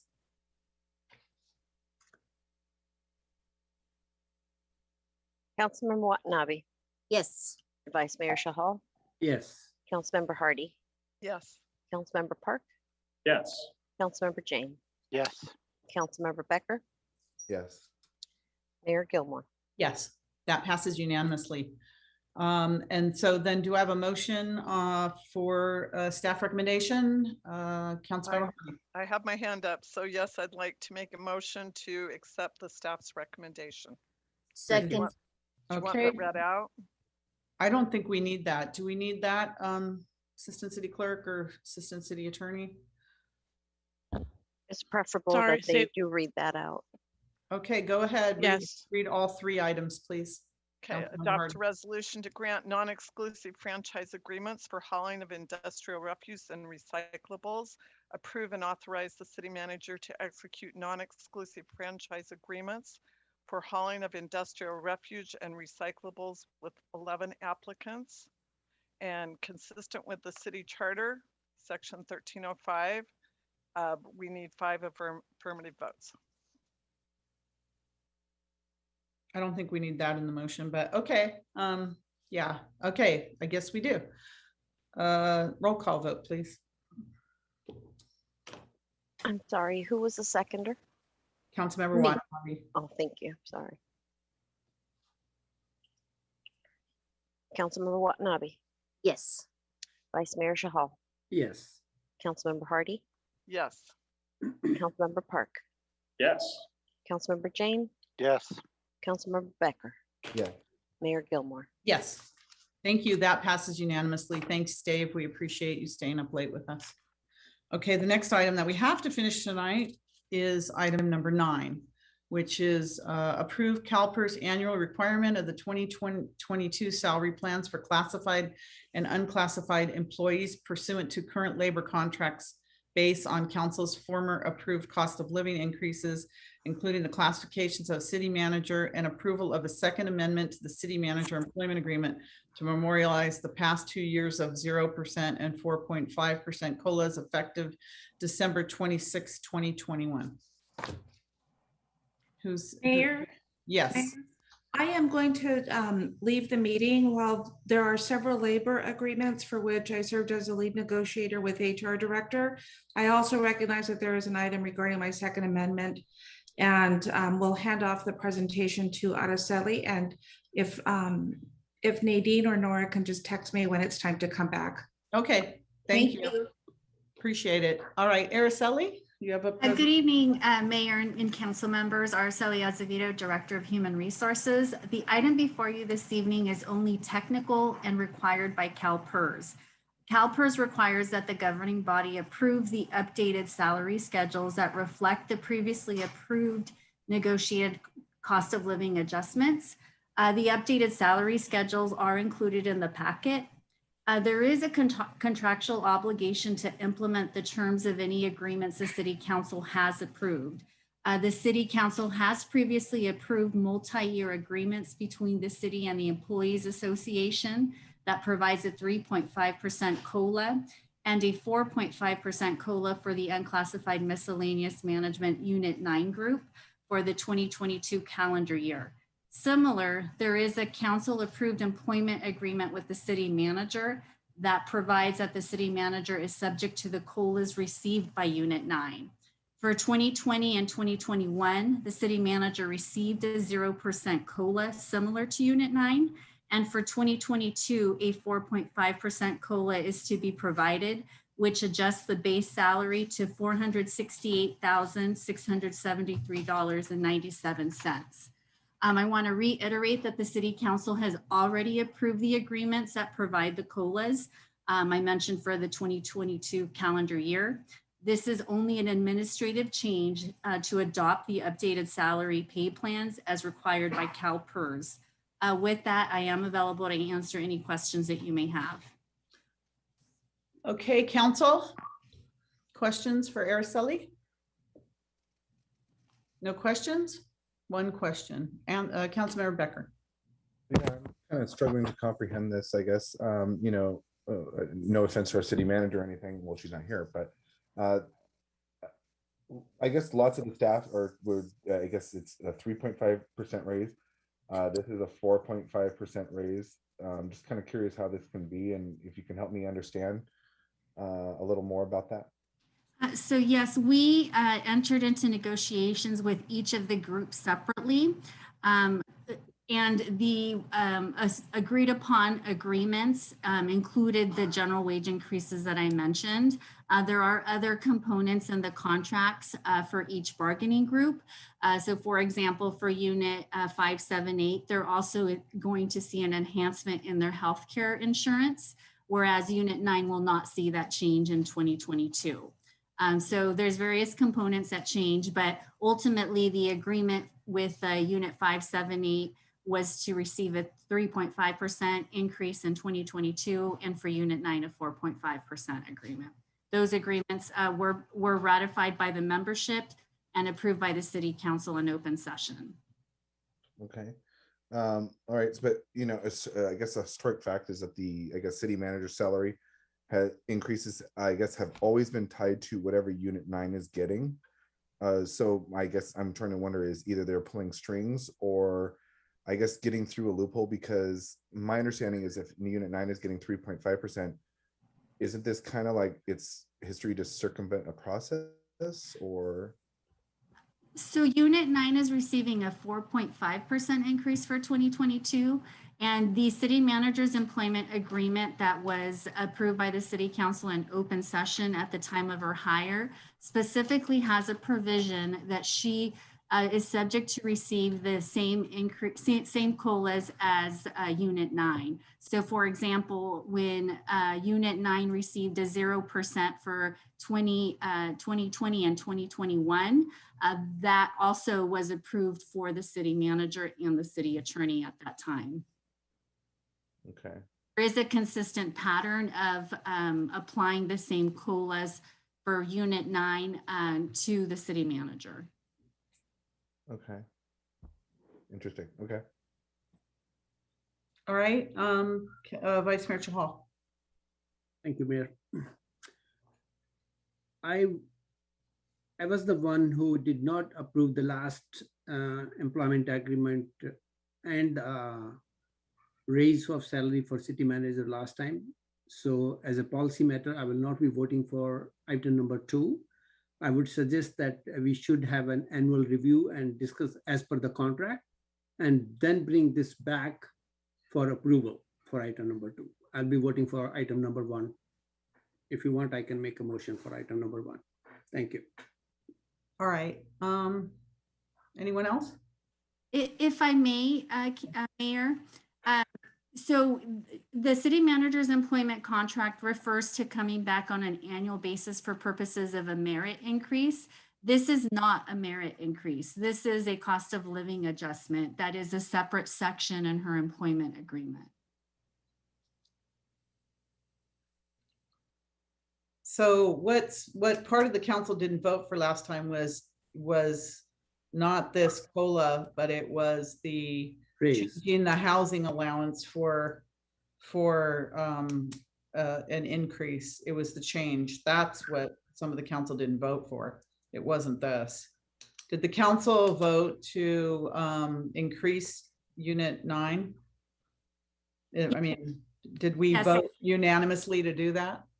Yes. Yes. Okay. We voted unanimously. So if you vote against this, then you're voting against what you voted for before. So that's basically what this is. There isn't much choice that we have in this situation, unlike the housing situation last time. I know, and because. Okay. I just want to, as long as you know, yes. I just wanted to point that out. Let me clarify. Basically, we are voting on the employment contract, employment agreement for city manager, and this pertains to that. And last time also, I did not vote for that because I wanted it to be renegotiated. And again, there's a reason it's being brought forward as a separate item than Unit 9. If it was related to Unit 9, only it would not have been brought as a separate item. It is being brought up as a separate line item, and that's the reason I'm saying. I think we should be having an annual review and discuss the city manager employment agreement, and then we can vote on that. That's the reason. Okay, I know that in the past, the attorneys in the past have said when we tied, but it's a city manager and the city attorney, but since we don't have a city attorney, we're only talking about the city manager now, but it's really both positions that are tied to this bargaining unit. Which the council agreed to, but the attorney said we always have to come back in public every year so that it's transparent that it happens. I don't think this is not a change in the employment agreement, is it? I mean, I just want to make sure the public knows exactly what we're voting on. So there's no change to the employment agreement. No. Right, yeah. As far as the terms. However, because the base salary is being adjusted to be consistent with the provision that provides the COLAs tied to Unit 9, there is a second amendment that's required to simply note the salary change. So when the council voted to for the bargaining unit, when we all voted for the bargaining unit, this was part of it. So when no, so that item actually that item came forward. The successor MOU came forward separately. However, when we came forward to implement the 0%, that was brought forward with Unit 9, and we made it clear that the city manager and the city attorney would also receive the zeros, as well as a 0 merit increase for 2 years. So it is consistent with Unit 9. Okay, all right, thank you.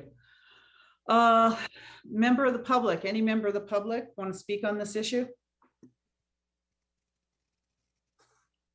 No public members? Okay, back to the council, Councilmember Park. So when you say that this is consistent with Unit 9, it's not tied to Unit 9, meaning that just because you receive the same treatment for the 0% as Unit 9, it doesn't mean that you are subject to everything that Unit 9 gets. Is that true? Is that understanding correct? The city manager's employment agreement specifically states that she will receive the same COLAs that Unit 9 receives. So you have a contractual obligation to implement that, because that is a council-approved employment agreement. Understood. Okay. I was just clarifying your previous statement, which didn't seem like that was the case. Thank you. Okay, thank you. Councilmember Becker. Thank you, Mayor. Again, I am struggling to comprehend this, I guess, a lot. And I guess it comes down to, I guess logic tells me this is, in my head, it just feels like it's kind of unacceptable in some ways. I kind of, like I said, I'm struggling to kind of understand, with the city making more than the President of the United States, that kind of, I'm kind of lost in that. From the League of California Cities Guide to City Manager Compensation, I was reading recently, and it said the city managers should avoid taking steps regarding their own pension that would serve to solely profit them. Examples include dramatically increasing salary, therefore leading to pension spiking.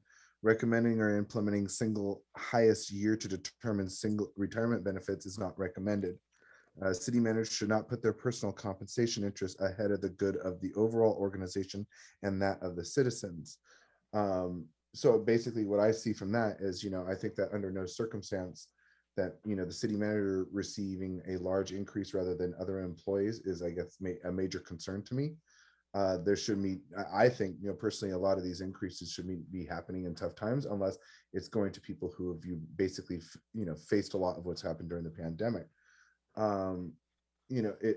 If the city manager were to receive more than other units, I could be wrong, but would it be the first time in Santa Clara history that this has happened, that a city manager has done this or has gotten this? But in the end, I just don't know if I can condone the city manager receiving a higher increase than other employees. I'm about equity, and I think more about my fiduciary duty, and also this is taxpayer money.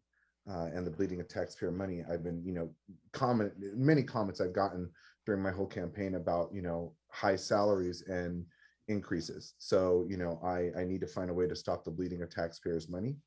I don't think this is anything personal. This is more about figuring out what I was elected to do. Thank you. Vice Mayor Chahal. I also want to reiterate, it's nothing personal here. It's just logistically, I want to clarify that city manager's employment contract is a separate contract. And I would again stress, because at any annual review, just like Unit 9 had a deliberations to finalize that contract. So at city manager's contract is renewed almost every year. Basically, we sit with her and then we decide about the annual review. and then we vote on the contract, whatever changes we want to make. And that's my point. Like, it should be brought forward after we do the annual review of city manager's performance, and then we can move forward. If we decide on that, that's fine. If we decide to make any changes to the contract at that time, we should be making any changes to the contract at that time. So fundamentally, policy-wise, I will not be voting for item number 2, basically. Thank you. Can I ask the city assistant city attorney? This is a contract obligation in the city manager's contract. What if the council does not vote to allow the COLA increase? What happens? Or do you know? So, well, I think it could depend on how the council approaches it. I would prefer to not have conversations relating to the possibility for litigation exposure in the context of open session, though, Mayor. Okay, right, thank you. I just, I'm not sure that there's an understanding on the council of what this means. I just, because I'm hearing all kinds of things that I'm uncomfortable as well in terms of this. Can we get more information and continue it, or is this a must happen item for this evening? With regard to 578, I think they might think that there are some there's options here when I'm not sure we have any, but okay. So there are the updates to the salary plan should be effective concurrently with the actual updates to the pay plans. I mean, that the actual increases in the pay. And so because those are set by the MOUs for 578 and 9. Okay. That I would say is time sensitive. Does that make sense? How can we separate this and take the city manager out so that we can get some legal advice on that to the council? How do we take that out? Is that possible? I mean, I'm not recommending that you do that. So no, I know, but I'm just vote counting. So I'm just curious as to how can I mean, I guess the motion would be for staff recommendation 1 with direction to modify the resolution to attach the updated unclassified salary plan with all the changes except for the change to the city manager. I just need to be clear here with the council that I'm not recommending that you do that. No, I know that, but I think there might be some legal advice that the council might need on this issue, so they fully understand it, that you don't want to have discussion in public. So, and if I may, because this is not a contract review at this point. I mean, so we have time to bring it back on the 14th. Okay, can we do it then? Mayor, I would like to just reiterate that the COLAs are separate from a merit increase. The merit increase can be reviewed on an annual basis. I know that, but I'm not sure the council understands that. That's subjective. This is not so subjective. So I'll make a motion to approve the staff recommendation item number 1. We can at least fix that, and then we can bring the item number 2 later on, the staff recommendation number 2. Because can we staff recommendation can we 1, continue staff recommendation number 2 to next week? We can do that, and my recommendation is tie up that to the annual review of city manager, basically. And then Councilmember Chahal, yes. Councilmember Chahal, can I please request that if you are okay with continuing item number 2 to next week, that you consider possibly continuing item number 1 to next week as well? I think number 1 is very well. If our legal counsel is recommending that, let's just continue that till next week, the whole item.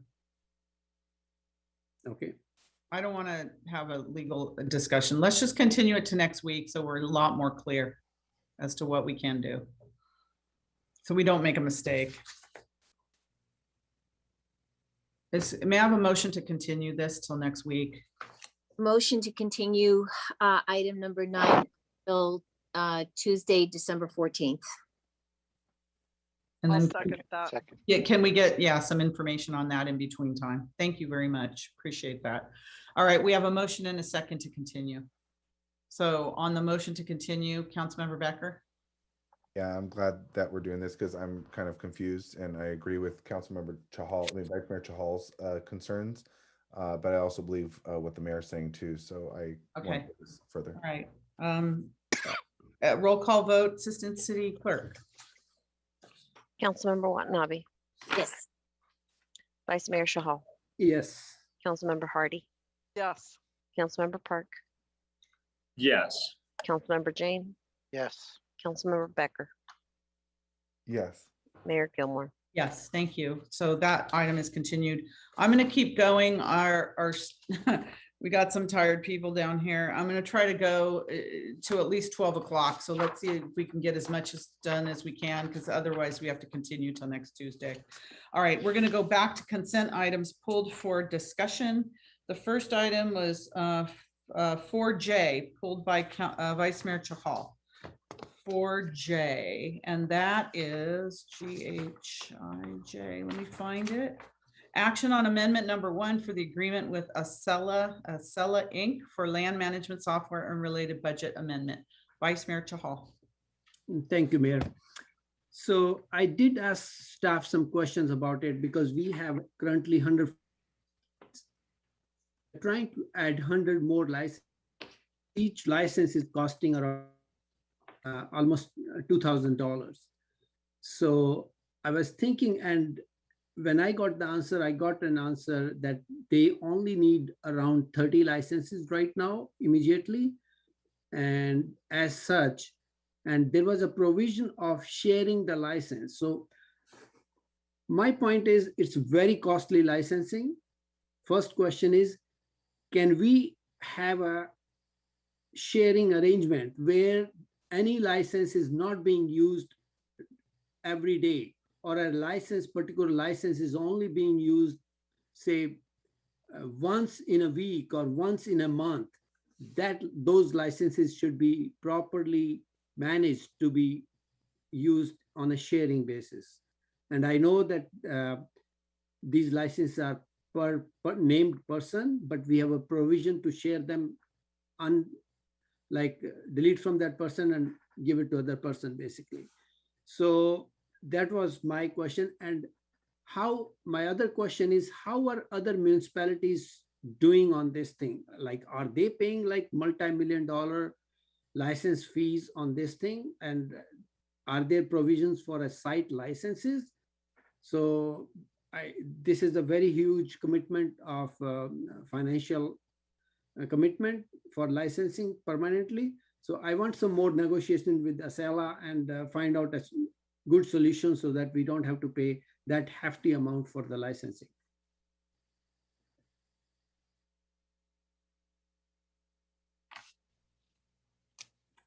Do we have anyone on staff that wants to address that? This is Andrew Crabtree. I'll weigh in on that if I may. So first, just I would like to note that the funding for this comes through the city's permit fee program. It's not a general fund savings. So any savings are really, there really aren't any savings. We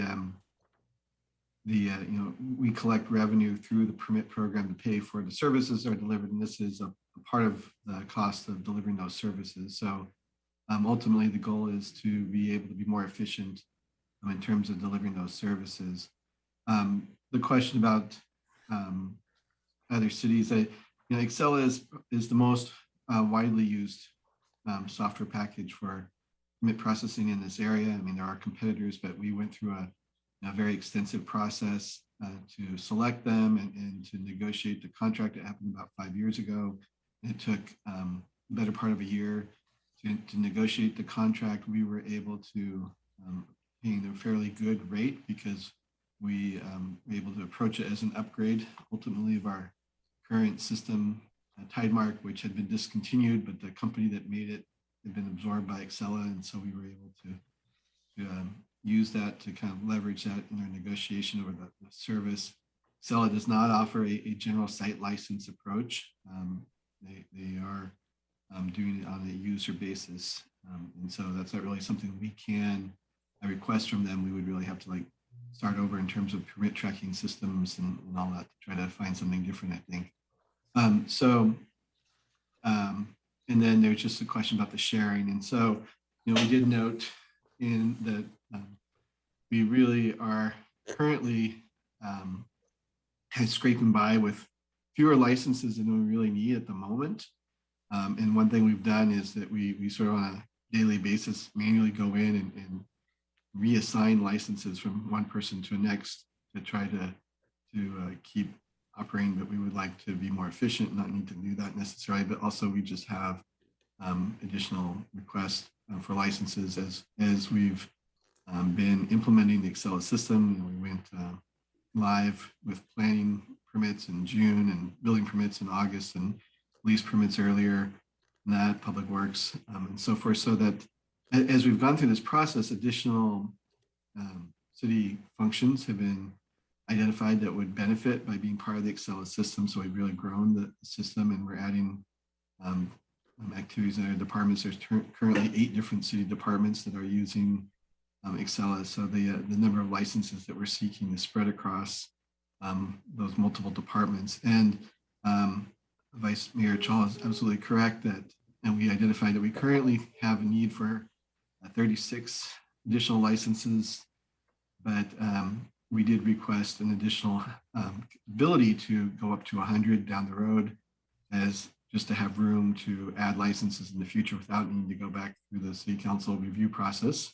And we did that really based on the recommendation of purchasing best practices from the city. But certainly if the council wants to review this more carefully, some number less than 100, I suppose is possible. Okay, any other discussion on that? Councilmember Jane. Yeah, I sort of had the same question. It's common when I was working for tech to have floating licenses, and I just want to understand they do not have a option for floating licenses that you could grab them as needed. They have to be named. And then from the latest discussion, are we authorizing to 100 or are we paying for 100 right now? So the request is to authorize for up to 100. We would only pay for the ones we actually utilize per our contract. We do not have, there is not an option for a floating license in this contract. This is the business model that Excella uses. And it's really a sort of a per license fee that they charge. We also note that, as you know, we have a number of vacancies in our department. So if those positions are filled, we would need additional licenses and we hope certainly to be filling those positions since we have a considerable amount of permit work approved. And I'm told that we've already removed, we have some people who are potential users, reviewers of work who don't have licenses at present. So it is impeding our workflow on not having these licenses. Thank you. Okay, Vice Mayor Chahal, your hand's still up. Thank you, Mayor. So I know, with all due respect, Director Crabtree mentioned there's no impact to general fund, but ultimately, just like any utilities, our residents are paying for it, or our permit askers are basically paying for it. So it does impact the community as such. So that's the reason I'm trying to save money, whether it's for general fund or whether it's for the residents. And with that, I think I am ready to make a motion that we approve up to 50 licenses. And meanwhile, I would ask staff to negotiate with Excella to find out any other options for floating licenses so that we make some savings on the financial side of it. So I'll make a motion to approve up to 50 instead of 100. I will make a motion approve up to 50 licenses. I'll second that. Yeah, second that. Councilmember Watanabe. Thank you, Mayor. I appreciate the dialogue and thank you, Director Crabtree, for the clarification and explanation.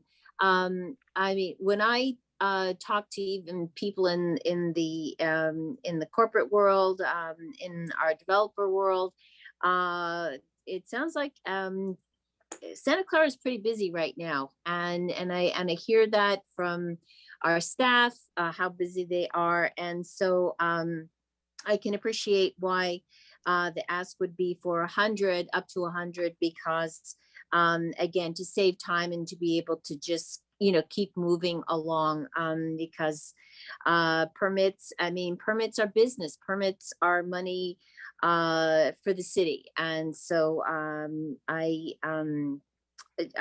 understand where this is coming from. I mean, it's not, it's approval up to 100. It's not purchasing them right now. It's just, you know, having the ability to be able to purchase them when needed. And as Director Crabtree said, you know, that, you know, there are some open positions. I've seen the city listing some positions out on LinkedIn. So I know, you know, the staff is looking to hire. So, I mean, it's always good to have things readily available when people come on board. So I will not be supporting the motion. I agree that I agree with the director's recommendation and ask for 100 licenses. So I will not be supporting this change to the recommendation. Yeah, I don't see the reason to say 50. It says up to 100, so it could be 50, depending on what the demand is. So I don't see any reason for that, because if it ends up being more and they have to come back, it's just more staff time, more money, more time available to put something back on the agenda. If we say up to 100, then it's going to be, you know, by demand. So I don't think that this is I don't think any of this makes any sense to me at all. I think I just want to support staff recommendation as it came in. Especially when it's paid for by others. City manager? I wanted to state that I too have some concerns in that this is a technology software program that has really changed how we work as an organization. I know the director already said that we have 8 departments. We have record-breaking development. It requires a lot of coordination, and it just seems as if the cost benefit with having to go back and negotiate when we're asking for the authority to go up to, and there is certainly the need that we're asking for tools as in particularly with technology during a time when all of you have in some shape or form have said move faster, get the resources, get the tools that you need in place to respond.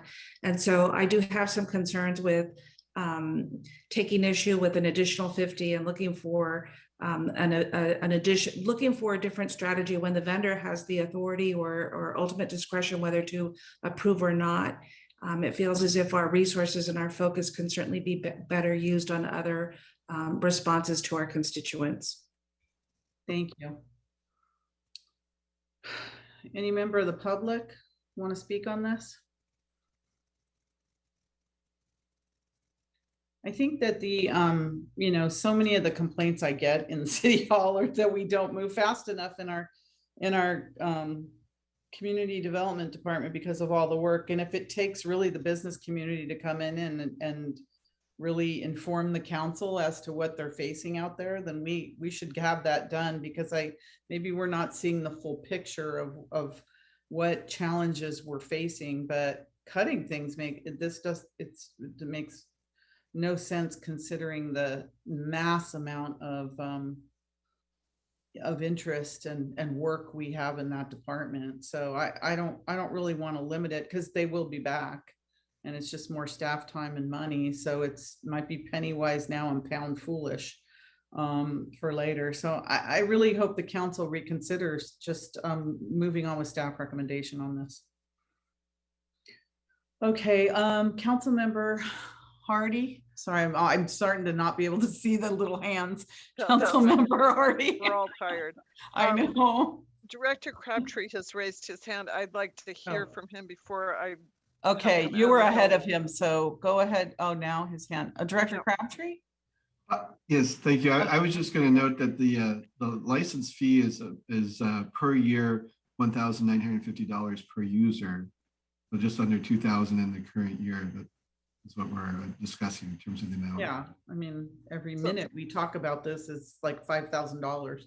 The multi-year.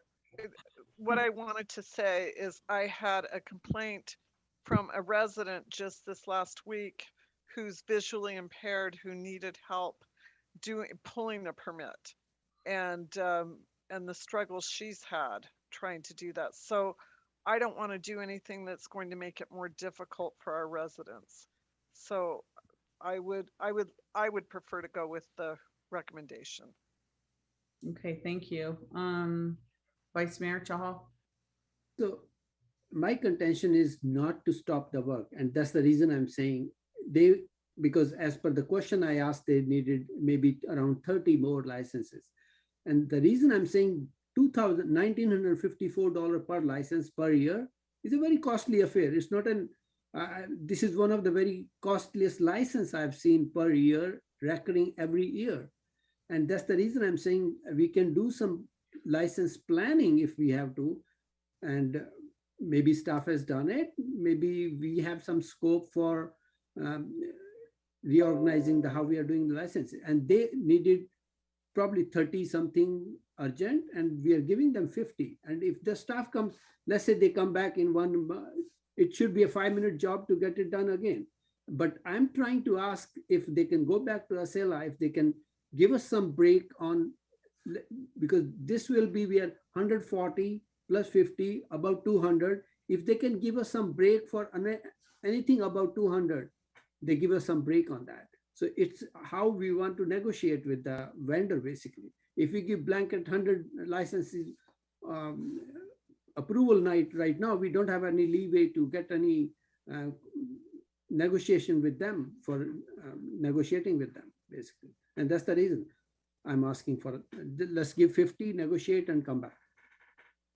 I just have to say, putting something on the agenda is not a 5-minute issue. It's a lot of time, it's effort. This is, again, for the amount of money here from the business that we have, this doesn't make any sense. Councilmember Park. Yeah, so, I mean, clarification, it sounds like this is a yearly approval, but I mean, if we go to 50 from the need to 36, that's an increase of almost 40% in the number of licenses compared to what we need, but saves us 50% of the cost of 100 licenses. I feel, I guess the question I need to ask is, are we really going to grow, 140% in the coming year, that we require 100 licenses over 36, or is 50 licenses sufficient? That's the question in my mind, and I'd like to know what Director Crabtree's opinion on that is. I mean, it sounds like it's approval. Director Crabtree, can you tell us about your staff recommendation? I guess you can reiterate it again. Yeah, yes. So as noted, our immediate need is for 36 additional licenses just to meet requests we've had from staff who are looking to take on permitting processes and don't have access to the system today. And we do think it would be more efficient to have some additional licenses where we're having to manually reassign licenses on a daily basis. If we have a number of vacancies, I know within my own department, I have probably a dozen. So there's potential that we'll need more. We don't know the specific number and how soon. We would, it was following really, as I said, the recommendation of purchasing best practices that we should come in and request the 100. And if it's something less than that, then we may be back before the council sometime in the next year asking more, but I don't know for certain. Do you pay for them as you use them? Yeah, so we You don't would use them, you don't pay for them. no, we would only be actually purchasing. This is a approval to purchase them up to 100. We would only purchase the ones that we need. Okay, that makes a lot of sense. So we're not wasting money. We'll purchase them as we need them. I think we should like vote it up or down and move on because we've exhausted this. So what's the motion on the floor? 50 licenses. 50 licenses, just some arbitrary 50 license thing. Okay. Was there a second? Was there a second?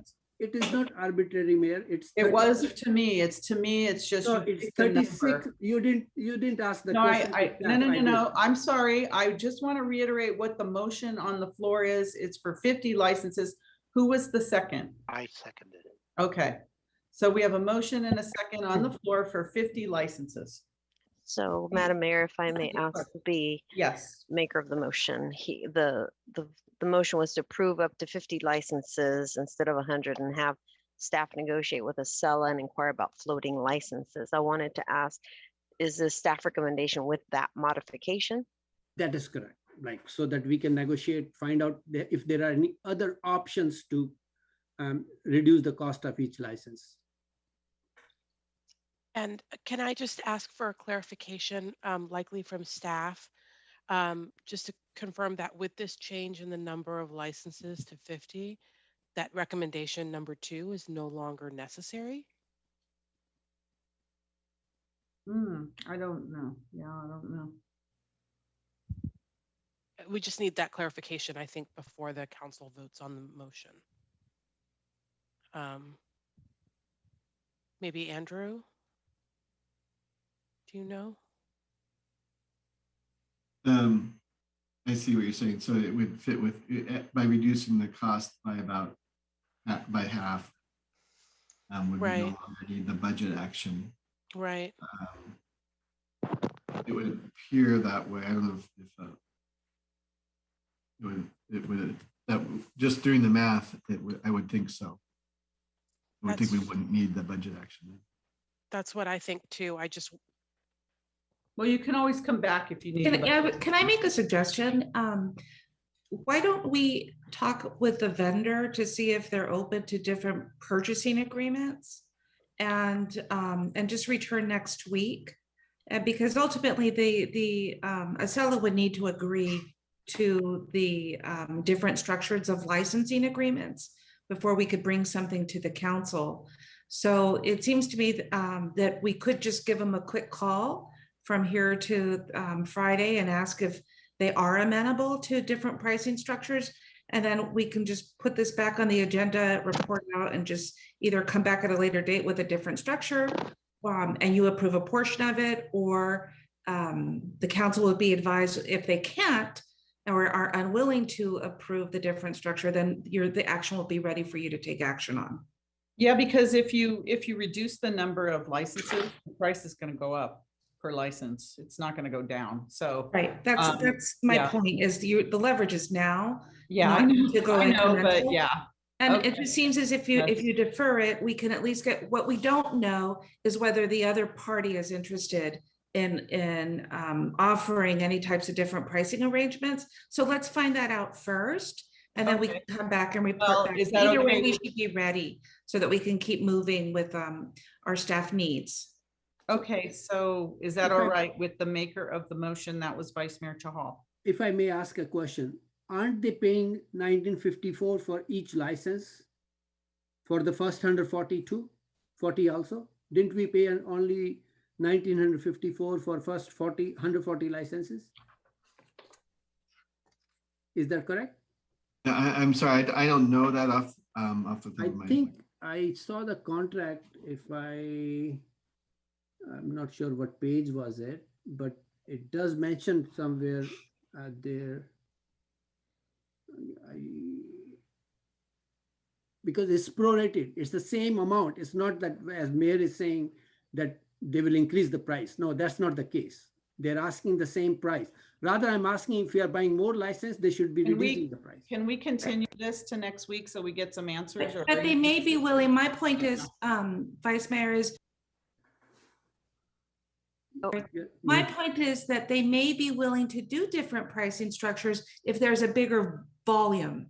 Right. Right. If there's a smaller volume, it could be, you know, take it or leave it, it's too small. But if there's a larger volume, then now you're talking bigger dollars where there's an incentive. So my point is, let us call and ask. Of course, they have to agree, it's their product. They have to agree to make the change in their pricing structure. And if they don't agree, then we just bring it back and we report out. And if they do agree, then we just let you know that we need X amount and we'll be back with a revised version.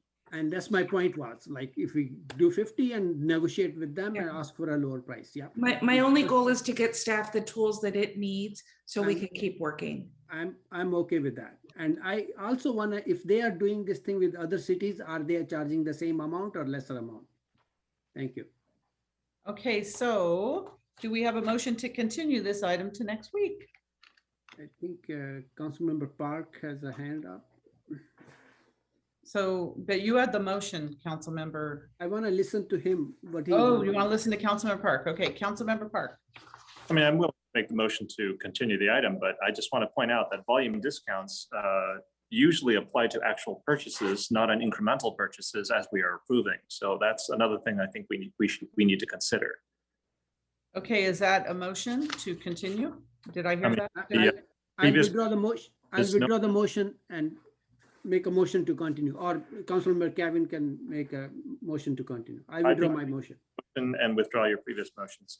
Wait, so now who has the motion to continue? I'll second Vice Mayor Chahal's motion to continue. He just made a motion to continue. Well, they both made motions, so I'm confused. They're both talking at once. So Vice Mayor Chahal, motion to continue, second by Councilmember Jane. Assistant City Clerk, roll call vote, please.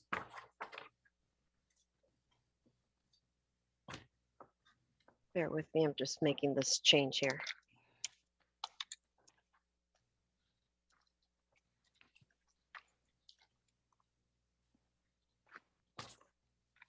Councilmember Watanabe.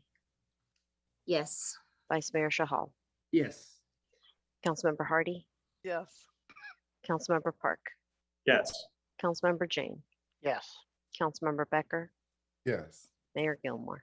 Yes. Okay, that passes. Was that unanimous? Yes, unanimously. Okay, we have a few minutes left. I want to finish the consent calendar. I'm going to ask that we continue the rest of the items, but that we put them at the beginning of next meeting, 6A, B, C, and 7. And the rest of the agenda.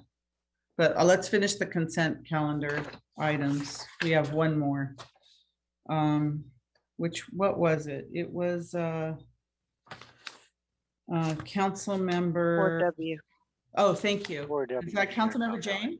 Yes. Is that council member Jane? Okay. Council member Jane, it was 4W. And that is action to waive first reading and introduce ordinance for the regulation of shared mobility devices, bicycles and motorized scooters, and adopt a resolution to establish shared mobility permit and impound fees. You have the floor. Yes, I had sent a number of questions to staff, and so I just wanted to ask those questions. Had asked whether there was a speed limit, and I know that there's a 15-mile-per-hour speed limit on the scooters, but I was wondering if the speed can be changed by geofencing. So we could make, like, let's say, at the stadium, it would be whatever, 10 miles per hour. But then on city streets, it would be 15 miles per hour. And then would that be different for bikes versus scooters? I did see a different speed limit for scooters versus bikes. And then what is the process for the city to change geofencing in these agreements? Can the city just draw a line and set a speed limit in an area? And then I saw that there's heat maps going to be used for trips, which is nice. And I'm wondering if the public would have access to those heat maps because, sometimes we get these questions when we try to do road diets about like taking away lanes for bike lanes. But what I see is that there's a large number of scooters that ride in those bike lanes. So we could actually get significant trip reductions through shared mobility, and it would be good to have that data. So I'm just wondering if the public, if let's say the bike advocates would have access to that data and say, look, we had, this many trips on this road, can we now add a bike lane to that road? And then I believe I've heard that some cities have requested that these shared mobility providers provide helmets on request. And I'm just wondering if we've tried to do that. Okay, that was about 8 questions. Is there any other council member that have questions on this? Vice Mayor Chahal. Yes. So I want to find out, there was a equity priority map in the package. How that revision can take place, because I see some other areas which fall under the equity priority. So how do we change that equity priority area? And how is the 5% of the scooters in that priority area maintained? Like what would be the time frame? After every day, after every week? Let's say those scooters move out, do they have to replenish every day to make sure they are 5% in that area, in equity priority area? And other question which is more important is, how do residents complain about illegally parked scooters, let's say on the sidewalk or something? Will they have a URL on the scooters and they can complain from that, or city will come up with a separate phone line for this one? Thank you.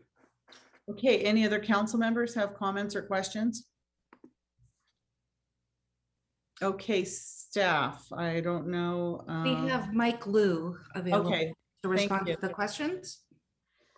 Thanks. Yes, thank you, Mayor and Council. Can everybody hear me? Yes, we can. Thank you. And thank you for Great, joining thank us you. at So- midnight. We appreciate it. No problem. So I did want to list out the questions. So we had some questions from Councilmember Jane regarding the speed limit. So yes, the speed limit is 15 miles an hour. That is part of the California Vehicle Code. The city can work with operators to geofence areas and lower speeds. So that is something that the city can do. Currently, devices we're not allowing them on parks. And then in the Santa Clara University actually has a ban on shared mobility. They are interested in opening up that ban once Santa Clara adopts a program. So the city does have the ability to regulate speeds lower than the state limit through geofencing. So in terms of dynamically doing that, we can certainly do that. Our administrative regulations, which are going to be approved by the city manager, will allow us to make permit modifications if necessary, specific to the geofencing. We do want to set up a program that is predictable somewhat for the operators. So we don't want to add areas every day, but we do want to have the ability to do it as needed on an emergency basis. So we can certainly do that.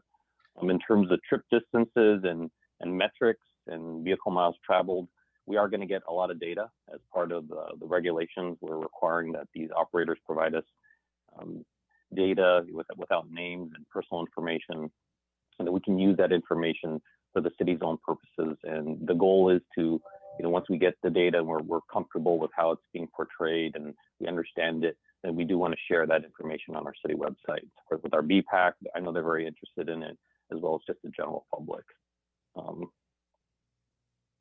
And then in terms of the helmets, so currently the program that we have set up does not include any provisions for the operators to include helmets as a part of the program.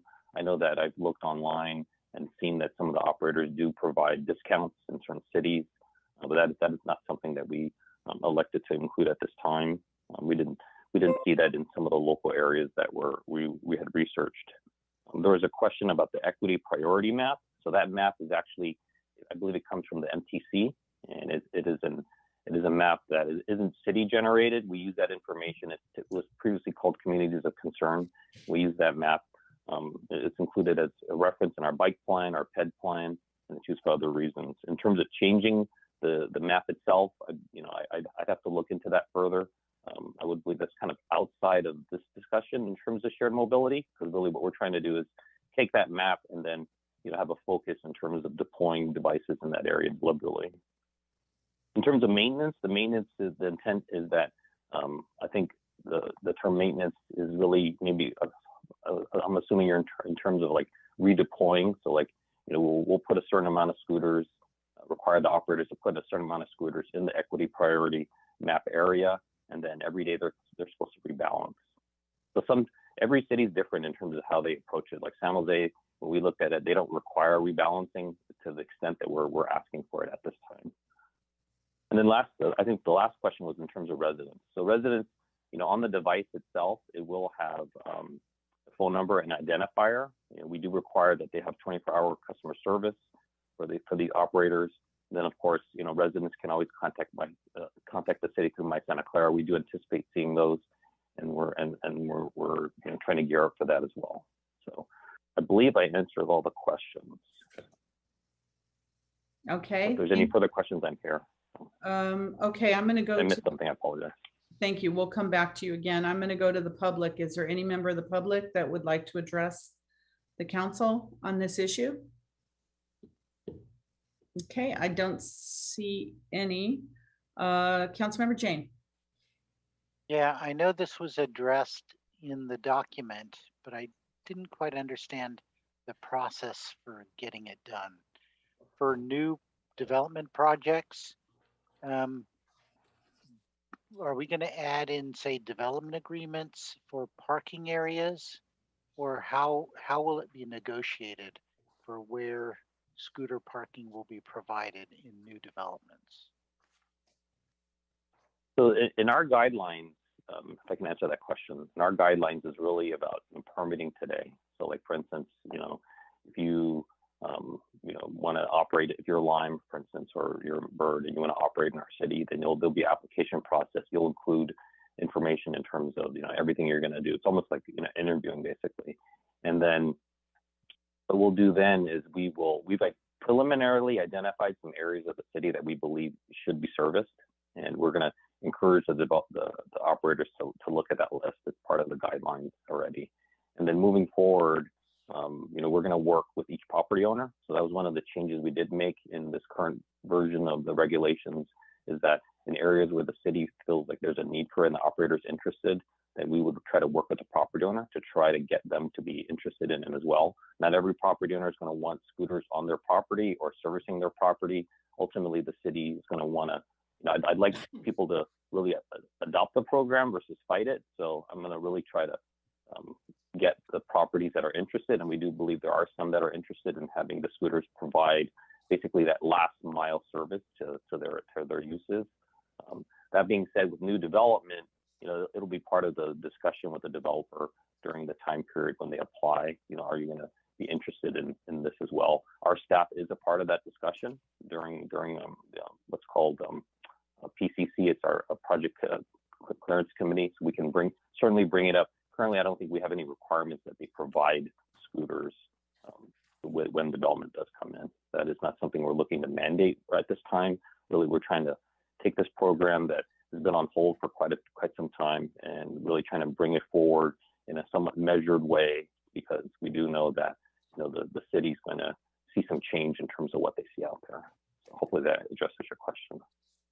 Yeah, I think I was thinking, we just talked about Patrick Henry. So and this is not a pilot. This is kind of a permanent Sorry, program. I couldn't hear you. I don't know if it's my mic. I'm sorry. We just talked about Patrick Henry study session, and this is not a pilot program. This is a full-blown program. And so I was wondering, what is the process for getting the Patrick Henry specific area plan to incorporate, bike and scooter corrals?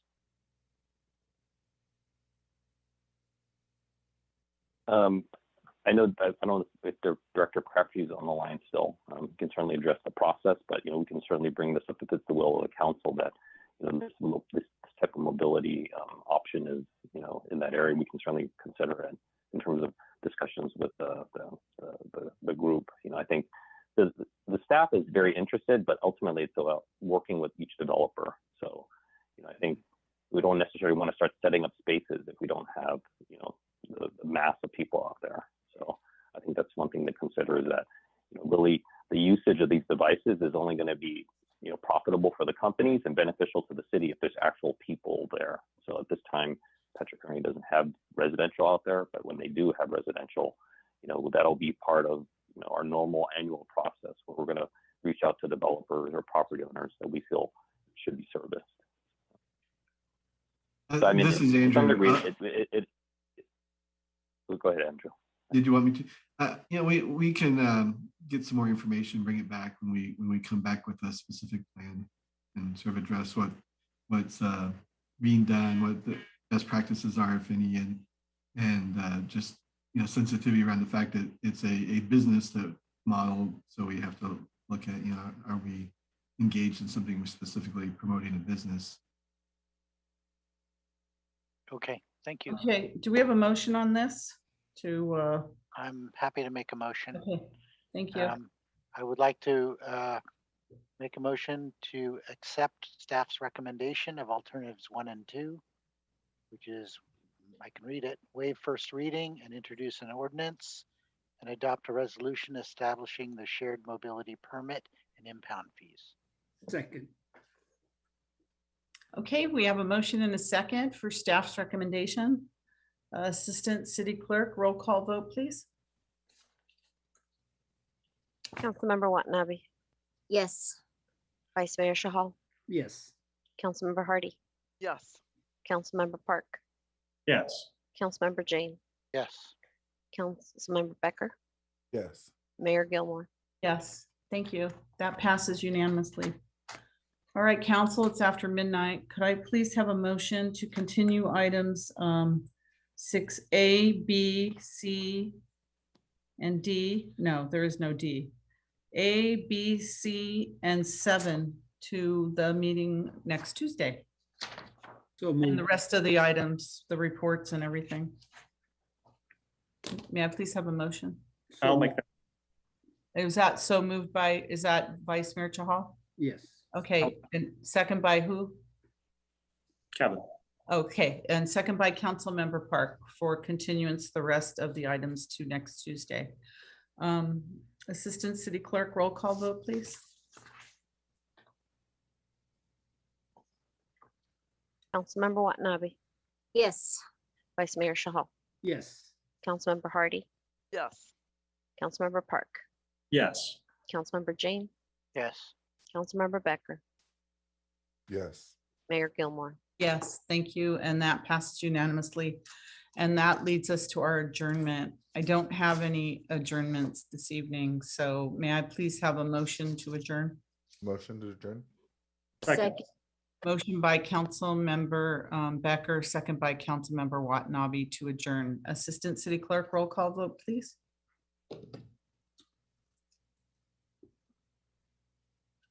Councilmember Watanabe, Yes. Vice Mayor Shahal, Yes. Councilmember Hardy, Yes. Councilmember Park, Yes.